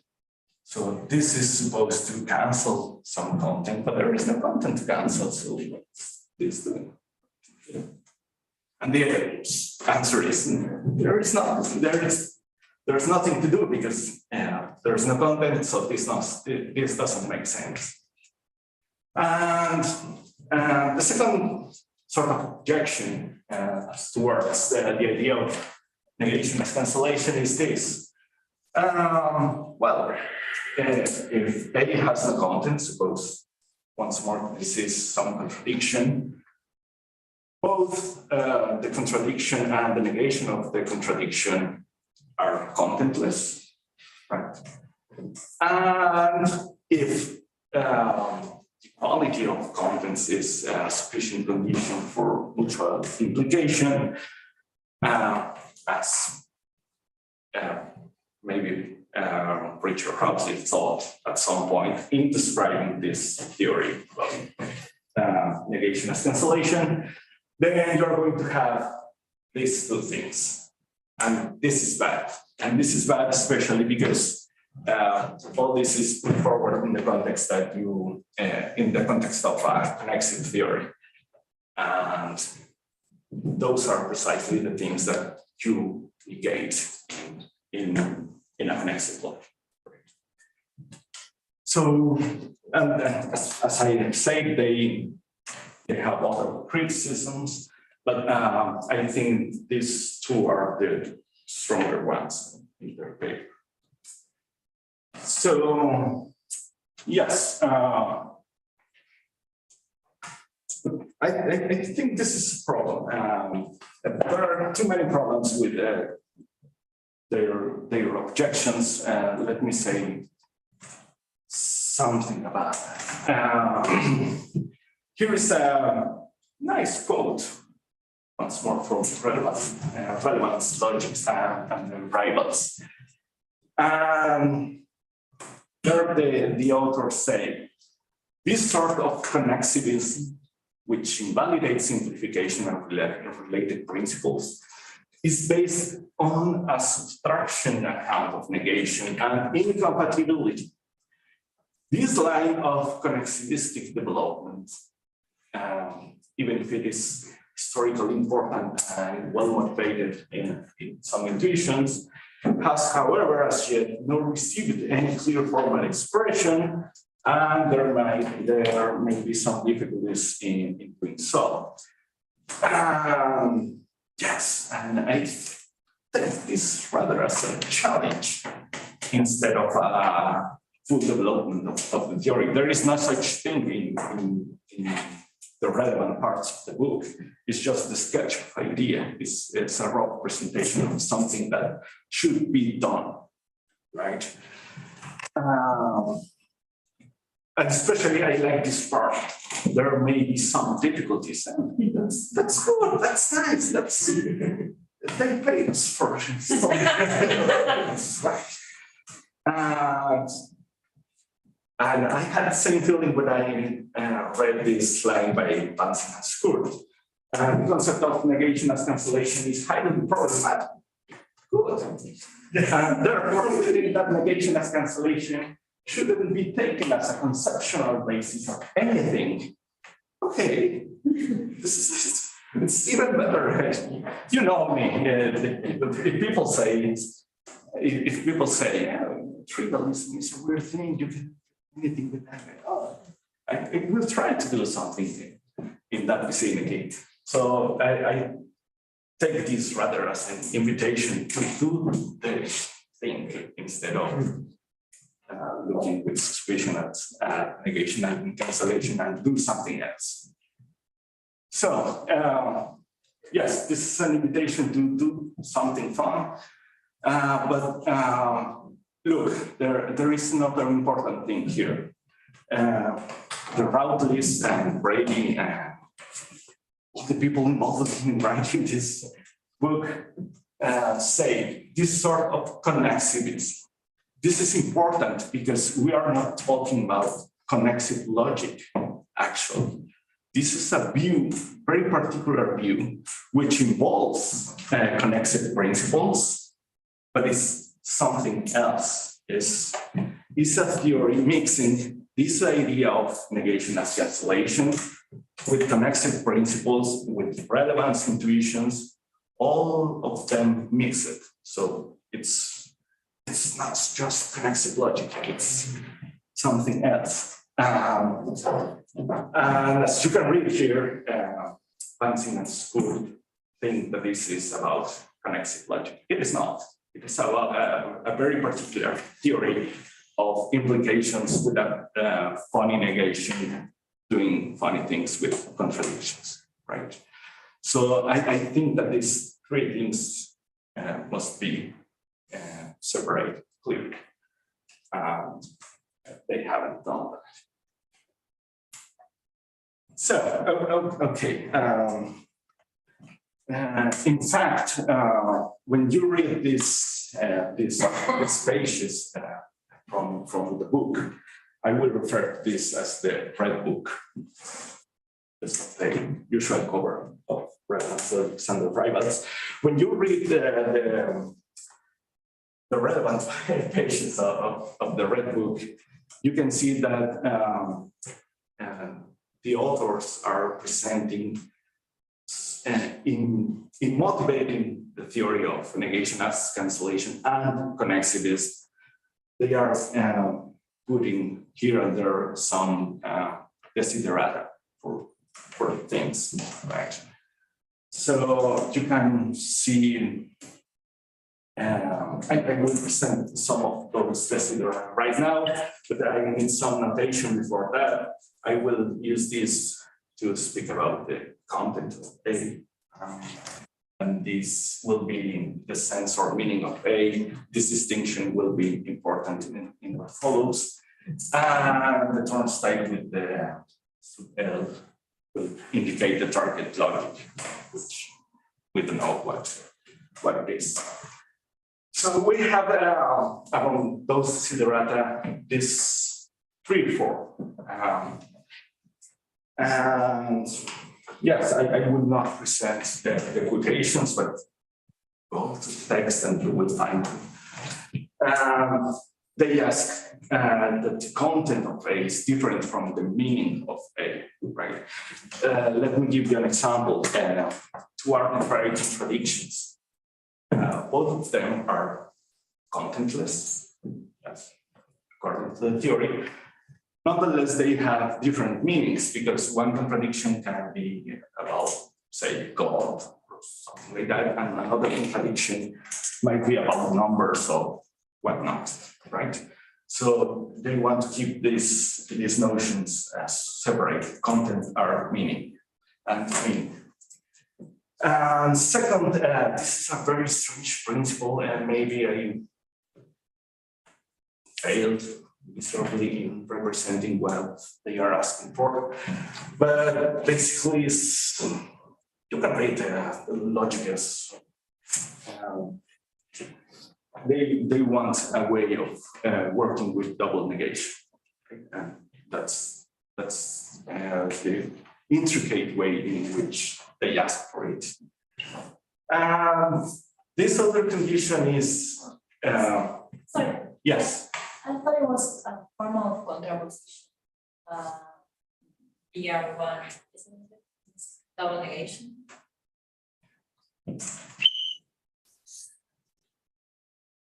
BR1. This one. It's a form of contraposition. It's a form of contraposition, but also double negation because okay. You should have a double N here, which at some point disappears. Yes, right. You're right. There are 2 things together. There is this. There is also this condition, which is sometimes taken as the defining feature of negation as cancellation. That says if you have a contradiction, then its content is empty. And finally, this is something that Lansing and Spurt asked for in their paper. I couldn't find it in in the Red Book, but it makes sense to me, right? And its requirement is that the meaning of a contradiction should be different from the meaning of this implication. It's not only that different contradictions must have different meanings, but also that these two things, the contradiction and a implying not a, which is also empty, according to the theory at least. These two things must have different meanings. Yes, I will say that this is the core of the theory of negation as cancellation. It involves the relevant notions, content, meaning, and negation. Yes, these principles are about those notions.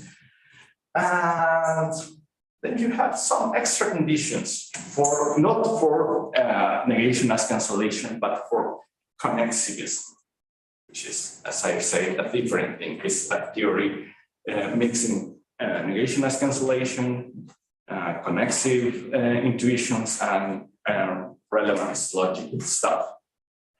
And you have, for example, here this condition for the validity of an implication.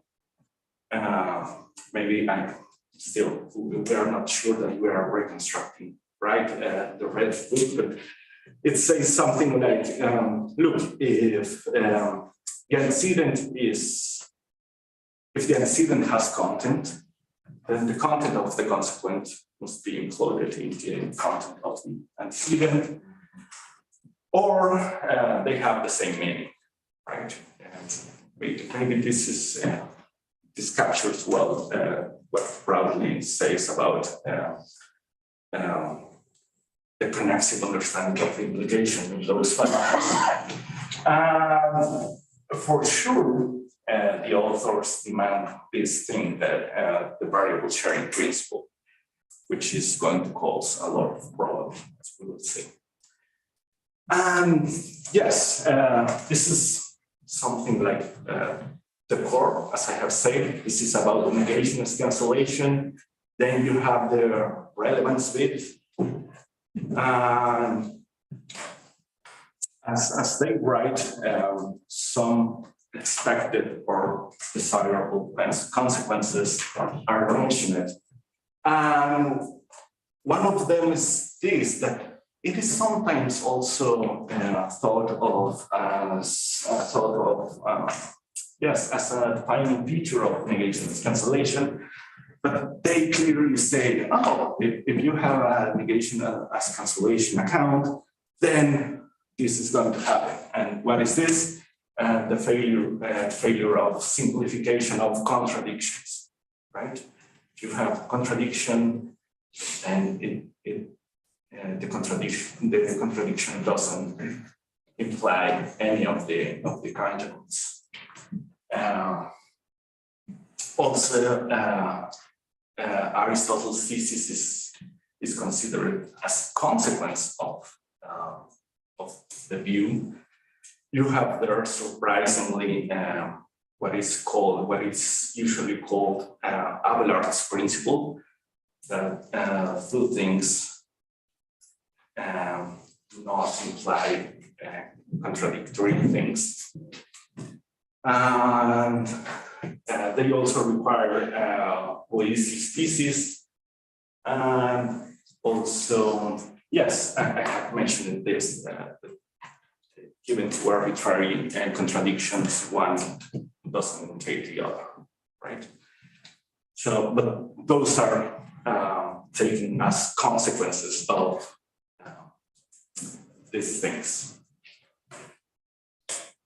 Okay, so we have a sense of the formal picture. We want formal, we want negation as cancellation, satisfying these things. We have the notion of implication there, which is half connexive, half relevant. and give it the expected consequences. And but at some point, the authors also try to give historical support to this. I don't know why, maybe to say that they are not alone, or maybe to claim that the connectivism has had actual supporters at some point in history. Anyway, they mention Aristotle and Abelard, and in other texts, Richard Silva mentions some other authors. But here's a very nice quote from Abelard, the Dialectica, which supposedly exhibits some characteristics of the negation as cancellation account. And you can read the truth of one of the two propositions which divide truth. This is the contradictories, one proposition and its negation. Not only doesn't require the truth of the other, but rather entirely expels and extinguishes. This is presented as, look, Abelard was inverting something as negation as cancellation. And I think, yes, maybe. But this is rather cancellation of truth, which is not the same as cancellation of content. In order to make that identification that truth is the content of the proposition, you need some additional moves, and I haven't seen them in the text. But in fact, we think that shouldn't be done. You shouldn't identify the content with the truth. But let's assume it is that in some sense, truth and content can be identified. If you do that, you will get some nice things, actually. For example, before examples, let me present some useful definitions. I will say that the content of a proposition is a set of interpretations that make it true. And for this, I will use, as I often do, I will use the theory of done semantics. And this is simply read, A is true. This is not to say that Peter Abelard was using Dune semantics. That's not the case, of course, but I will represent some things in that way. Let me also define the aside of A as a set of interpretations that make A not true. And in a sense, this is very similar to what happens in other theories of content. When you have, for example, in fine semantics, I think that I mentioned it, that you have the duality between the verifiers and the falsifiers, and this is also exhibited in the notion of content. Or you have also Mark Jago's theory of content, which he divides in positive content and negative content. This is similar to this, but for some personal reasons, I will call content this. In fact, I should call it Abelardian content, just to grant the Rauslis interpretation. And I don't feel comfortable calling this content as well, because according to the picture, this doesn't belong to the content. This is something else, right? And now the sense or meaning of a proposition is simply the set of all its interpretations, right? It's the union of the content and the aside. Yes, and the follow picture is very simple now, because you can define a negation. You can say that a negation is a cancellation of A's content if and only if this happens, you have the interpretation for PA, and you simply drop the truth there. If and only if the truth was there, of course. And you can find also a negation as cancellation of the asset, if only if the truth was not in the interpretation of the formula, and then you put it there. It's a very simple mechanism, I would say. It's just those last two. Yes. Right, these both have the form of this, if and only if that, if and only if that. Yes. So the first if and only if scoped over the second one, is that the correct reading? Yes. Yeah, the parentheses go over here. Okay, sweet. Yes, thank you. So, warning, this is not the view that I would endorse as the best theory of negation as cancellation. It's just an example of reading this particular quote, not even the entire work of Abelard, but this particular quote as the relevance logicians wanted as expressing some form of cancellation. Yes, it is. Maybe it's not cancellation of content, cancellation of something, and you can get some nice results, as I said. So the defining feature of this Abelardian cancellation negation is that if A is true, then the negation is not, right? And this gives you a family of unary connectives that can do that job, right?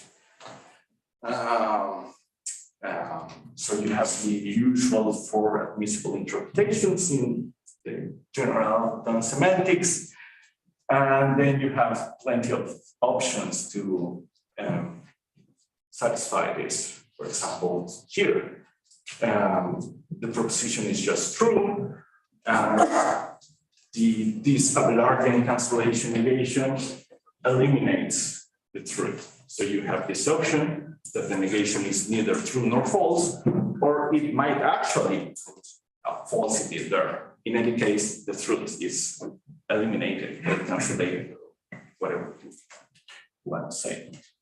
And the same for the second interpretation.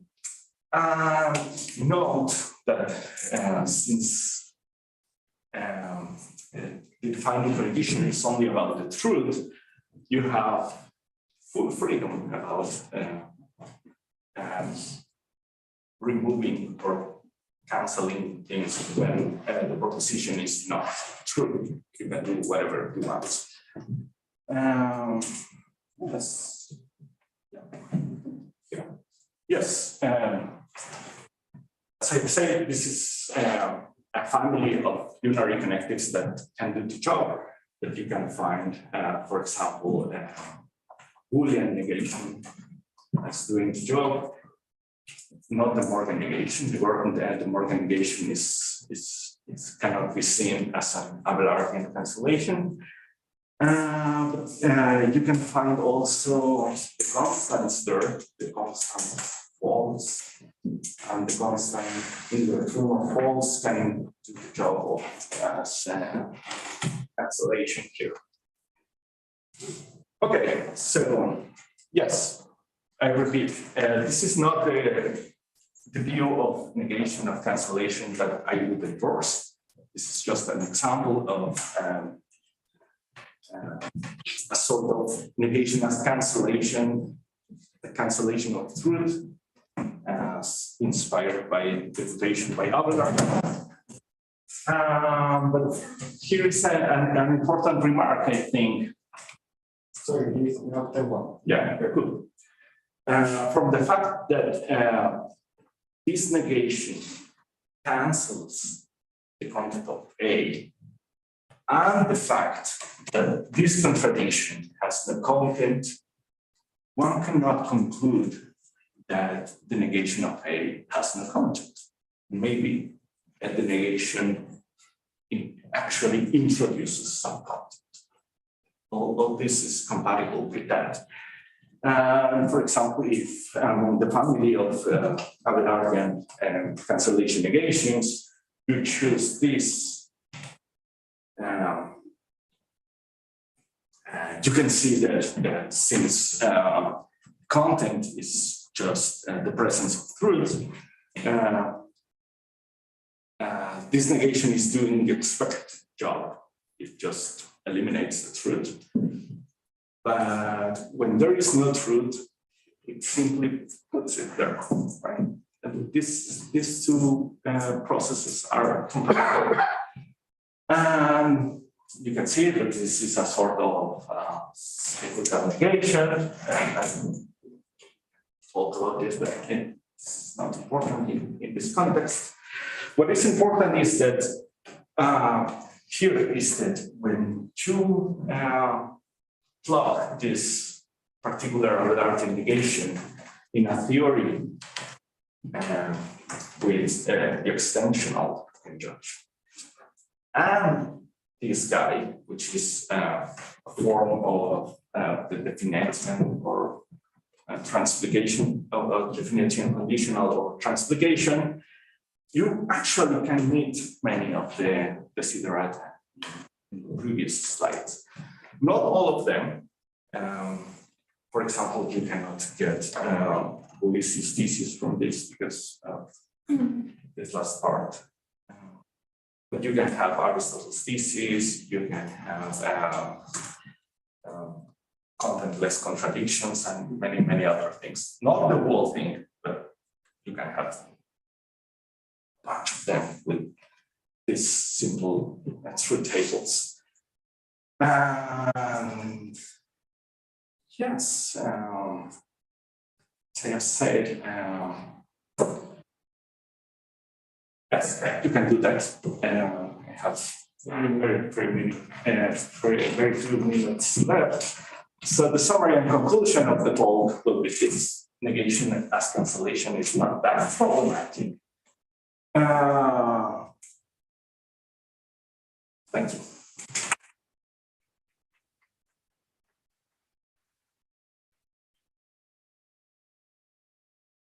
Thank you very much, Luis. Now we have time for questions and comments, discussion if you want. So, who's first? I have two questions. I want to start with one.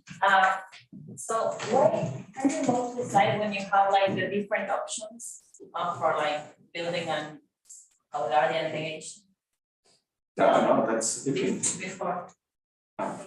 When you closer to the end, Here. this one, yeah. So how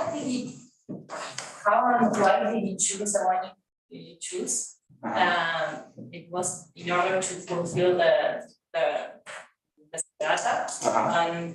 And what would happen if you just take like, or if you could take just this one as a non-deterministic negation? Would that be also a form of negation as cancellation?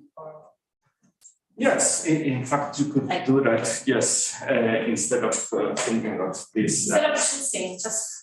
Yeah, instead of thinking of this as a family of negations, just a single negation with non-deterministic semantics. Yes, that's an option. Yeah, I don't feel very comfortable working with. Non-deterministic. Yeah, for conceptual reasons, not in practice, but for conceptual reasons. Yes, it's perfectly possible.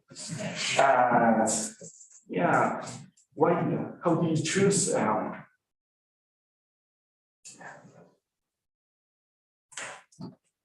You say that given the desiderata, some options are going to be better than the others. Yeah, that was the question. Yeah, thanks. Very good. So I was wondering about the notion of sense. So I guess that it's possible for a proposition to be senseless, no? In general, yes, but not in this framework. Yes. What about if it took EMG set, so ID. It's still an interpretation for that formula. Since it is not true, the answer is that in that case, it has no content, but it has sense. Because it has the site, no? Yes. Okay. And can a proposition be senseful? Senseful. By that I mean that everything's a content and an aside. Yes. No. Okay. No, that's excluded by the very design of the semantics. Yes. Yeah. Yes, I was looking at this, the other one when you showed the connectives. Yeah. And I was thinking, maybe you can have a way of formulating the relation in terms of around certain constant. Yes. Maybe is it that? In a sense that you can maybe have a connexive bottom, so to say. Most likely in this particular combination of connectives, no. But in others, yes.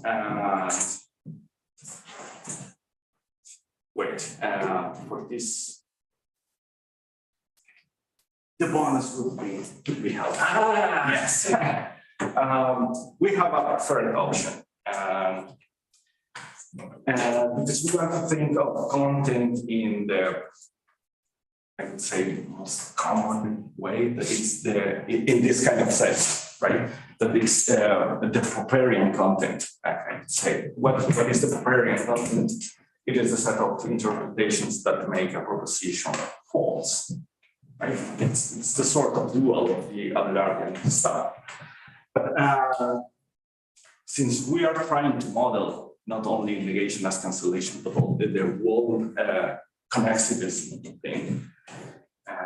And another important feature of connexivism is that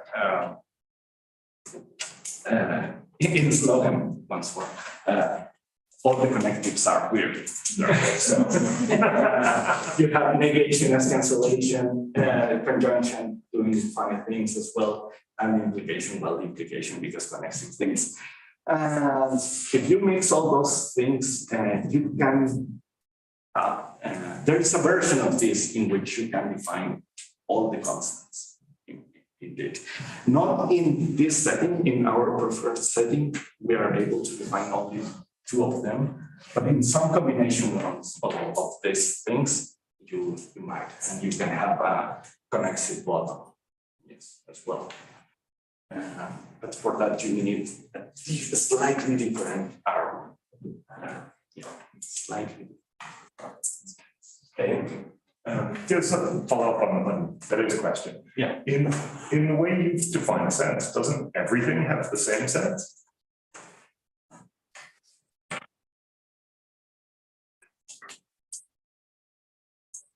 Namely, the set of all valuations.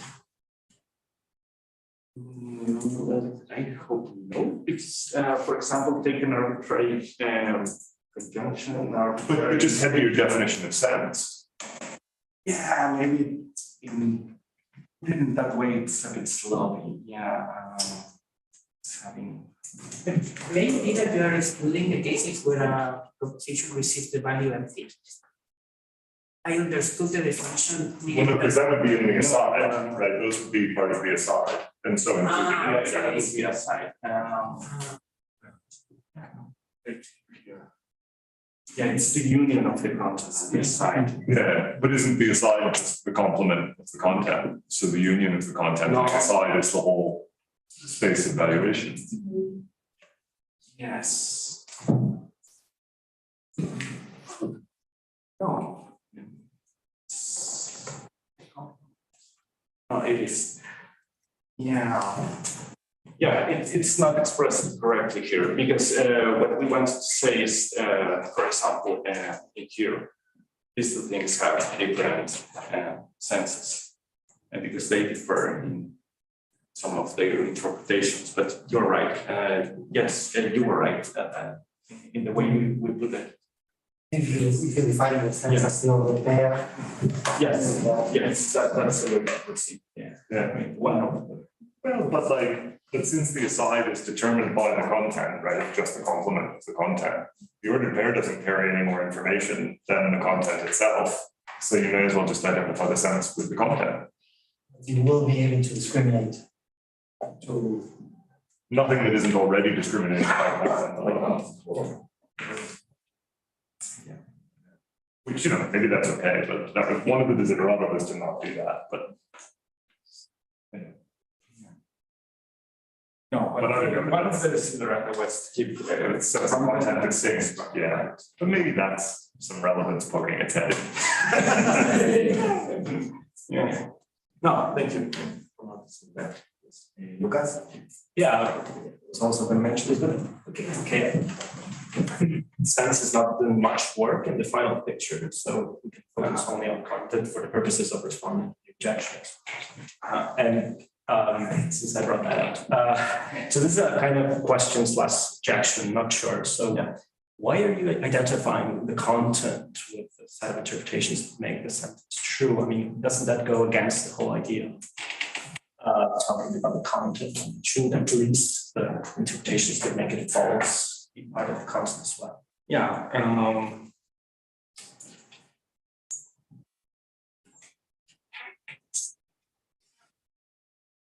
We try to keep things simple because this is part of a larger project in which we try to make formal sense of many of Silvan's ideas. And for example, he has this idea of a logic for progressive reasoning. And in that paper on reasoning, he presents a sketch of logic with a very complicated semantics in order to validate and invalidate some stuff. And we found that it's not necessary that such a complicated semantics to achieve that. Actually, a formatted thing can suffice. And we were trying to do the same for the connexivist stuff. We tried to keep the semantics as simple as possible. And yes, there is a tradition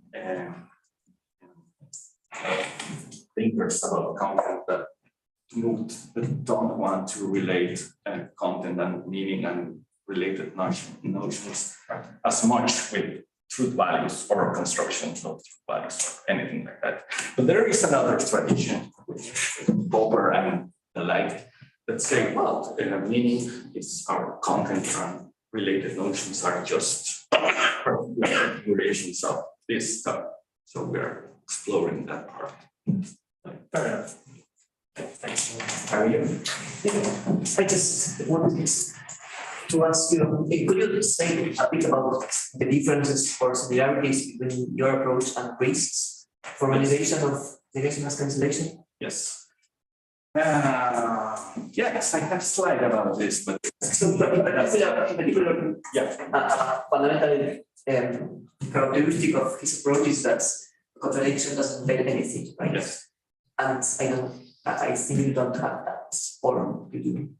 It's part of the desiderata. Yes.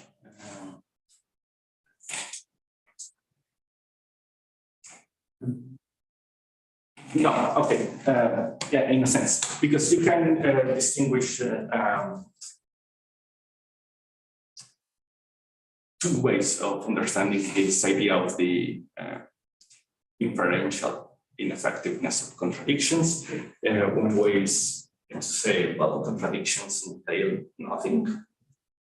There is a restricted version of that. Contradictions may entail something, especially if that something is equally contentless. So, yes, we are trying to model this. Okay, I am actually more sympathetic to the second one. Yes. So, yes, the contradiction, for example, the contradiction here can entail, it says, but maybe not other contradictions, like in here. Right? So, yes, and there is another difference, I would say. Because in priest formulation, the contradiction is in one version of the notion of content, it's word of content, right? Because the contradictions are still false in our interpretations. What is changed is the notion of entailment.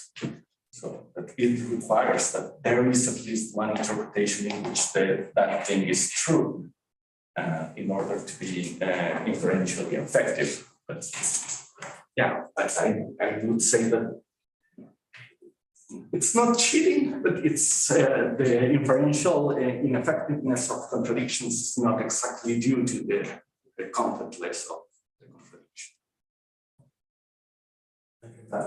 Yeah, I was wondering how your negation would interact with disjunction. I mean, so if you have A and not A, which is contentless, what should be A or not A? Yes, no, thank you for this question. I was skipping this junction just was really tired. But yes, in order to model connexity fully, you need the disjunction. As with negation, conjunction, and implication, you have many traces there. And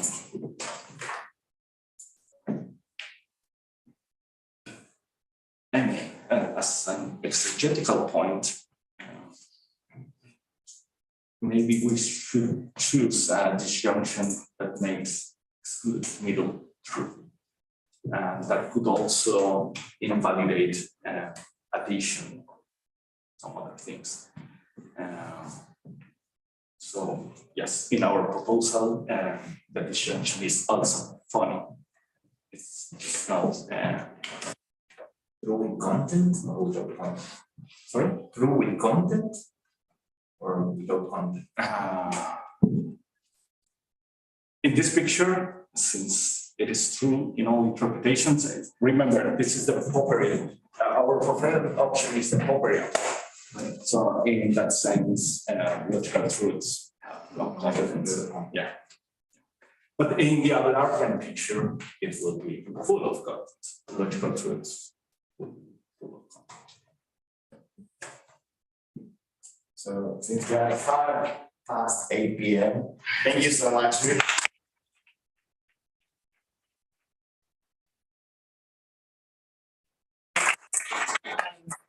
Eduardo and Bogdan have not escaped. They have gone to reach the empanadas. So we're going to have empanadas and beer. So stay.